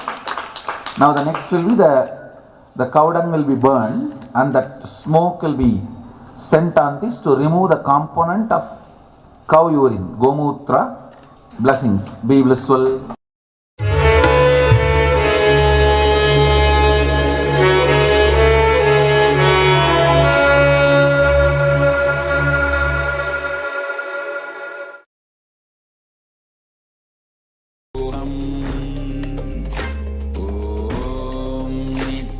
Nithyananda Paramashivam Om Nithyananda Paramashivam Om Nithyananda Paramashivam Om Nithyananda Paramashivam Om Nithyananda Paramashivam Om Nithyananda Paramashivam Om Nithyananda Paramashivam.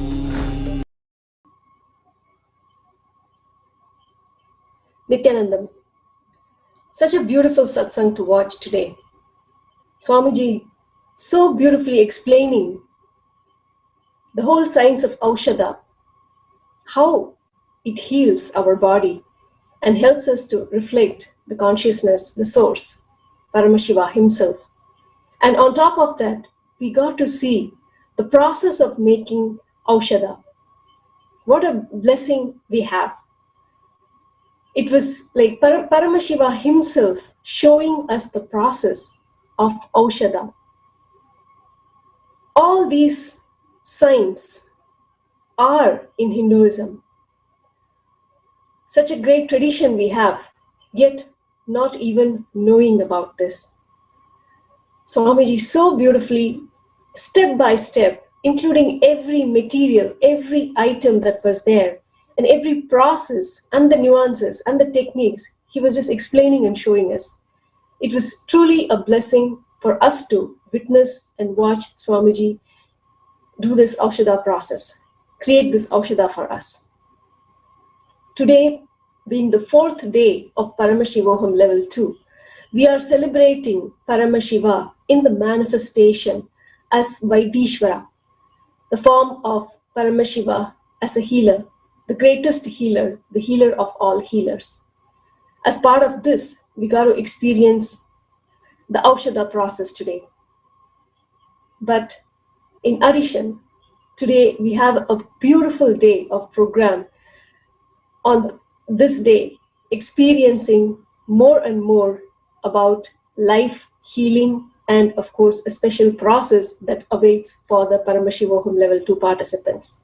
If you are not registered yet, if you are not part of Paramashivoham level 2, you still have a chance. You can register at paramashivoham.org. Every single devotee of Swamiji has experienced the healing dimension of Swamiji. We have experienced healing by Swamiji in some dimension or the other, whether it is physical, mental, psychological, emotional, physiological, in whatever level, we have experienced the healing, whereby our life has improved tremendously, where from suffering we have moved to bliss, experiencing, enjoying life, and nowadays, experiencing the darshan of Paramashiva every single day. I am sure we have tons of stories to share about how Swamiji has made a difference in our life. Today, especially being the day of Vaidishvara, let us share the healing experience that we have experienced in our life, how Swamiji has made a difference in our life. This screen, this form is projected where you can enter, where you can record and enter your testimonial. The steps are very simple, just 3 steps. First, we make a YouTube video, and secondly, upload the link only. The link, you can fill this form that is being projected, enter the details of the link of where you have uploaded the video, and of course, let us share what we have experienced, the healing that we are enjoying and experiencing from Paramashiva, from Swamiji, to the entire world, so every single being out there can have this blessing, can enjoy this experience, celebrate life with Paramashiva in their life, making a difference through this healing. So please, every single one of us that have experienced, I am sure every single one of us have experienced the blessing of Swamiji in the form of healing in one dimension or the other. It is now our responsibility to share this with the world for whoever is going through whatever in their life to be healed of that problem. So please take a few minutes to share your experience, upload it on YouTube, and share that link with us so this can be shared with humanity, so whichever part of the world they are in, they can also benefit from Swamiji's healing. Of course, every single day there are various programs. Now Paramashivoham level 2 is going on, the 4th day. So we have few more days, chance, opportunity to register, participate, experience, and enjoy the blessings of Paramashiva in our life. You can register for this program at paramashivoham.org. Just as every day, today also we have an experience to share from a Paramashivoham level 2 participant sharing their experience. Let us watch and celebrate the presence of Paramashiva in our life. Thank you, Nithyananda. Nithyanandam, everyone. My name is Robin, or Robin Michelle Sadyojata Shiva Shakti.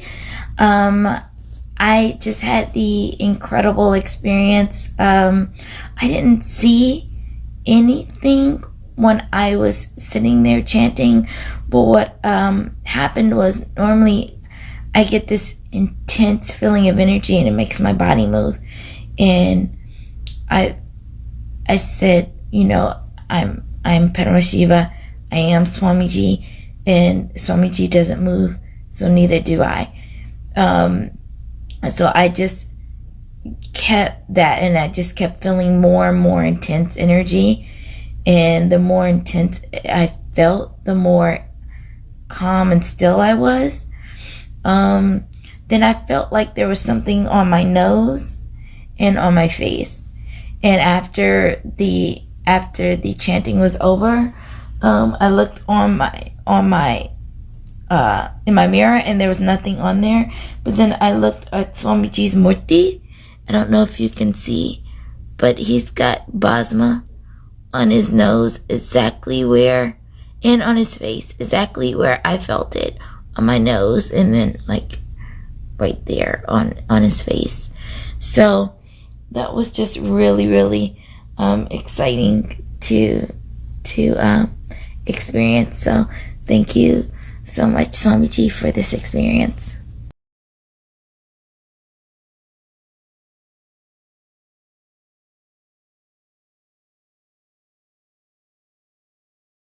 Till now, I manifested, revealed the signs of state of Paramashiva, space of Paramashiva, powers of Paramashiva.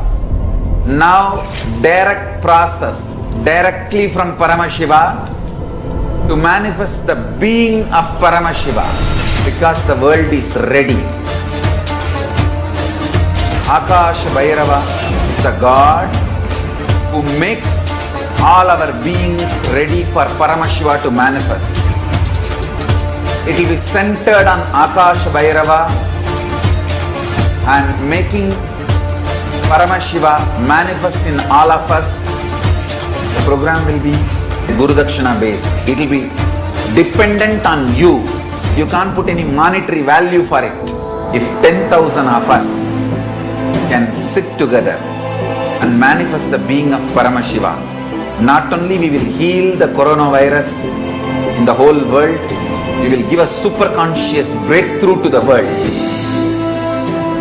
Whatever I was talking after the great past, I am going to make that all into reality. This will be the most life positive happening on planet Earth. All of you, make the decision to attend Paramashivam from simple integrity. My purpose is to make you attend sincerely, that's all.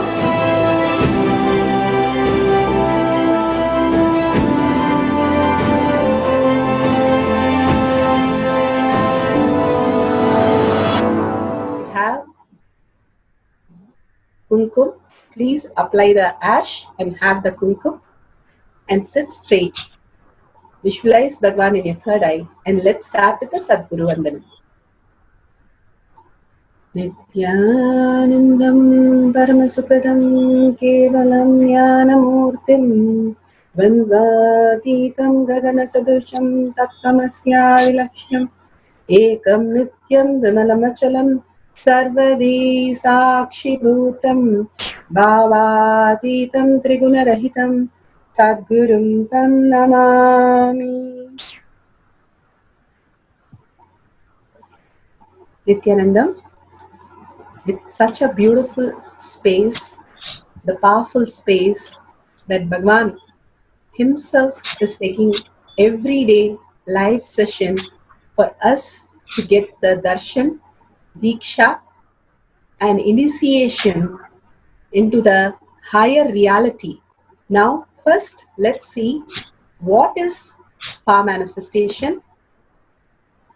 And from there, we will start one by one understanding the power manifestation, going into the details of every step of power manifestation. Power manifestation is nothing but a cognitive shift and an infuse of powerfulness into any action or state that we are in.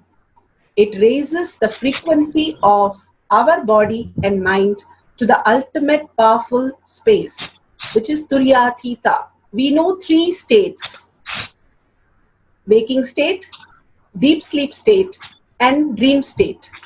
There is much more as a human being which we can experience, where Siddhas and Rishis have manifested.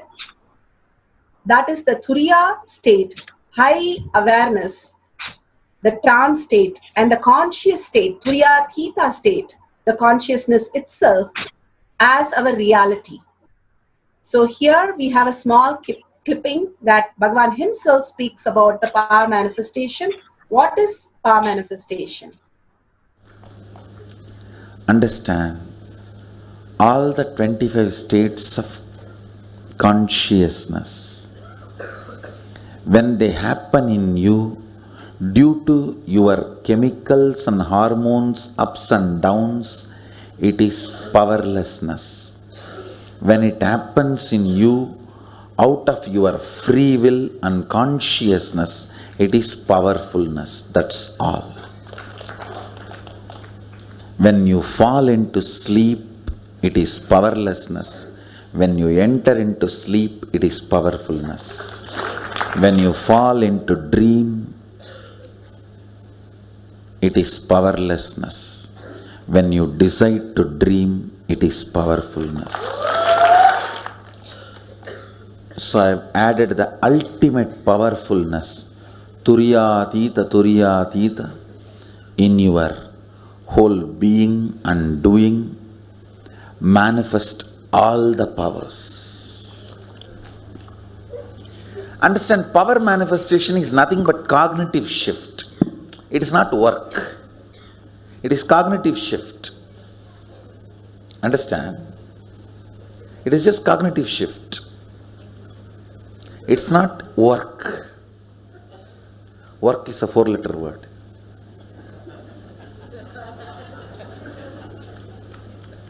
Power manifestation is cognitive shift, playing with life, playing with being alive.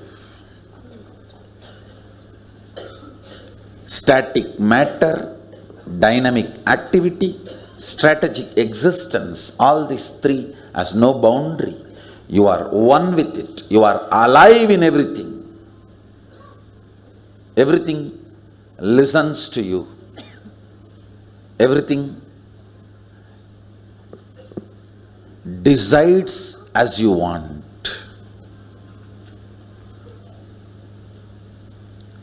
Power manifestation is cognitive shift, raising your frequency, not work. Bhagavan beautifully how we can raise our cognition if we are intense, understanding how Paramashiva in us can manifest the reality that we want. Now let's understand about Paramashiva. What is actually happening? The 5 phases and 5 phases of Paramashiva. The Srishti, the manifestation, Sthiti, the sustenance, the Samhara, regeneration or destruction, Trabhava, the pulling out of delusions, and Anugraha, the liberation itself happens. Now we'll hear it from Bhagavan's. Start living the higher truth of reality, the existential reality. We have a small clipping of the 5 phases and 5 paces.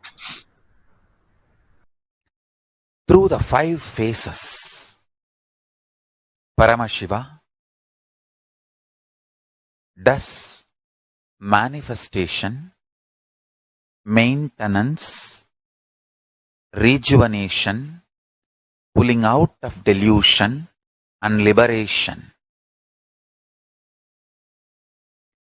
He resides in his supreme Paramashiva Swarupa as Ajomuha or Adhomuha, unborn, beyond form, formlessness. Is Paramashiva Swarupa. That Paramashiva Swarupa manifests with these 5 phases as Sadashiva, Tatpurusha, Vamadeva, Ahora, Satyojata, Ishana. 5 phases he manifests and does the Panchakritya, Srishti, manifestation, Sthiti, sustenance, Samhara, rejuvenation, Trobhava, pulling out of delusion, Anugraha, liberation. Understand? He does all these 5 jobs.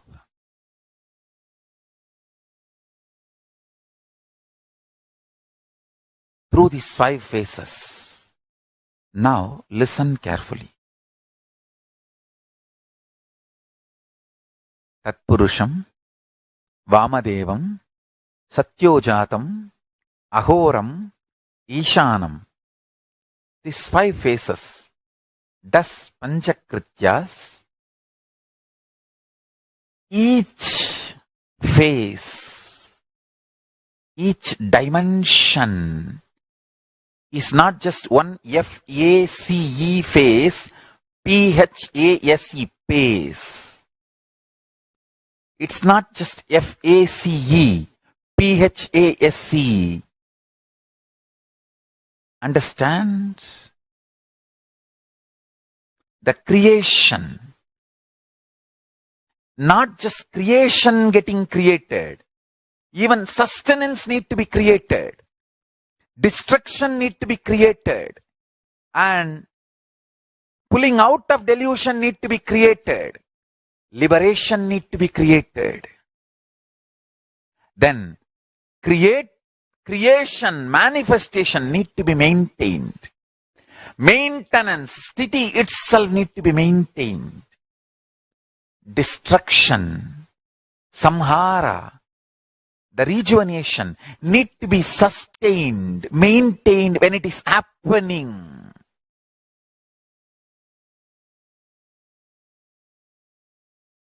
Pulling out of delusion, trobhava, need to be maintained when it is happening. And anugraha, liberation, need to be maintained when it is happening. Those micromilliseconds when it is happening. So understand, Satyojata Murti as 5 face, Ishana Murti as 5 face, Vamadeva Murti as 5 face, Agora Murti has 5 face, Tatpurusha Murti has 5 face. So, Tatpurusha Murti as is 5 face, Agora Murti has is 5 face, Vamadeva Murti has his 5 face, Satyojata Murti has his 5 face, Ishana Murti has his 5 face. All these 5 Murtis, 5 faces put together is 25 faces of Mahasannidhanam. Understand? All these 25. I'll repeat, listen. Creation created. Manifestation manifested, 1 face. Sustenance manifested, 2nd face. Destruction manifested, 3rd face. Pulling out of delusion manifested, 4th face. Liberation manifested, 5th face. Then manifestation sustained, 6th phase. The sustenance is sustained, 7th phase. Destruction, rejuvenation is sustained, 8th phase. Pulling out of delusion is sustained, 9th phase. Liberation is sustained, 10th phase. Listen. Then rejuvenation, destruction, rejuvenation is manifested, 11th phase. Rejuvenation is sustained, 12th phase. Rejuvenation is rejuvenated, is 13th phase. Rejuvenation is pulled out of delusion, 14th phase. Rejuvenation is liberated, is 15th phase. Same way, continue. Pulling out of delusion, trobhava. Trobhava manifested, 16th phase. Trobhava sustained, 17th phase. Trobhava rejuvenated, 18th phase. Trobhava is pulled out of delusion, 19th phase. Trobhava is liberated, 20th phase. Then again, listen, anugraha. Liberation manifested, 21st phase. Liberation sustained, 22nd phase. Liberation is rejuvenated, 23rd phase. Liberation is pulled out of delusion, 24th phase. Liberation is liberated, 25th phase. Listen, these are the dimensions of Paramashiva. Understand? Meditate on this. That is enough. If your inner space can meditate on this, that's enough. All negativities will be burnt away. The most subtle grooves which will be formed in your brain by meditating on this will manifest the state, space, powers of Paramashiva. Beautifully, Bhagavan now explained the state, space, and being of Paramashiva in all of us. Here we have Bhagavan himself, Paramashiva himself has come down as our Guru to understand Bhagavan, how he has manifested this avatar space.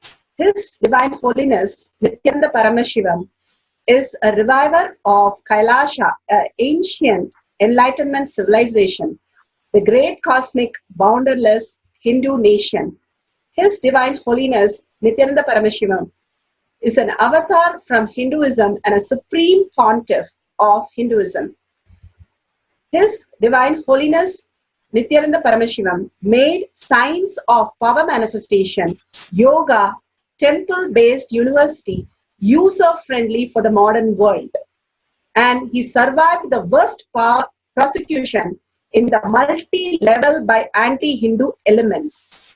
Kailasa, led by His Divine Holiness Nithyananda Paramashivam, and his Hindu diaspora are working for global peace. His Divine Holiness Nithyananda Paramashivam is a founder of Nithyananda University, which has extended campus in 150 countries.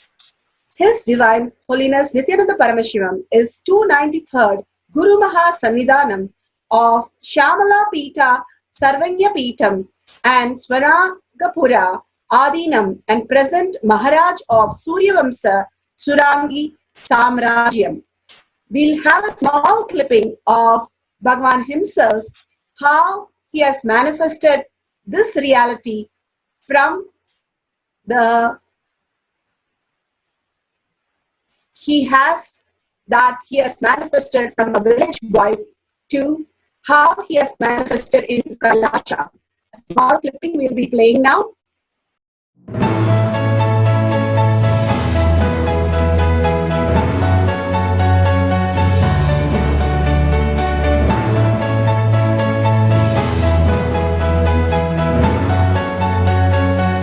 Everything is infinitely powerful. You realize your potentiality. You establish yourself in the completion, space of completion. You are God, that's all. All of us are gods.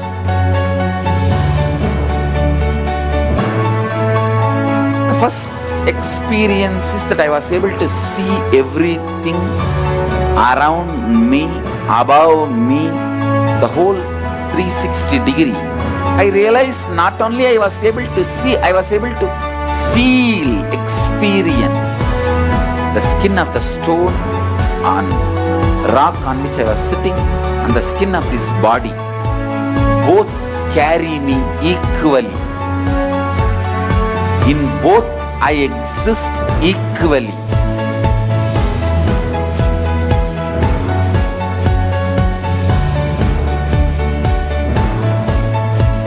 Sangha is a place where the tattvas are taught to you, and till it becomes satya, you are supported.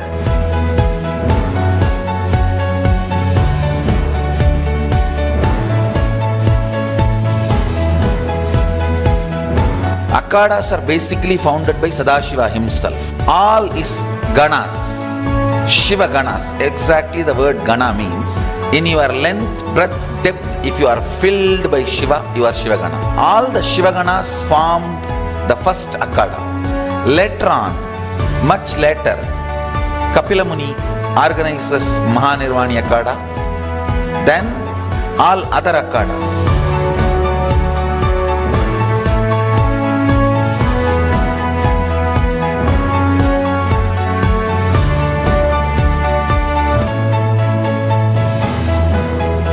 As Mahamandaleshwar of Mahanirvani Akhada, the oldest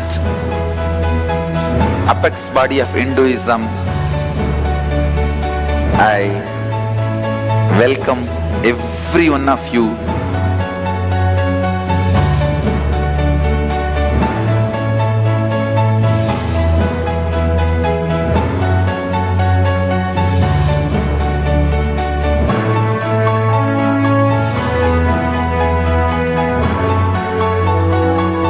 What I am teaching is from original Agamas Yogapada, the science very clearly declares, Sadashiva is very clear, manifestation of these powers happen when you experience oneness with Sadashiva.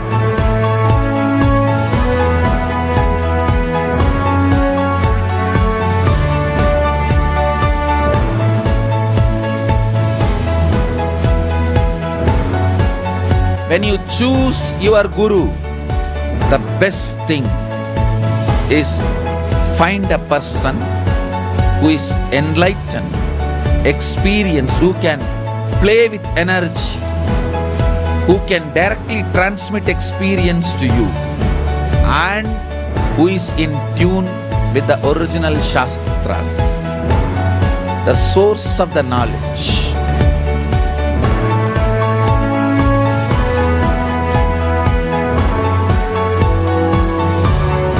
All the revealed scriptures available about the yoga directly by Sadashiva for you to do research, study, practice, question the people who teach.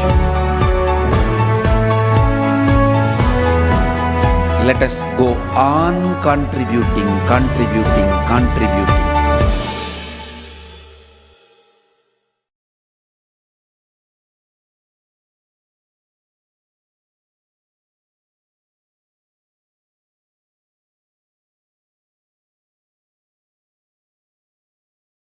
So beautifully, Bhagwan spoke about how authentic Bhagwan has created this great system, and the authenticity of this whole science, the science of power manifestation, is authentic, time-tested, scientific, and foolproof. We have these 4 pramanas. Shastra pramana. Shastras are the Veda Agama, the Upanishads. From the Upanishads, Bhagwan have given us the great scriptures as the reference. It's always the same. The eternal, unchangeable truths revealed in Hindu source scriptures. Those are called Shastra Pramanas. The Artha Pramanas. The Arthas are the Rishis, Munis, Adva, Nayanamars, Siddhas, Ganas, all these great Arthas, authorities of Hinduism, the Vedic Rishis who have lived in human body, experienced the superconsciousness, scientists who have tested, time-tested and verified the science of power manifestation. Atma Pramanas are the great avatar who land on planet Earth, and really they demonstrate the powers for us to understand that living in human body, you can live as divine beings. Here Bhagavan himself, his divine holiness, Nithyananda Paramashiva himself, who has come down as millennium avatar, personal experience of manifesting the powers. Shakshi Pramanas are the disciples, the millions of disciples, devotees, followers, initiated into the science by Bhagavan himself. And their demonstration proves the authenticity of the power manifestation. Here, so beautiful, Bhagavan has given us a structure where we can verify how science is repeatable and time-tested, and actually it is evolving, but here it is time-tested and has evolved, and we are evolving to that extent. Now we'll go to the Shastra Pramana. Today, the Shastra Pramana is Vijnana Bhairava Tantra, Sutra 48, Dharana 25. Pramana for the power of body standing is taken from the Vijnana Bhairava Tantra, Sutra 48, Dharana 25. Dehantare tvakvibhagam vibhutam vichintayet na kinchidantare tasya jayanadhyeya bhaghavet. Here, Bhagavan has beautifully given us a Shastra Pramana from Vijnana Bhairava Tantra, Sutra 48 and Dharana 25. the power of body scanning. He says so beautiful, visualize that your body is enclosed, supported by your skin surface, and there is nothing existing inside the skin. It's empty. By such restful awareness, one cognizes and attains the knower of the whole bodily substance, who's the source essence, Paramashiva, who cannot be known. So beautifully understand what he is bringing here. He is bringing and telling us how we assume and we start understanding ourselves. For example, we have a dream. In the dream, you are going with so many people. Actually, your mother is sleeping, but you are seeing them in the dream as vibrant and walking. You yourself are actually sleeping, but you are walking and talking, and you go shopping, and there are so many other friends. So you're appearing in the dream also, and there is a body which is lying down and sleeping also.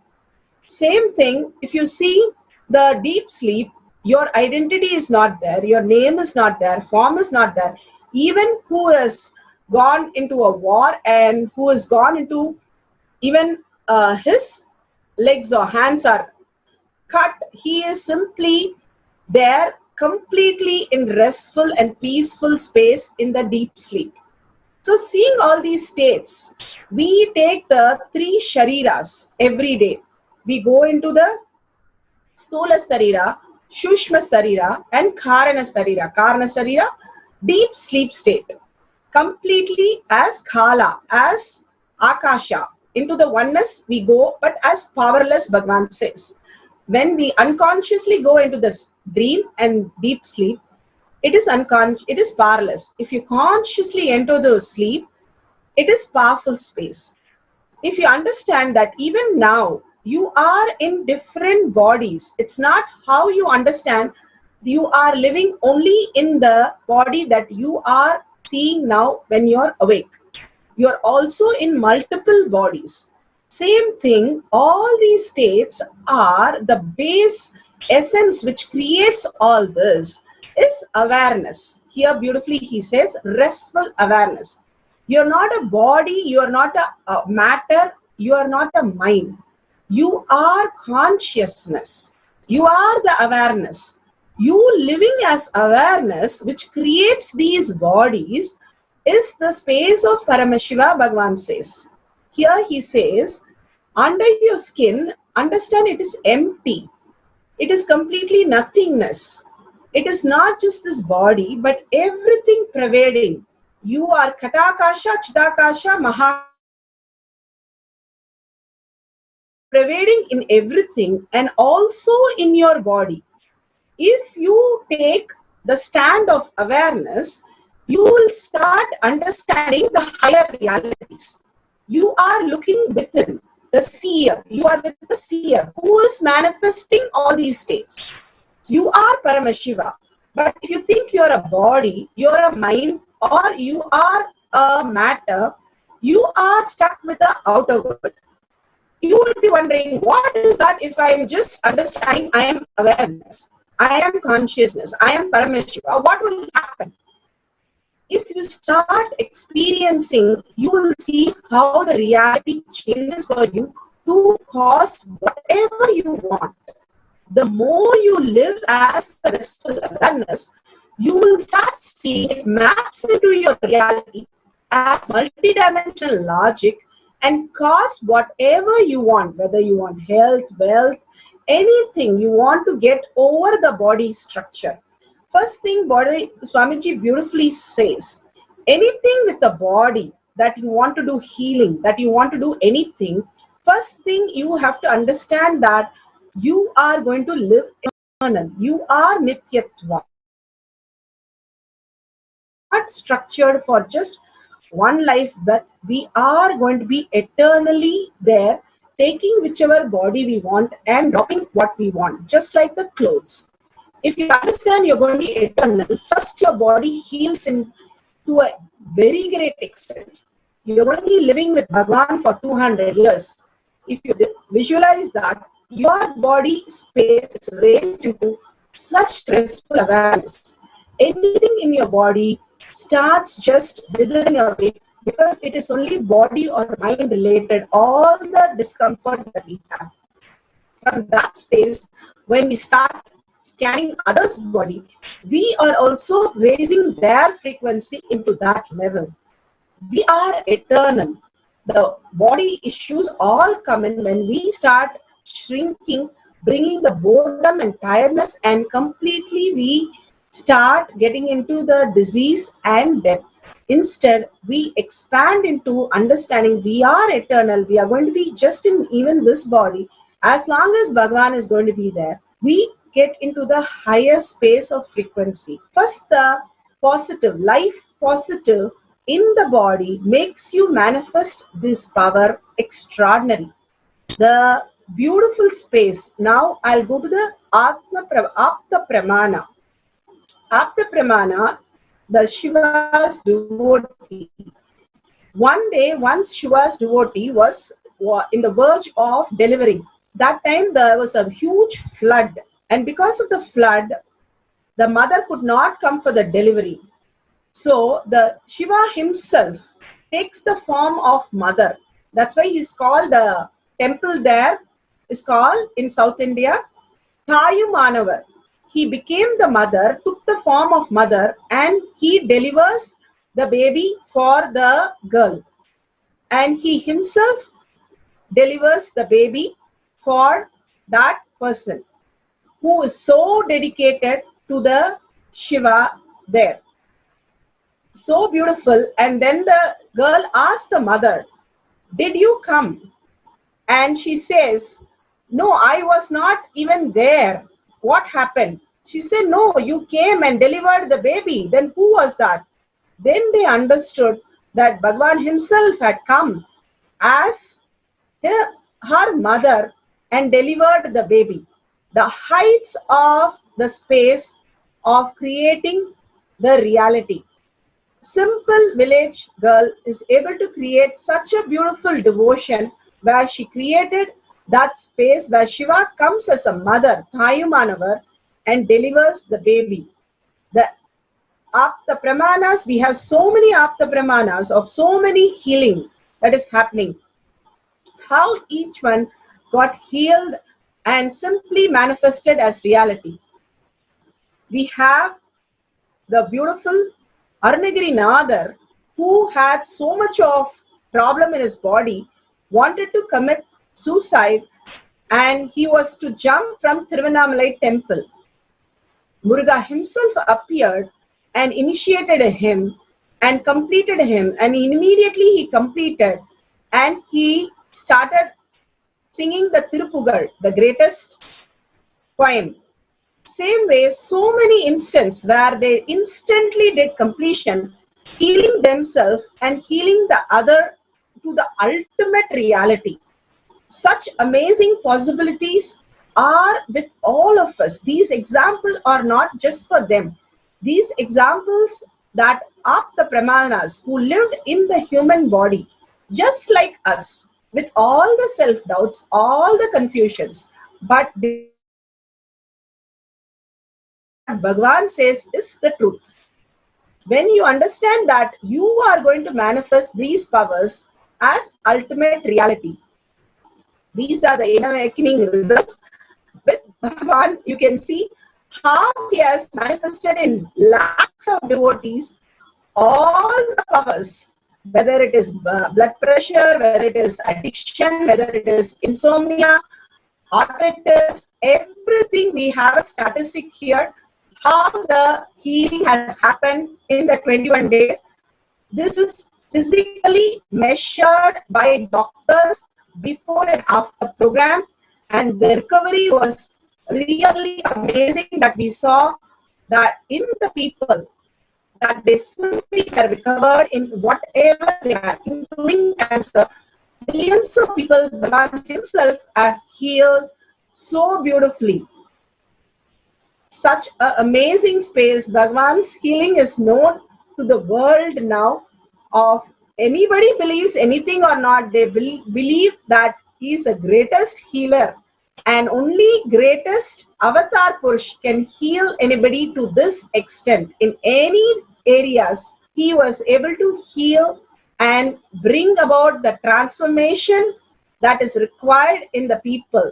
Everyone will have some story to tell how he healed and how he manifested the whole space of great health. He himself says how he heals us. He goes into the beautiful space of just being in the oneness. Our body keeps on, the cells dies out and new cells keeps on forming. And the new cells doesn't know the old cell had this disease or this problem. Only because of our mind, we copy it. He just puts the mind for a few minutes out and he comes and he manifests himself in us. The healing happens. So beautifully, the oneness, the space in you manifests as a healing for others. When you connect to Bhagavan, simply Bhagavan flows through you and heals the other person. You would have listened to so many Atmalinga healing, so many healers, initiation healing, so many millions are healing through as Bhagavan himself at that moment. Connecting to Bhagavan. You have to study for doctor for so many years, but here simply you can see the healing happen amazingly. Just in few seconds. The Shakshi Pramanas. We have Seema who's saying she was able to tell the blood group of Reena correctly immediately in the courtyard session. We have Crystal saying the same thing. She was able to do a body scanning and exactly say what the problems were. Because Bhagavan himself shows the detail and heals the person also. We have one more person scanning the dog for not knowing what the problem is. And simply Bhagavan showed her what the problem is and she was able to heal her pet dog. These are possible for anybody, the animals also and humans also. We have the, Bhagavan says so beautifully, we are the hospital ourselves. The body is so intelligent to manifest that in anyone's body. Only thing we have to do is connect to Bhagavan, have a huge life positive space that heals any problem, whether it is a simple allergy or it is some dangerous disease. It simply manifests as reality. So here, before we go to the instructions, we'll just go to the simple mantra. Mantra is something you understand inside. Chanting is something you do outside. Each Bhagwan word has to become a cognition and reality in you. That is why we are replaying again and again so that that becomes your bioenergy. Muscle and memory you have, that is you understand it. In action, you're able to understand it. But it has to become your bioenergy by listening again and again. So we'll start with Shakti Pada now. And we'll listen from Bhagavan himself about these beautiful words. First is the Shakti Pada. We keep saying the word Shakti Pada. What is Shakti Pada? Becoming one with the cosmic soul. Shakti Pada, the process. It is the presence just sitting. That makes the individual soul one with the cosmic soul. When you are in the oneness continuously with Bhagavan, suddenly you realize that you are the Paramashiva who is manifesting everything in your life. Now we'll have a small clipping of Shakti Pada by Bhagavan himself, explaining it beautifully.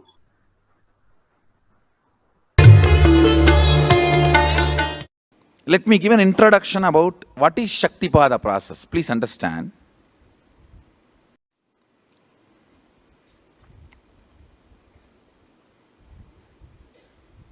You would have seen or heard about how the chicken sits on the egg and hatches.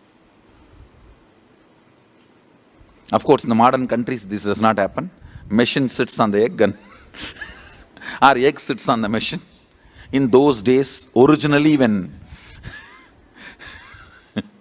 hens and chicken were getting produced on the planet Earth, the hen used to sit on the chicken and hen used to sit on the egg, and the chicken will come out of the egg.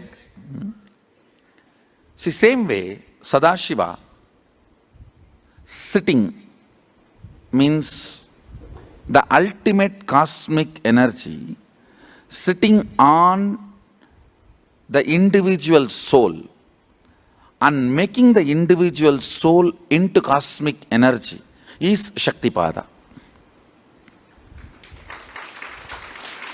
Hen sitting on the egg and making the chicken happen, same way. You may think, how come, what is going on here? That hen is only sitting just by the body heat of the hen, the egg is becoming chicken. Because no surgery is done and nothing goes inside. It's only sitting. Same way, it is just sitting. It's only the presence, the Shaktipada makes the individual soul into cosmic soul. Beautiful. Bhagavan himself described it. Here we have the oneness, the most important part of the power manifestation. The oneness is the currency. How you have the currency of the outer world, money, the biggest delusion that you think it's the most important. Here, the oneness is the greatest currency, and Bhagavan lived only in this currency throughout his life. Here, Bhagavan reveals what is the oneness. It is not the imagination, visualization, or declaration. It is the true nature, who you are, what you are. If you think you are male, female, how much you feel one with that concept. The oneness is that much you feel with Paramashiva. When the great rishis, munis, when we ask them who they are, they simply will reply that they are Paramashiva. They do not tell that they are so-and-so and they refer them as a person, but they just refer themselves as consciousness. We have seen many references to that. Now we'll have Bhagavan himself explain how the tiredness and boredom can be broken with ferociousness to enter the space of oneness with Paramashiva.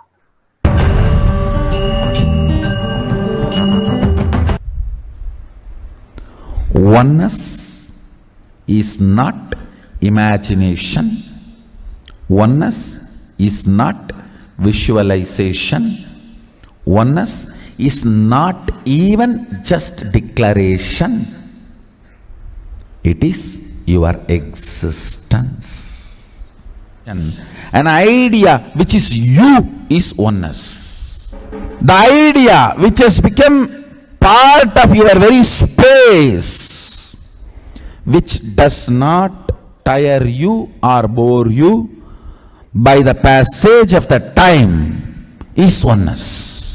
Mahadeva says in the Agama, Sadashiva beautifully explains in the Agama, Kala, Yama cannot tire you or bring boredom to you if something becomes your space. Devi achieved the blissful state and union with Mahadeva on Shivaratri day because her space became oneness. Anything which brings tiredness or boredom has not yet become your space. If living in this body brings you tiredness and boredom, you are not going to be living in this body forever. When that becomes too much, you are going to drop it and move ahead. If you want to be in oneness forever, it should become part of your space, means you should become ferocious with you and break this very tiredness and boredom. Only when you deal you with the ferociousness, you break the tiredness and boredom. With that ferociousness, you need to make oneness as your space. Anything stands as an imagination in the length level, visualization in the breadth level, declaration in the depth level. If you open your time with ferociousness, it just sinks into space level.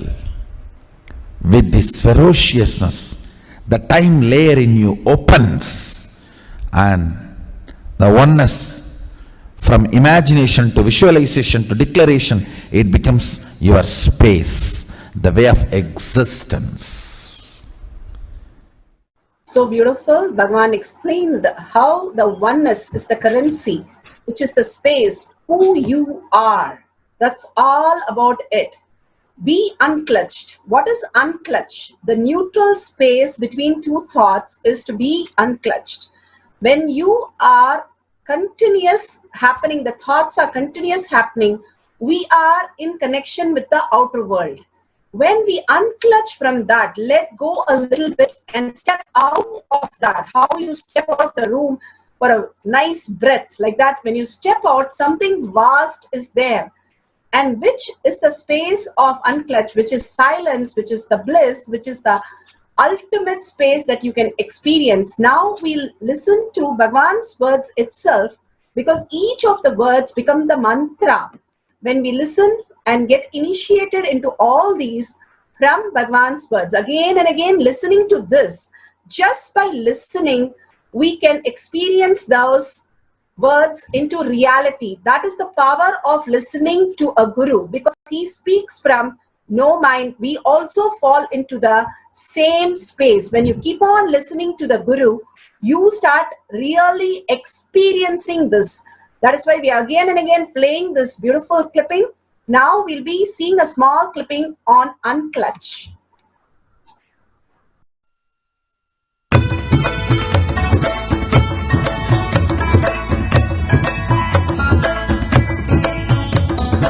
The thoughts, every thought is independent, illogical, unconnected and unclutched, because the gap between two thoughts is too small. The neutral space between the two thoughts is too small. You think all the thoughts are connected and it is in the shape form. It is not. By your very nature, every thought is independent, illogical, unconnected and unclutched. Between every thought you experience a neutral space. When you change the gear, whether you go from neutral to 1 or 1 to 2 or 2 to 3 or 3 to 4 or 4 to whatever gears you may change, but every time you have to come to the neutral space. Only then you can go to the next gear. Even if you want to go from 2 to 3, you have to come to the neutral space. Only then you can go to 3.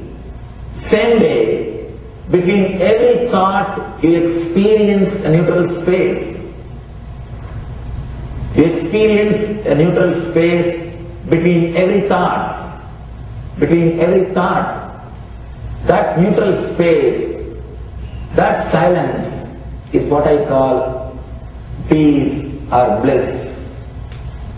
The peace which exists, the bliss which exists already in you, between every thought, the gap of the thought, the gap between the thoughts, that neutral space is the peace, is the bliss. When you understand you are unconnected, independent, illogical and unclutched, by your very nature, you will start experiencing the neutral space in you, neutral space which exists in you.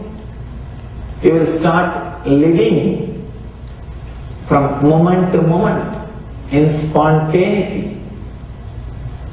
We need to understand one more thing. This technique of be unclutched, it does miracles in your being, in the body level, or in the mental level, or in the being level.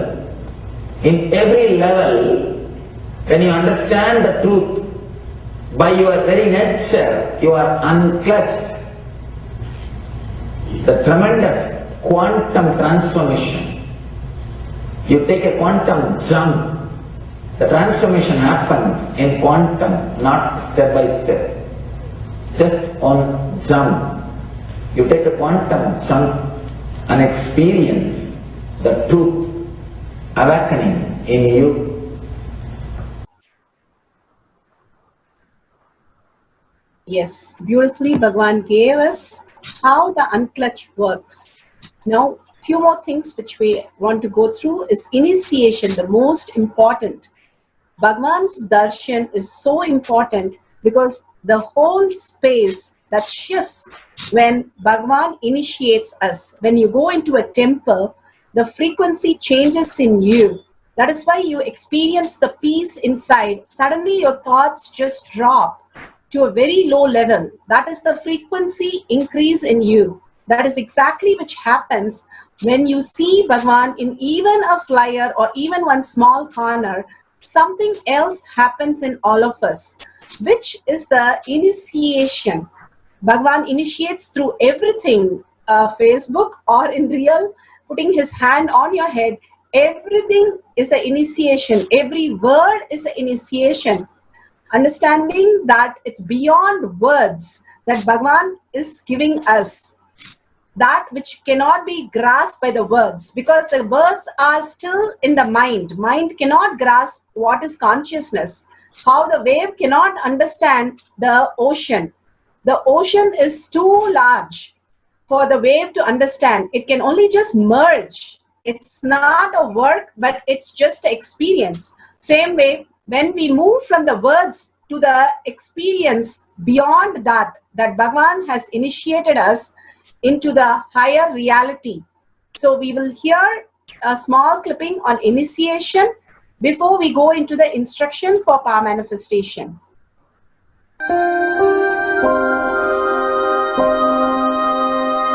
You see, let me explain the initiation. Initiation is the process beyond your intellectual understanding. The transmission of lamp happens. Now, you understood something intellectually. There is something which is not understood, which can't be transmitted through the words. That is transmitted. That's what we call initiation. Sometimes I tell people that unless you are initiated, the techniques do not create the result. The reason is you do not grasp completely whatever is expressed through words. Initiation is like it just transmits whatever need to be transmitted beyond logic and beyond words. People ask me why to wear this bracelet or this mala and all those things. This all will remind you. Why bracelet in the hand? It will remind you, before eating, did you meditate? It's a constant reminders.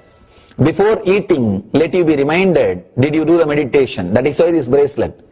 That is why this mala. That is why this external things. Sometimes this external things does a big job of reminding you constantly. That is why take the help of external things also, nothing wrong. People ask me, why we can just be spiritual without having external things? If you can, really you are welcome.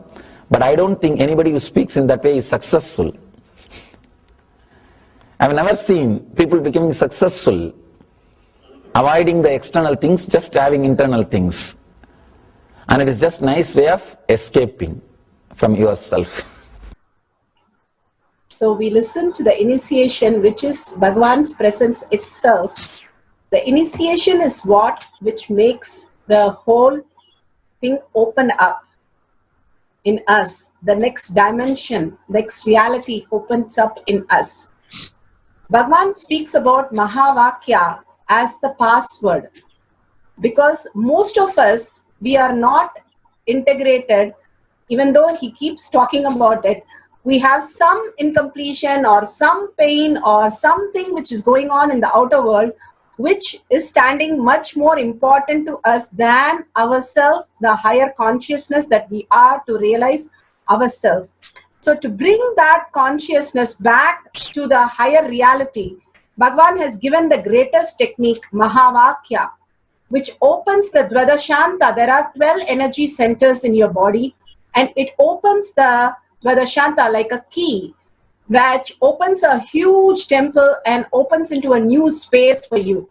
Same way, when you start chanting the Mahavakya continuously, you open that into the higher reality. So we'll be going to chant the Mahavakya continuously as we do the power manifestation, which increases the integrity. Bhagavan's integrity with Paramashiva is very high. So he is able to flow in us. But when we raise the integrity in us with Bhagavan, it flows through us as Shakti. So that is where the Shakti starts manifesting.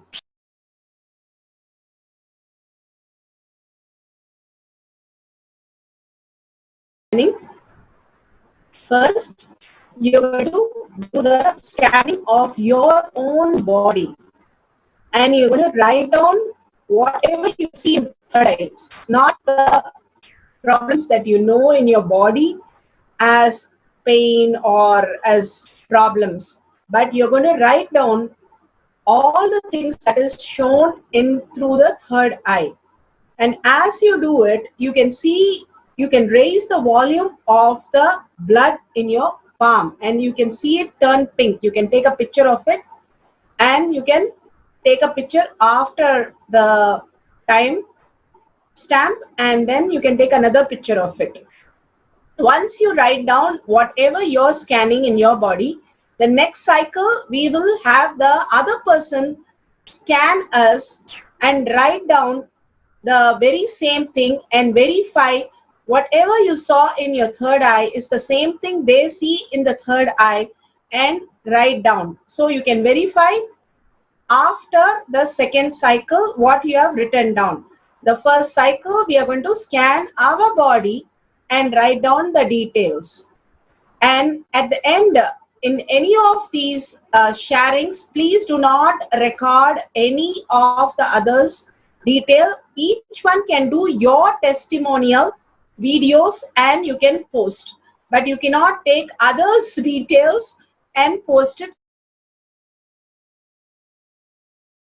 How other persons scanned you, how you found things which were not for part of you, which showed up in your third eye much before it really going to become a problem in you. So beautiful. We have thousands of testimonials, but let's get to our own experience today. Today is our experience. So let's sit straight with the head, neck, and spine in a straight line so that the Kundalini raises to your Agnya. Remember, Bhagavan, bring the awareness. Awareness is you. There is no difference between awareness, consciousness, and you. You are not the body, you are not just the mind. It's the consciousness, it's the awareness, it's the listening in you. So bringing that remembrance of Bhagavan in the third eye, you live as awareness. You can live in any chakra. Most of the time we are in fear and greed. We are living in the lower chakra because of the toxins in the body. When you detox the body, you understand that living as awareness instead of thoughts, as the remembrance of Bhagavan continuously is the ultimate way of existence. As Bhagavan himself plans, schedules your life and manifests all the reality that you want. The more and more you live in your third eye, remembering Bhagavan is liberating. So from the space of absolute unclutching, understanding whatever you perceive, this world, which just goes off when you dream or in deep sleep, same thing, all are projected in a canvas, that's all. You are the canvas. You are the source which is getting projected into all these actions that you're doing. So absolute unclutch from that, the mind and the body, and do the ultimate Thyaga. The oneness with Paramashiva is your only strength. Again and again, go back to the space of oneness. Remember all the powerful cognition, contemplate on that. If your mind is not feeling settled, contemplate on the powerful cognitions, how you are not the body, you're not the mind, you are the space of Paramashiva, you are the state of Paramashiva, you are the being of Paramashiva, you are the Sri Kailasa of Paramashiva, you are the Paramashiva. Hold that space, the ultimate space of oneness with Bhagavan. The darshans that you had, you becoming Bhagavan himself, more and more you experience Bhagavan, you will start feeling, yes, I look like Bhagavan, I'm talking like Bhagavan, hey, I'm thinking like Bhagavan too. All that happens when you unclutch from your mind and body, start being in the oneness with Bhagavan and chant the Mahavakya. The mind is restless and constantly it is throwing tantrum. So only way is absolute unclutch, Thyaga of being in oneness with Bhagavan, and ultimate chanting in deep vibration. Start chanting like the whole being is vibrating with the mantra. When it is said inside, it is mantra. When you chant outside, it is chanting. So deeply connect and chant the Mahavakya continuously and be in complete oneness for few minutes, and you will simply say Bhagavan will manifest and tell you. The multi-dimensional logic happens whenever he manifests, not your thinking and your planning, your scheduling, your knowledge, your skill. Nothing will work, but just connect to Bhagavan. Simply he will show you, heal others, and manifest all your reality just like that. So let's get into the powerful space. Let's sit straight. Visualize Bhagavan in your third eye. Remember again and again Bhagavan. Keep your head, neck and spine in a straight line. Absolute unclutching and Thyaga of your mind. Decide, I'm going to stay as awareness. I'm going to be aware of what's happening. That's all. It's very simple. And I'm going to be having only integrity with Bhagavan. Again and again bringing the Bhagavan space, the darshan that you had, and contemplating on the truth, the powerful cognition, and chanting the Mahavakya, the whole being vibrate. Let's start. Om Nithyananda Paramashivoham. We have 11 minutes. We are going to chant and pen down whatever Bhagavan shares in a paper about your body, and see your palm turning pink as the blood flows. So let's start chanting Om Nithyananda Paramashivoham.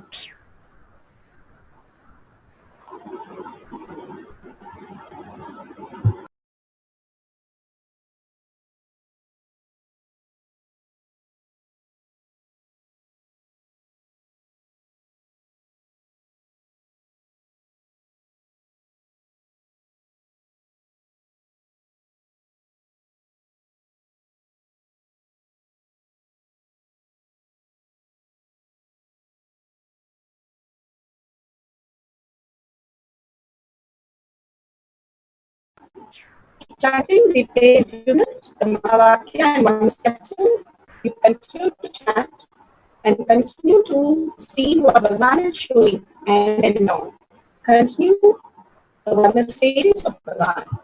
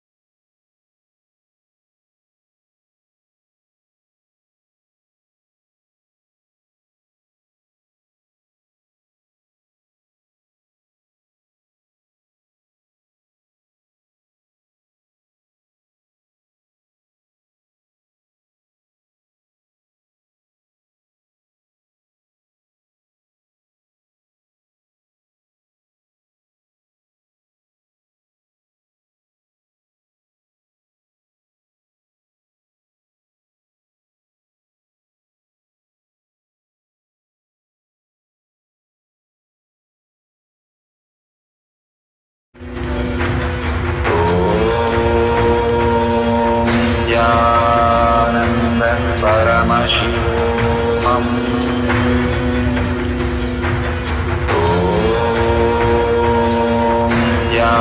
Nithyananda Paramashivam.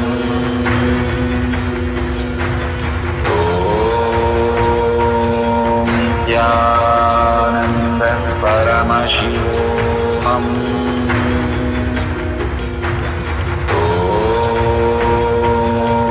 Nithyananda Paramashivam.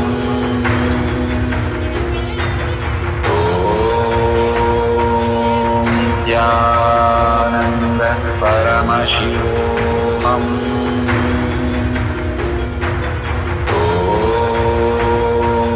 Nithyananda Paramashivam.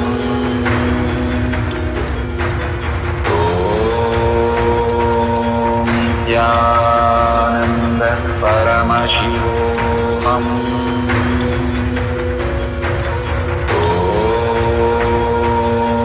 Nithyananda Paramashivam.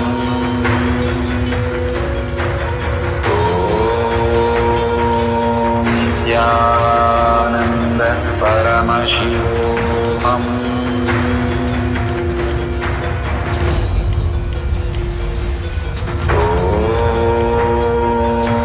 Nithyananda Paramashivam.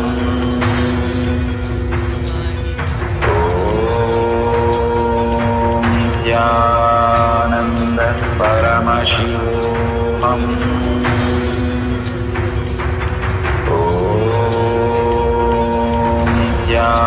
Nithyananda Paramashivam.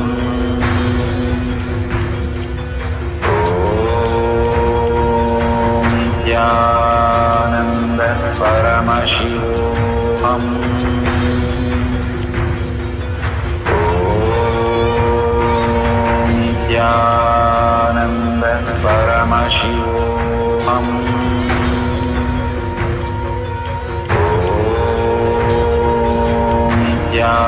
Nithyananda Paramashivam.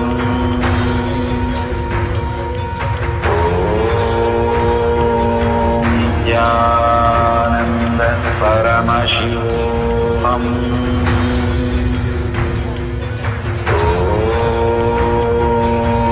Nithyananda Paramashivam.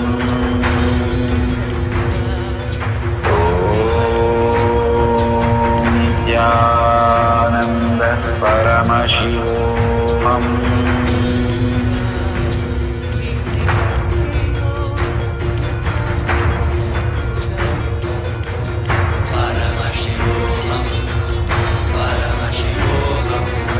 Let Paramashiva's third eye manifest in all our third eyes. Let the Amrita pour, let the Vanni open up, manifest in all of us.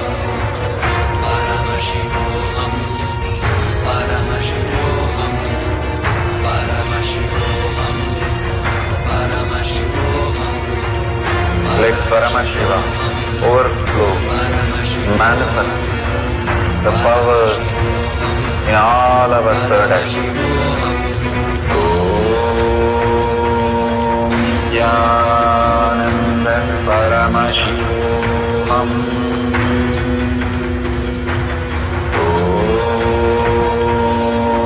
Nithyananda Paramashivam.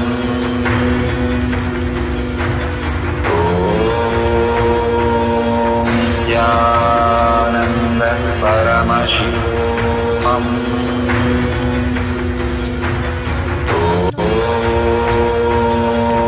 Nithyananda Paramashivam.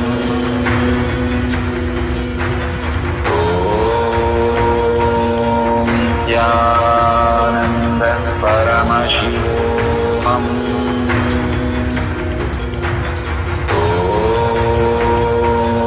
Nithyananda Paramashivam.